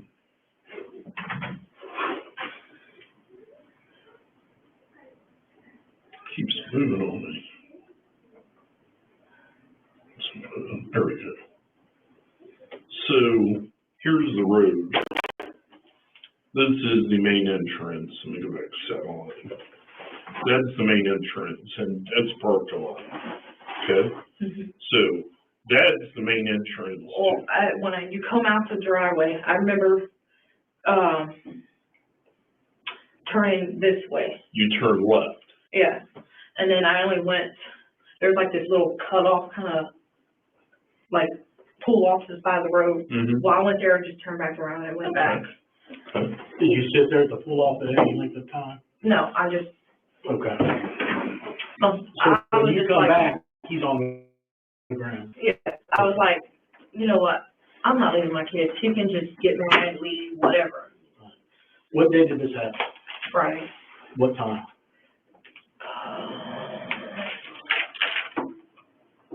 I'm gonna say 2, 3 o'clock In the In the morning. afternoon? Or was it in the morning. at night? In the morning. Like at dark? Well, it was dark outside, yeah. Yes. But it was, 2 to 3 a.m. in the morning. So was it Thursday night into Friday morning, 3 a.m., or was it Friday night into Saturday morning, 3 a.m.? Friday night into Saturday a.m. Okay, guys, so they're trying to nail this timeline down with her, you know, having her tell them yes or no, right? And, you know, the one thing about this, Gabby, is she was going to leave all of her kids at the park, so she says, because that's what her boyfriend had come up with. He didn't want the kids around anymore, and he said, you know, he was going to make her sleep outside. He was going to kick them out if she didn't get rid of them. So she drove them to this park. I believe it was a little over an hour away from her home, and it's the place that she's describing to the officers now. And she told them all to get out, and little James didn't want to get out. He was crying. He was really upset and scared, like you guys are talking about in the chat, just completely scared, abandoned, right? Feeling lost and you know, hurt, right? Like, why are you leaving me? I mean, I can't imagine being a child and going through that. I just can't. I just can't. And so she's telling them, you know, that James, she's telling them that the other 3 little girls who are very close in age, right? Um, they're standing away from the van, but little James, when he got out of the van, he did not want to get out, and so he stood near the van. And she says that when she went to pull away, he was holding on to the handle. And she's going to go into a little bit more detail, but right now they're just kind of trying to nail this timeline down. So she's saying it was 3 o'clock in the morning when this all kind of transpired, is what she's saying now. So she's finally telling all this awful stuff. Just imagine what actually happened to James. Yeah, see, Taylor, and I'm unclear as to whether any of this occurred. I mean, if the children are cooperating it, then I believe it. But other than that, I'm thinking, you know, maybe something happened in the bathroom, maybe something happened at another time, you know. Yeah. Bab says if she was any kind of mother, she would have gone to the police station, told them what was going on, and gotten protection for all of them. And then LE let them deal with the boyfriend, but she didn't want to lose him. I agree with that, Babs. I agree. She's very animated and talks about him. She tells the detective she loves him when asked directly. That's one thing she was very quick to answer. So horrifying, right, Gabby? And sad. And you know, that's the thing too. She's still sticking up for this guy, right? Oh, he has seizures because the kids made him have seizures when they'd get rowdy. And you know, kids are like that, you know. Um, let's see. It's an odd caveat. I heard that one of the parents has to be cleared before the cold case can come. Yeah, yeah, that's my understanding, Kiki, is that, you know, the Cold Case Foundation or any of those bigger foundations that would come in and help and take the case on, they want to make sure that law enforcement has at least cleared whoever they're working with, you know, which makes sense to me. It's an unfortunate part, but it, you know, it does make sense to me. And I think that, you know, when it comes down to it, you know, we can really, really see a lot of patterns here. Obviously, her story changing, obviously can't nail down the time. Certain things she answers really easily, other things she doesn't. She's over explaining, right? KG Max says, we can see just how important the timeline is. When you have holes and changes in it, it's time to search high and low. I agree. And don't take the mother's word for it, you know? Hey, Detroit Rock City, good to see you. All the chickens are in bed. I'm so behind. I'm glad you're here. 3 a.m. with all the children. Yeah, exactly. 3 a.m. with all the children in the car. I know. And she was going to leave them out there in the middle of the night, right, guys? I mean, this is what she's doing for her boyfriend. And you'll see her breaking down to even more so.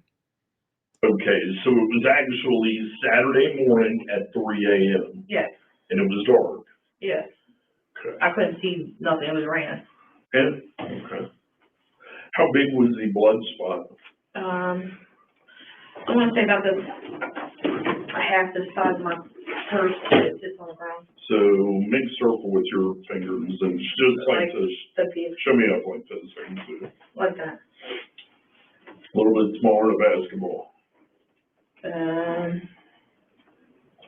I want to say about a basketball. About a basketball?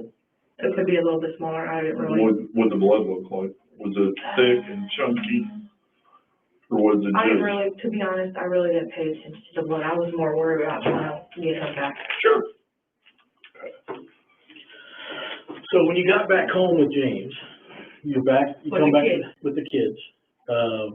How do you bring James? You just carry James into the house, or does James go out and get him? I carried him in. Okay. Where are the clothes at that you were wearing when you carried them in? Sitting on top of a laundry basket. Are they dirty? Yeah. They got blood on them? Mm-hmm. What were you wearing? Gray Aeropostale sweatpants. Mm-hmm. And a pink shirt. It was like a good color pink, maybe a little bit A light. hoodie? Was it a hoodie? Was it a sweatshirt? No, it was just a t-shirt, and then I had my pink and whatever, it's a coat. The jacket? Yeah. Were you wearing those shoes?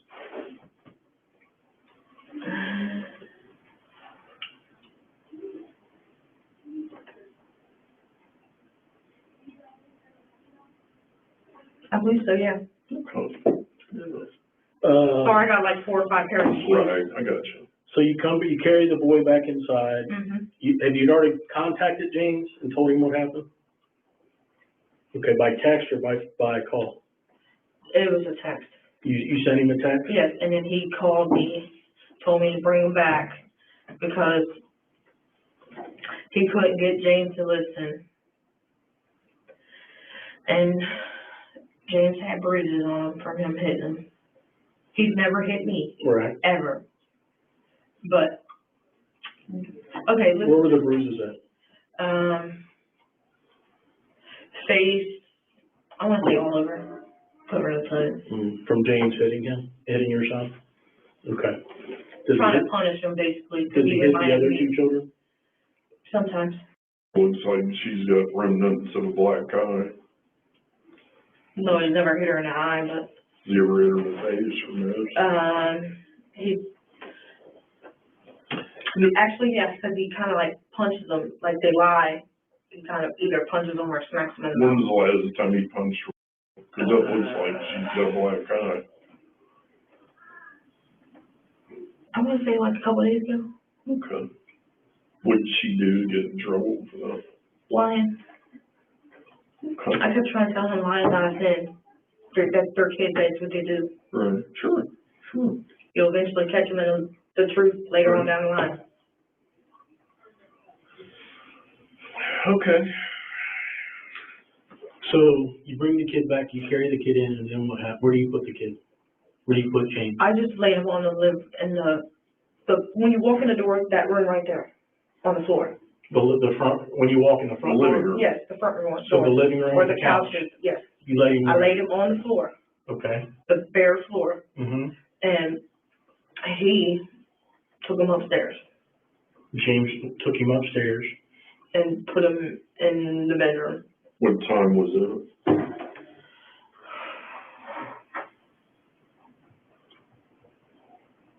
I want to say like a couple minutes once I got back and carried them in.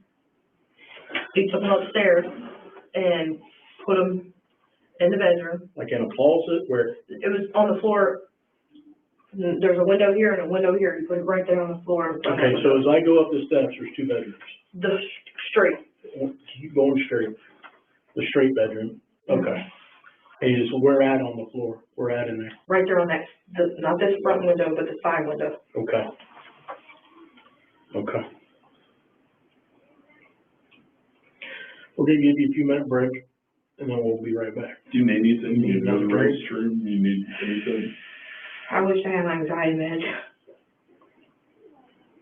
What are those called? Hydroxyzine, which take them 3 times a day. Right. There it is. All right, cool. Knock on the door if you need something.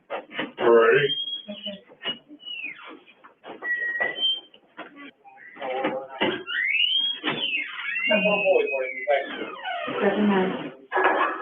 Is your pop calling? Yes. You want me to leave it to her? You can put it right here. Okay, guys, so that's the end of that one. And I dropped the link to full credit goes to, excuse me, True Crime Cases YouTube 1. And they have a lot of different videos on Brittany Gosney, right? So we have a part 2 to this interrogation, but it's 2 hours and 23 minutes. So we're going to have to save it for another time. But I do want to share this video with you guys and maybe a couple of more news clips. Because this ties right into what we're talking about here, right? In terms of the abuse and what little James and his sisters probably too endured. So this is News Channel 12, Ohio. Bear with me here. Yeah, that looks good. And let's go here. Going from bad. For our other big story tonight, a situation going from bad to worse. Prosecutors are laying a disturbing case against a Middletown mom. She is already accused of running over her 6-year-old son and helping dump his body in the Ohio River. Cassie Arsenault is live with us tonight with new details that suggest the trouble started before the boy was murdered. Cassie. A disturbing discovery, to say the least. Prosecutors say that Brittany Gosney and her boyfriend, James Hamilton, hogtied and gagged her 3 children, leaving them like that for several hours the day before her son's death.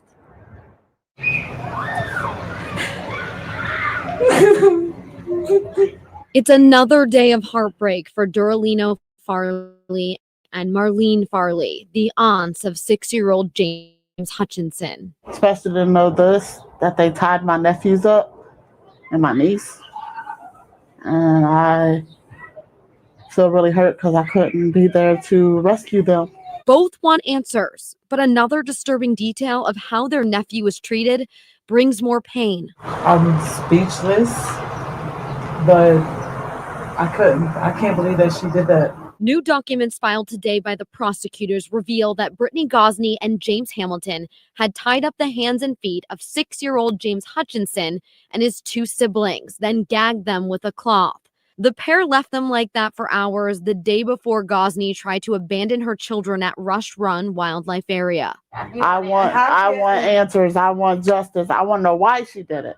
A Preble County Sheriff's report says Gosney claims she was under pressure from her boyfriend, James Hamilton, to get rid of the children. Both Doralino and Marlene are traumatized by the loss of their nephew, unable to wrap their head around Gosney's actions, bracing themselves for the worst as this case unravels. I know there's more to it.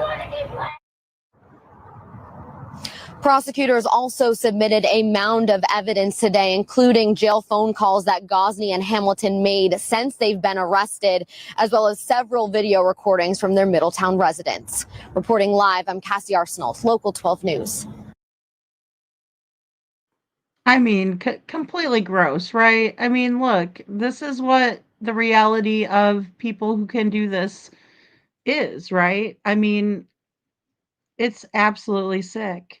And, you know, obviously the children were absolutely abused. And, you know, it's as shocking as it is, it's almost not with what all the things that we hear, you know. let's go ahead and just kind of finish this out. I think this lady's going to say something. Thank you, Cassie. Gosney pleaded not guilty by reason of insanity. The judge has ordered a mental health assessment. Her competency hearing is in a month. Wow. So I didn't know that she had pled not guilty by reason of insanity. That is the definition of insanity, in my opinion, especially because, guys, there's a second part to this interrogation, and it is absolutely wretched, that someone could get up here and don't forget these people knowingly knowing what they did to little James, reported him missing, right? Reported him missing. This happened, let's see. James.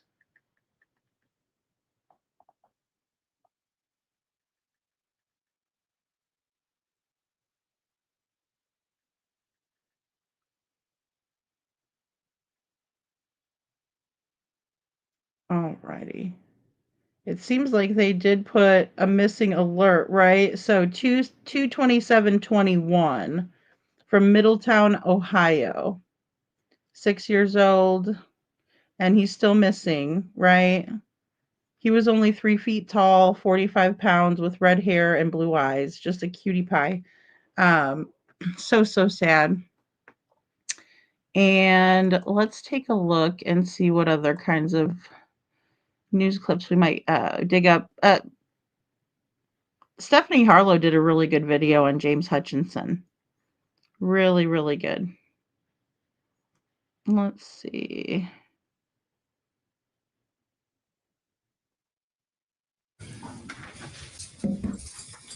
This looks like this might be her bond hearing. Ms. Gosney, ma'am, you have 3 charges pending this afternoon. The most serious of those is a murder charge.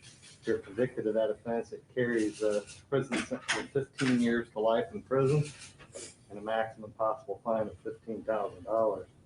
You have a felony 3 charge of tampering with evidence. That one, if you are convicted, could add up to another 5 years in prison and a fine of up to another $10,000. Finally, you have a charge of abuse of a corpse. That's a 2nd-degree misdemeanor. That one could add up to another 90 days in jail and a $750 fine if you are convicted.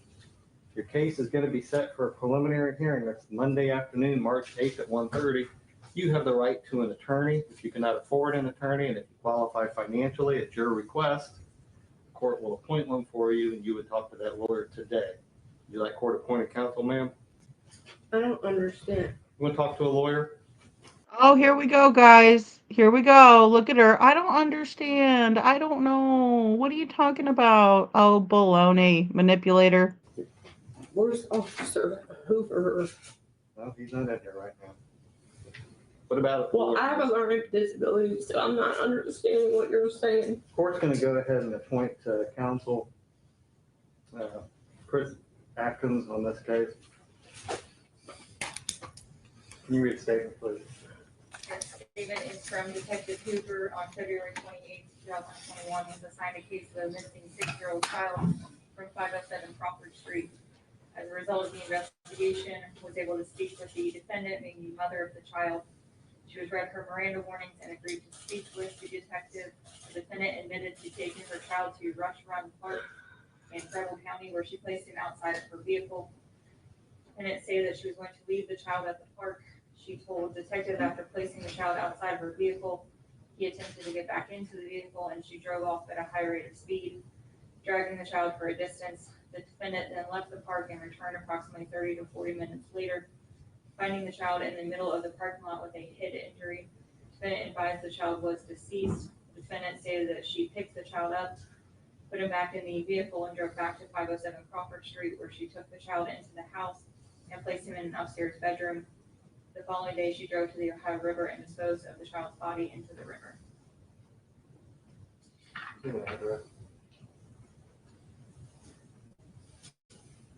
You live at 507 Crawford Street. How long have you lived there, ma'am?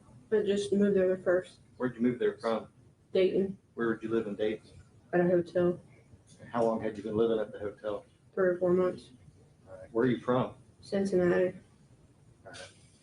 On the Murder charge, court's gonna set bond at $1 million, cash surety of property. OR's on the other two charges. Ms. Gosney, your case will be back in here next Monday afternoon. You'll be speaking to an attorney this afternoon who can answer some of the questions that you're considering. You understand that, ma'am? All right, that'll be it.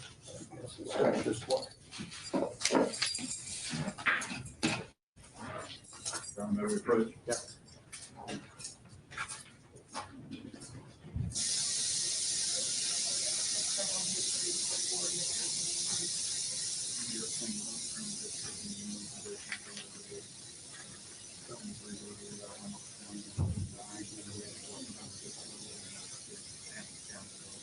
Okay, guys, I think they are.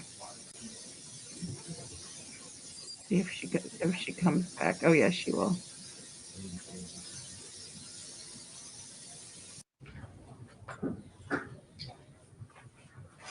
Oh no, it's him.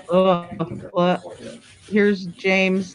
Mr. Hamilton, you have two Nastiness. charges Hamilton. pending this afternoon. You have tampering with evidence, which is a felony of the 3rd degree. If you're convicted of that offense, you could be sentenced up to 5 years in prison and fined up to $10,000. You also have a 2nd degree misdemeanor charge of abuse of corpse. That one could add up to another 90 days in jail and a $750 fine if you're convicted. Mr. Hamilton, your case is going to be set for a preliminary hearing next Monday afternoon, March 8th at 1:30. You have the right to an attorney if you cannot afford an attorney and if you qualify financially. If you ask for one, the court will appoint one for you and you would talk to that lawyer this afternoon. Would you like to speak to an attorney, sir? Yes, sir, I would. Court will appoint Matt Dixon. Can you read the statement? He's so greasy, guys. He's really greasy. On February 28, 2021, was assigned to investigate a 6-year-old child that had been reported missing. As a result of the investigation, found that the defendant lives at 507 Crawford Street with the child that had been reported missing. Defendant was read his Miranda warnings and agreed to speak with a detective. Defendant admitted to keeping the deceased body of the child in his house at 507 Crawford Street and then disposing of the child's body in the Ohio River. And sir, you've lived at that Crawford Street address, what, about a month? Yes, sir. And according to your co-defendant, you were living at a motel in Dayton before that? Yes, sir, sir. How long were you living there? About 4 or 5 months, maybe 6. On the felony charge, court's going to set bond at $100,000 cash surety of property, $5,000 cash surety of property on the abuse of the corpse. They still don't know how he All right, passed Mr. away, Hamilton, Joe. you'll be filling out this financial affidavit and you'll speak They've to never your told the attorney this truth. afternoon. We'll be back here in this court next Monday afternoon at 1:30, all right? That'll be it. Yes, please. All right, so they got their fair trial, looks like. Fair and speedy. This one, okay, so she was sentenced to 21 years.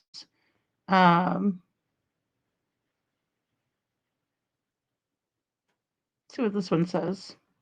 Investigation into the death of a 6-year-old boy takes more twists and turns tonight. James Hutchinson's mother is charged with killing him. She and her boyfriend are locked up tonight. Local 12's David Winter has been digging into the case and has new information about the boy's tragic end. He is live in Middletown, where really a grieving community looking for some healing tonight, David. Yeah, they sure are, Paula. You can see the people are still here right now. They're coming by every few minutes and dropping by more at this memorial outside of little James Hutchinson's home. This community really hurting. This has grown immensely just in 24 hours. People trying to show their support and also showing their anger. Perhaps it's his sweet smile or the horrible allegation that James Hutchinson's mother was trying to abandon him before killing him. Either way, this case has struck a chord. Many of the comments on social media like this one, so many people would have given him a good, loving home. Unfortunately, that's not necessarily the case. In January, there were 162 foster families in Butler County. That same month, there were 359 children needing a home. That number doesn't add up. It just doesn't. Maddie Wentling works at Hope's Closet, a place where foster families are given clothes and toys. Maddie, a foster mom herself, says it's a gift to foster, but admits it's difficult to give back a child to a troubled home. in those situations where you just know that this isn't the best, it's still very heartbreaking. And there's nothing that we can do about it except accept it, really. Police say Butler County Child Services was involved with James' family. Brittany Gosney, the mother who is accused of killing little James, had 4 children. One was in foster care. Now 2 others are in custody of Child Services, and James is presumed dead. New information today from the Preble County Sheriff's Incident Report states that the mother's boyfriend, James Hamilton, had been pressuring her to get rid of the kids, so she loaded all 3 into a 2005 Dodge Caravan and took them to Rush Run Park with the intention of getting the kids out of the vehicle and leaving them behind. I mean, guys, does anybody see anything in this James Hamilton character that leads you to want to get rid of your kids for him? Because, I mean, he looks like a dirt ball. Like, did they not let him take a shower? I mean, he's greasy as hell. Scranton says, I think I remember she said something like he was going to leave. What was I going to do? My sister would not help me, and I'm not where, or I have nowhere to turn. Something like this. Yeah. Yeah. That's what was said, Scranton. She started getting more real, as the interrogation went on, right? Because she tells all these stories, right? But then at a certain point, she realizes that she doesn't know what, James Hamilton is saying, her boyfriend. She doesn't know what the kids are telling law enforcement because they're also being interviewed. So, you know, she's kind of like, in her own head, and they did a really good job of leveraging all of that. And then also they were out searching the areas where we left off in the interrogation. They were pinpointing the area where she left the kids, right, at that park, or where she said to have driven her Dodge Caravan with the kids to the park. um, a- Something tells me that maybe James was a scapegoat. We kind of talked about that a little bit the last time we reviewed portions of this, because it was a long, long interrogation. But good on law enforcement, because they spent what, 8 to 10 hours pulling a confession out of her, and um, ultimately got the conviction, the confession and everything. So I think, again, if this would have happened in Sebastian Rogers' case, we would have been sitting here today. Hey, Pickle Me Elmo, they just said that, the kids did end up in foster care and as wards of the state, unfortunately. It's good to see you. But really sad, right? Because, I mean, that's what typically happens. And, it's not, oh, thanks, Pickle Me Elmo. Yeah, and it's not, uncommon, and it's not like the grass is always greener on the other side. That's the problem. So sometimes, even when we have situations, where the kids are taken at least out of the care of these monsters, it's like, where do they go from there? So I appreciate you guys asking about the little girls. Really, really sad. We find out that that they endured abuse just like their little brother, James. He was the youngest of the bunch. Once she did, she slammed on the gas. James tried to get back in, was dragged and killed. James' father told us there did not need to be a foster family for James. All she had to do is give him to me. She could have dropped him off at my sister's house. Like, that's all. I don't understand how what would drive somebody to be a monster like that. Well, sir. Right, guys. So another, similarity here with the case. James had a dad. He had a biological father who would have taken him. So I don't know if it was a case where she was keeping the kids, or, I'm not sure. I haven't done a deep dive into it. But it does make me wonder why she wouldn't have just, let him go to his dad if his dad was willing to take him. Now, sometimes, that's said after the fact, and, words are cheap and everything. I get it. But, or talk is cheap. But yeah, that was the bio father, Gabby. And she mentions him in there. I believe his name, oh gosh, it just escapes me. It escaped me, but they probably put it underneath of him. Let's see. Oh, I'm surprised they didn't. Let's see. Like that. Well, search and recovery teams are waiting until the Ohio River goes down before they resume the search, where the mother and boyfriend told police that they threw little James' body. There is a remembrance tonight for James right outside of Rosa Parks Elementary School, across the street at the stadium, so this community can continue grieving. That is so sad, guys. Did you see that little girl's face when he walked past and said that? Lewis, thank you. Thanks, Star. Lewis Hutchinson. You know, so he even shared the same last name as little James as well, you know. So sad. And, you know, he's the little girl, the look on her face as the reporter came by and said, you know, that they threw him into the Ohio River. Just absolutely terrible, right? Gosh, and look at all the kids there just bringing balloons and doing a memorial for poor little James. Reporting live from Middletown, David Winter, back to you. The community and beyond, the whole world has been hearing about this story. It's so unbelievable. Thank you, David. This was a day of mourning for students, teachers, and staff at Rosa Parks Elementary. Middletown Police Officer Connor Kirby is the school resource officer where James went to school. He spoke exclusively with our sister station in Dayton. Kirby says that the staff will help students remember the good times with James, but the adults are dealing with the trauma of this tragedy as well. They're taking it tough, and I feel for them. My thoughts and prayers are with them. With educators, they see these kids every single day. Sometimes they see them more than other family members see. See, and I agree with that completely. I think that, you know, the teachers know these kids. Even Sebastian's school resource officer said that Sebastian would come and talk to him every day, you know. It's just absolutely so sad. And they are with, you know, the kids more than the parents are, you know, in the week, during the week, right? So just depending on how many hours they go to school and everything like that. So Them, so it's really challenging for them at this time. okay, guys, so let's look at, I just wanted to show you guys this one more clip before we go. Here we go. I wanted to look for, hold on, maybe I have to go back one. No, we watched that one. I want to do her sentencing. She got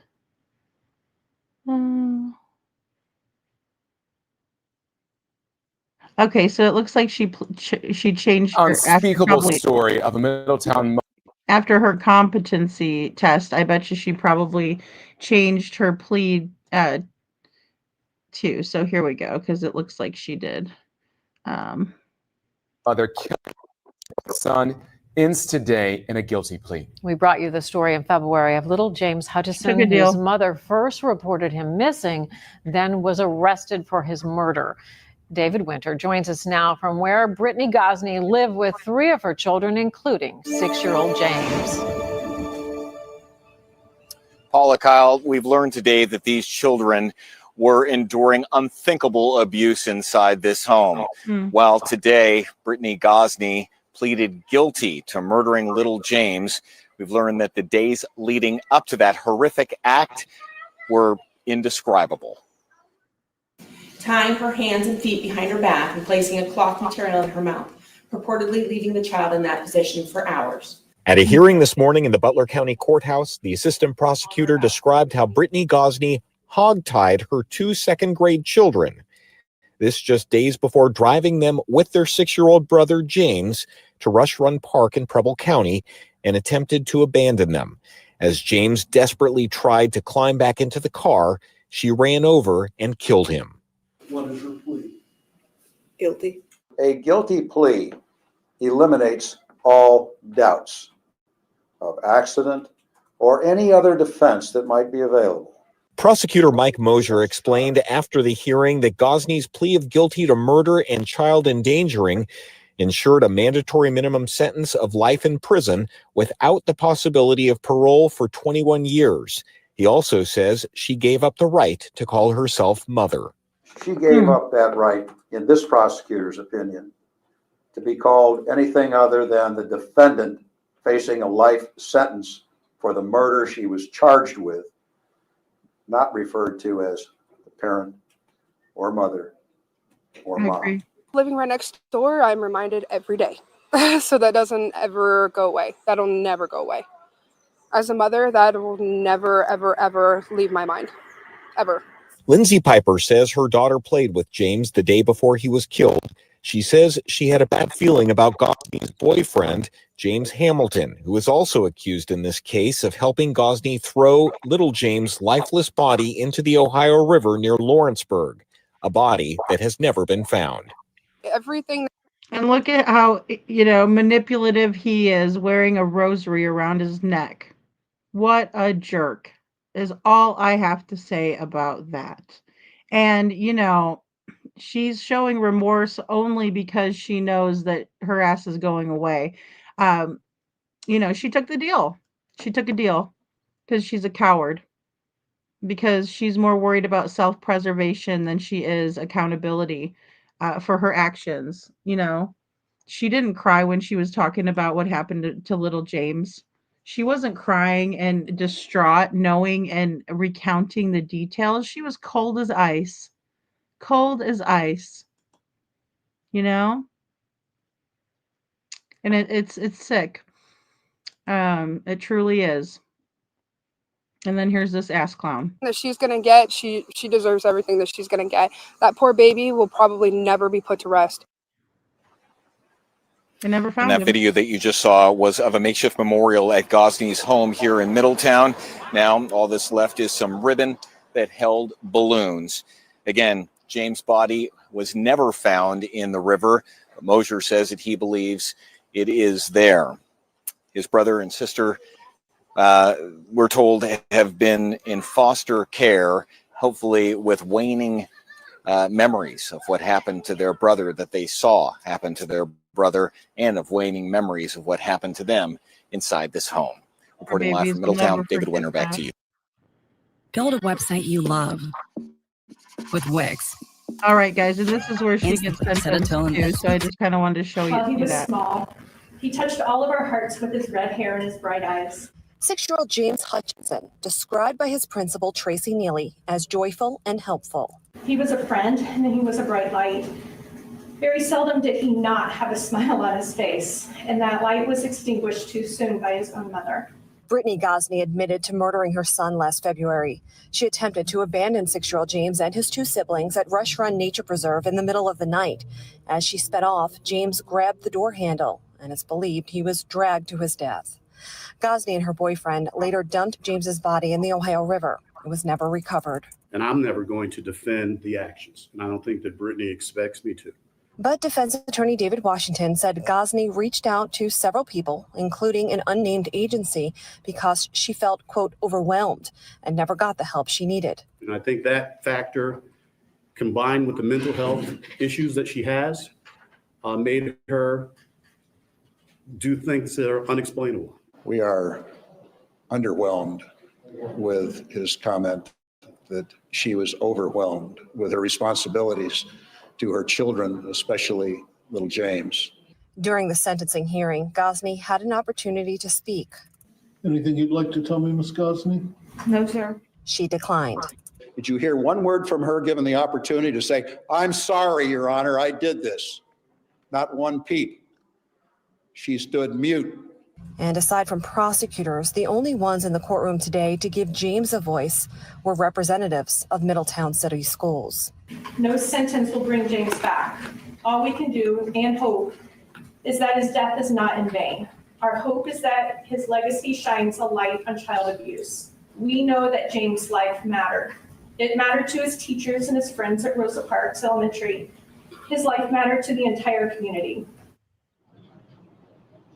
And today I asked defense attorney David Washington if his client ever explained to him why did she go to these extremes? I know that's something a lot of people in the community are wondering. He said, at the time she was in an irrational mindset, and he says she felt at the time she was doing what she was told to do by her boyfriend, James Hamilton. Reporting live in Hamilton tonight, Karen Johnson, WLWT News 5. Now, Karen, sadly, James's body has never been recovered. We all hope it is to get some closure here. But do you know if investigators are sure his body was actually dumped in there? That's the question I had too. I asked both prosecutor Mike Moser as well as David Washington that question. They both says yes, they do believe his body is in the Ohio River somewhere. So hopefully one day it will be recovered. Back to you.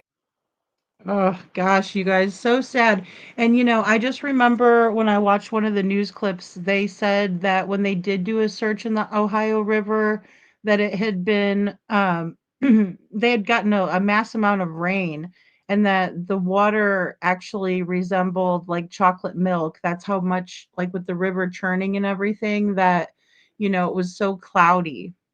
So super heartbreaking, right, you guys? I know, it's just terrible. Um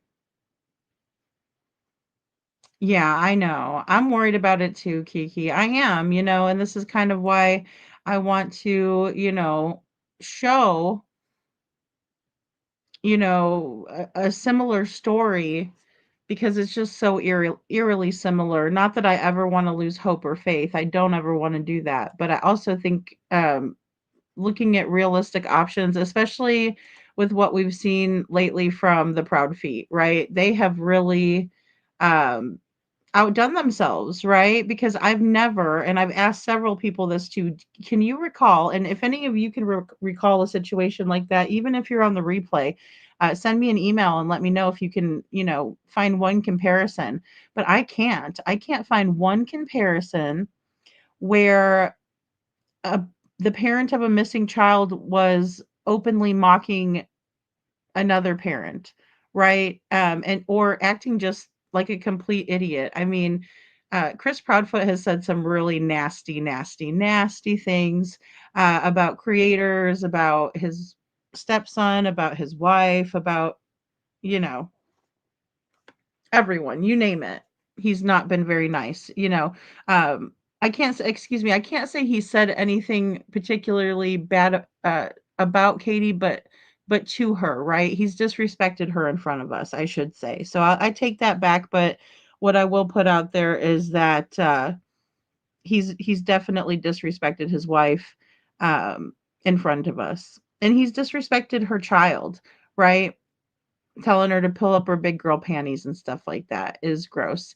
Um, you know, yeah, Letitia Stout is very close. Good call, Gabby. Yeah. But she wasn't out, making fun of Landon, you know. Gannon's mom, his bio mom. I mean, even she showed more class than Proudfoot. Right. Um, but yeah. KJ Max says you can't find a comparison of innocent parents acting this way. I doubt they exist, right? Oh, I know. He did say that, Joe. He did say that about Sebastian. Isn't that terrible? Um, it's just terrible.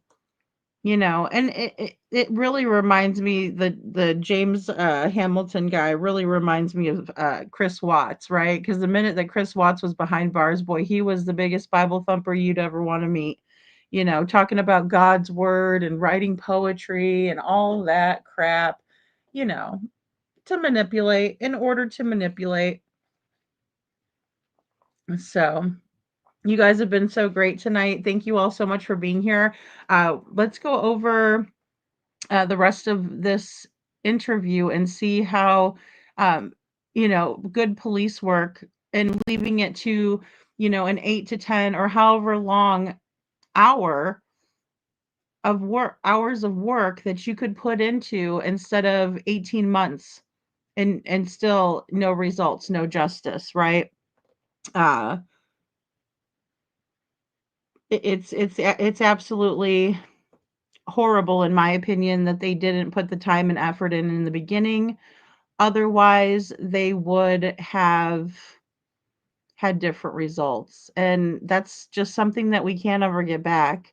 But I also want to just drive home that I think that if we look at the way these interrogators and police officers worked this case, I think that they would have gotten a confession out of Katie. There's no way that she would have been able to sit there for, 8 hours, even as an example, and peddle that story over and over and over again. If they would have pressed her, they would have gotten out at least that she did something with or to Sebastian, right? Whether she put him someplace, whether something else horrible happened, right? Whether there was foul play, but either way, they could have saved everybody time, money, energy, emotions. Seth would have answers if they would have just done their job and followed proper procedures and protocols to begin with. So,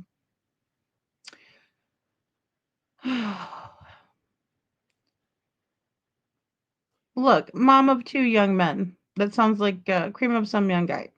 Let me tell you, we don't talk badly about other creators in here. We try really hard not to unless they're behaving badly. I don't watch Brittany J. Okay. So if you want to talk about something pertaining to this case, feel free to chime in. If you want to talk about um, little James Hutchinson, or if you would like to talk about his mother Brittany or the boyfriend James, or if you'd like to talk about Chris and Katie Proudfoot, Sebastian Rogers case, I'm all down for that. But we're not going to bash Brittany in here. I mean, she gets enough hell.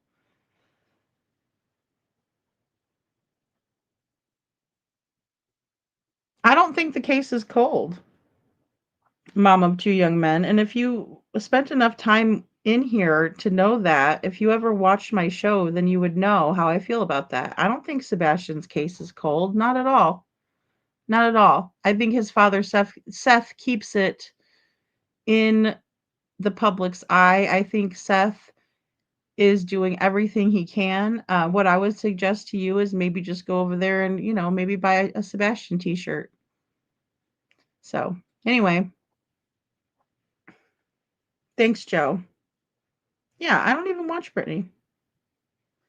I know, but it's about being rude to her. She gets enough, guys. I mean, she really does. I'm not going to comment on what she does on her channel. She does what she wants to do on her channel. Her viewers want to give her money. So be it. I'm not going to bash her for that. You know, yeah, please. We've had a good night, no drama. Um, but yeah, let's just keep it on topic. Yeah, it's for every other, only the mean I mean, that's just so mean to go after one person like that, and just, I mean, it's like it's flying monkey behavior. You know what I mean? It's like, who's putting it up to you? Who is putting you up to it? Go back to your leader, type of a thing. All right, KJ. And she's doing what she does on her channel, guys. I don't go over there and spy on her. Come on. All right, guys. Well, I love you all so very, very much. Thank you all for being here. I agree, Lori. It's extremely rude. I don't know what's been going on lately with people. But yeah, we don't need that over here. We're not doing that to her. I mean, come on, be a leader, not a follower, right? Let's come on. All right. I love you guys. You all have a wonderful rest of your Sunday. And I might be on tomorrow night live, or I might do like a quick afternoon, a little afternoon quickie. So, um, yeah, let's just plan for that. But you guys all take care. And again, if you guys have any interrogation videos that you want me to watch that you think is similar to what you think should have happened with the Sebastian Rogers case, send them my way and we'll review them. So, thank you, Lori. You guys are awesome. You guys are awesome. Hey, Bo, good to see you. I know control time, Bo. Well, I don't know if they're trolling or they just want me to jump on the hate bandwagon. And I'm like, did you listen to the beginning of the live where I said, we need love and unity? Good night, C. Taylor. Good night, Babs. Good night, Women's Warrior.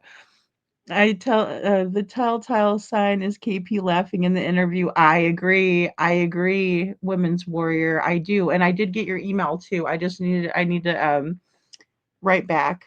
That's why I might not be on tomorrow, because I know I have to catch up on a lot. But thank you. Thank you, KJ Mack. Yeah, we don't want to do that. I mean, I try to review people I like over here. I mean, once in a while we do review somebody that I really unequivocally disagree with, but for the most part, and I mean, there's some people that I actually don't really like to watch typically, but I also think, they have good points here and there, right? Everybody has something to bring to the table. We all have value. We all have value. We can all bring value. So, and none of us singly know everything. So there's that. All right, guys, you all have a wonderful rest of your day, and I will talk to you soon.